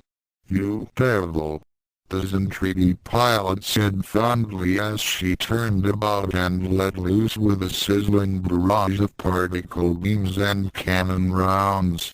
Max returned fire as he sped toward his diving opponent. The two combatants passed each other within mere meters of each other. In that instant, he had his battloid's head turn about and fire its one-head-mounted laser cannon. The beam managed to rake across the quadrino's chest, causing the metal to smoke a bit as she sped by. Miriya became angered that the Micronian had scored a direct hit, though it was of minimal damage. She immediately turned about and let loose with another swarm of missiles, then fired her remaining tri-blaster. Her missiles once again failed to connect as the Micronian ace evaded them and shifted to Guardian. However, she managed to clip the tip of his left wing as he shifted to fighter mode and took evasive action. "You can't dodge forever," Miriya cried out as she gave chase, firing off another flock of missiles. Max's adrenaline levels were climbing at astounding rates as he continued to match his skills against his determined opponent. He had realized almost immediately that this challenger was different from all the others. The way the foe continued to evade most of his attacks and dog his tail was unbelievable. Never before had he ever faced an adversary that could push his skills to their utmost limits. His sense of time seemed to slip away as he felt more alive than he ever had before. The shy, unassuming Maximilian Sterling could afford to be humble on the ground, but this was his element, where he ruled the skies and lived at light speed. All of his attention was focused on one goal, defeating his antagonist with all the skills he had at his disposal. He slipped into a kind of trance where only the battle mattered.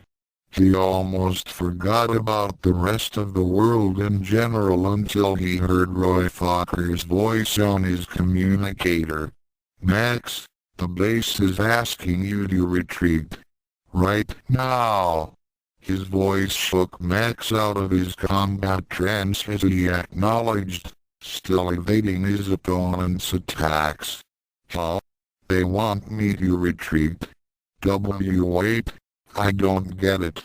What's the big idea, huh? That bandit on your tail is trying too hard. So what? So they want to find out what is Game Island." Max nodded as he pushed his control stick over and had his Veradich dive toward the Pacific Ocean. As expected, his opponent dived in after him in hot pursuit, firing at him all the time. "You can't escape!" Miriya cried out as she chased after her quarry. Never before had she tried so hard to kill just one enemy fighter. The pilot of the blue-trimmed Veradich was the most elusive and dangerous foe she had ever faced. So far, he had only sustained minimal damage and had scored several direct hits on her own mecha, despite the Quadrino's incredible speed, armor, weapons and maneuverability. On several instances, she had nearly been killed as her adversary continued to wear her down. Taking a quick glance at her weapons console, she frowned as she discovered that she had already used up all of her initial payload of missiles and was halfway through her only set of reloads. Her left tree blaster was inoperative and her right was in danger of overheating. Her chest cannons were almost out of shells. She gritted her teeth in frustration as she realized that she might run out of ammunition before she could kill her quarry. And if she couldn't fight back, then she would have to face either defeat or retreat. Neither option was preferable. This cannot be. The strange feeling of uncertainty began to creep into her mind. She couldn't be on the verge of defeat. No. She would not accept that outcome. She was the greatest pilot of the Zentrigi. She was the queen of the battlefield and she would not admit that a tiny Micronian was her better. There just had to be a way to defeat him. There had to be. It was just after she had evaded a stream of tracer fire that she caught sight of the SDF-1 and decided on an audacious plan. His ship. Max's eyes widened as his opponent suddenly began heading toward the SDF-1. He immediately put his Veradich into pursuit, but knew that he wasn't going to catch up in time. "It's too late to stop," he cried out to the battle fortress bridge. Consequently, the anti-aircraft batteries refrained from firing for fear of hitting Sterling as he chased after the Zentradians. All exterior hatches were being sealed quickly to prevent invasion of the enemy, but Miriya found one final opening and dug in, with Max in determined pursuit. "This is it," the blue-haired pilot said as he focused on his wily opponent. Whatever happened, this battle was going to end. Inside her mecha, Miriya smiled as she watched her rear-view monitor at the pursuing Veridich. Her fighter was barely able to navigate the relatively tight corridor as she sped at hair-raising speeds. "Run, little man, run, and when you catch me, you will die." Her forward sensors then alerted her that she was reaching the end of the corridor. She braced herself for whatever kind of environment that she would encounter. Whatever happened, this battle was going to end. The citizens of Macross City were quite shocked when they heard the announcement that the enemy had penetrated the defenses and everyone was to take cover. 3 unauthorized denizens of the city were especially surprised to hear this news. "Did you hear that?" Conda asked as he, Brung, and Conda stood at a cafe that was near the hospital. "Do you think it's true?" Brung wondered. In answer to his question, a huge rumbling was heard near the hospital, followed by the roar of huge thrusters. Max took a deep breath as his Batloid dropped down to the streets and charged down the streets of Macross after his opponent. He had the advantage of knowing his way around the city, but he also had the handicap to protect the citizens from the enemy. If he didn't defeat his adversary and quickly, innocent people might be hurt or even killed. As he received the coordinates of the Zentradi from the Civil Defense Network, he decided to shift to Guardian mode in order to intercept the Quadrando. Conda, Rico and Brung were still wondering what was going on, when a huge, dark green shape suddenly roared past them, causing them to be thrown off their feet in its jet wash. All 3 gasped in surprise as they recognized the markings of the Zentradi mecha. After all, it wasn't too long ago that it had delivered them to the SDF-1. "Wasn't that Miriya Parino?" Rico cried out as they watched the mecha speed off into the distance. A moment later, speeding past them, was a blue-trimmed Veridich in Guardian mode. The 3 Zentradi spies caught a glimpse of the pilot as light was reflected through his canopy and off his glasses. "Hey, don't we know that guy?" Brum asked. Max nodded as he caught sight of his target and decided to take it down. When he got close enough, he shifted to Batoid mode. The feet of the fighter gushed thruster fire and he skidded to a halt. Whipping out his autocannon, he opened fire. Miriya had begun to rethink her strategy of coming to the SDF-1. She was unfamiliar with her surroundings and the streets didn't provide for much maneuverability. Just as she was about to make another turn, her threat sensors went off. Then she was pushed forward as something impacted hard against the back of her mecha, causing it to slam face first into the pavement, making a deep depression in the concrete. The Zentradius was in a blood-red rage as she realized that her opponent had gotten the drop on her. Ignoring the damage readouts on her machine, She got the Quadrano back onto its feet and faced off against Max. "You wish to do combat, you impudent fool."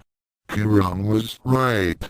He is a Micronian devil. Max knew that this was it.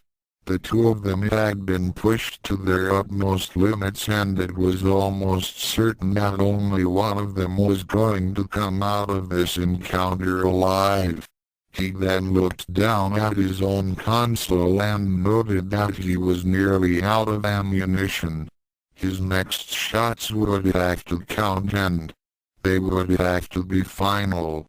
As a result, he held his fire until he was certain that he would get a sure kill. There was no room for mistakes or second chances. As things stood as they were, it looked as if Max and his opponent would both die when the shooting started. It was then that fate, or rather Captain Global, gave him another option. "Open the overhead hatch. We have to force the alien off of our ship." As soon as the opening was made, the Quadrano pilot decided to go for it. As she headed back up into the open air, she released her remaining missiles to cover her escape. The Batloid evaded them, shifted to fighter mode, and kept on coming. "Lose your taste for combat, my friend," Max thought as he was about to kick in the afterburners to pursue his foe. However, that was when Lisa Hayes raised him on the tactical net. "Return to base, Vermilion 3. You've beaten him." Max sighed as he watched the enemy mecha zoom off into the distance, followed by the remnants of the Zentradi attack force. Not decisively. As far as Max was concerned, the battle had ended up in a draw. As far as Miriya was concerned, a draw is the same as losing. She had failed in killing him. Am I right? Why will not forget this day? Am I see how in my hand? Later. "Max, what was up with that Zentradi you tangled with earlier?" Ben asked as he and Max were heading to where Roy Fokker was supposed to be. Max shrugged as he held up a small device. "I don't know. Maybe Commander Fokker can make sense of the data from my flight recorder." Ben then smirked and joked, "You don't think this bogey has a crush on you?" "Yeah, whatever." Max smiled good-naturedly as he knocked on the door to Claudia Grant's quarters. He had heard that she and Roy were having dinner together. However, it was her brother Vince Grant who answered the door. His expression was that of utter seriousness and sadness. Inside, Claudia was crying inconsolably on the couch with Lisa Hayes sitting beside her, trying to comfort her. That was when Vince told them of the final fate of Skull Eater. Max couldn't believe that Roy Fokker was gone, as he, Rick, Ben, Claudia, Lisa and Captain Global attended the funeral. Roy's body had been placed in a coffin that was draped with the flag of the RDF. As Global gave the eulogy, Max bowed his head in reverence for a great officer and good friend. As the body was being prepared for a burial at sea, the bugler began playing taps and everyone present saluted, all except for Sterling, who instead made the sign of the Catholic cross. "You okay, Max?" Ben asked. Sterling nodded as he sighed. "Yeah. I just haven't done that since my parents died." The Zentradi fleet. Miriya took out her frustration on her belongings in her quarters, throwing things left and right as she fought back to her battle with the Micronian ace. And lost. To a Micronian. To an insignificant bug. Technically speaking, there had been no clear winner in their duel, but to the Zentradi female, it had been a terrible blow to her pride as the greatest combat pilot. She could have stayed and fight, but the Micronian had faced her down and made her flee. The outcome had been unacceptable and she couldn't live with the only time she had faced an opponent and not emerge as the victor. Her perfect record was not blemished with that one encounter. It was just unbearable. She just had to correct that. She had to. May 2010. It had been some time since that fateful battle and Miriya had come to a decision. She hadn't stopped thinking about it and the desire of defeating that Micronian pilot had become more and more consuming. Every time she went to sleep, she would see the duel in her dreams and it made her more anguish each time. She had to destroy him. She had to eliminate the source of her inner turmoil. And before she sent him to oblivion, she needed to see just who he was. To that end, she had decided on a most radical course of action to regain her honor and title as the best combat pilot. It would cost her much, but Miriya was willing to pay the price. Azonia was shocked. What? Are you serious? Miriya, why would an excellent pilot like yourself would want to become a Micronian spy? It doesn't make sense. Miriya steeled herself as she convinced herself that this was the only way. Azonia, please. I had no choice. The female commander saw the determination in her subordinate's eyes and could tell that Miriya would brook no argument. Oh, I see.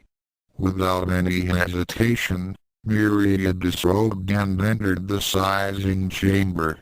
She said not a word as the tank began to fill with nutrient fluid. As she began to feel her body succumb to the sedative effects of the fluid, her last thoughts were of a certain ace pilot of the SDF-1. After all my successes in battle, I had finally been defeated by a tiny Micronian. So now, I am becoming a Micronian. As she started to lose consciousness, her last thoughts rang out loudly in her mind. I must destroy that pilot. I must. Later, Miriya felt a little discomfort as she put on a plain, sackcloth dress that all Micronized Zentradi were given. She was not used to such rough clothes, but decided that the slight irritation was bearable. She had already laid out her plans and for once, Chiron was going to prove full. The backstabber was already planning for another unauthorized raid on the battle fortress and Miriya intended to use the attack as a diversion so that she could be inserted into the SDF-1, in much the same manner as she had delivered Conda, Rico and Brun. She was getting ready to enter the capsule that was specially prepared for her and thought about taking her souvenir laser rifle with her. After pondering about it for a long while, she eventually decided against the notion as she assumed that it would be impossible for her to recharge it and carrying a weapon would probably raise suspicions. She would have to make do on her own, but she felt that she was up to the challenge. Meanwhile, Max and Ben had decided to find their commander as they had been informed that Rick had been released from the hospital and had even been promoted to first lieutenant.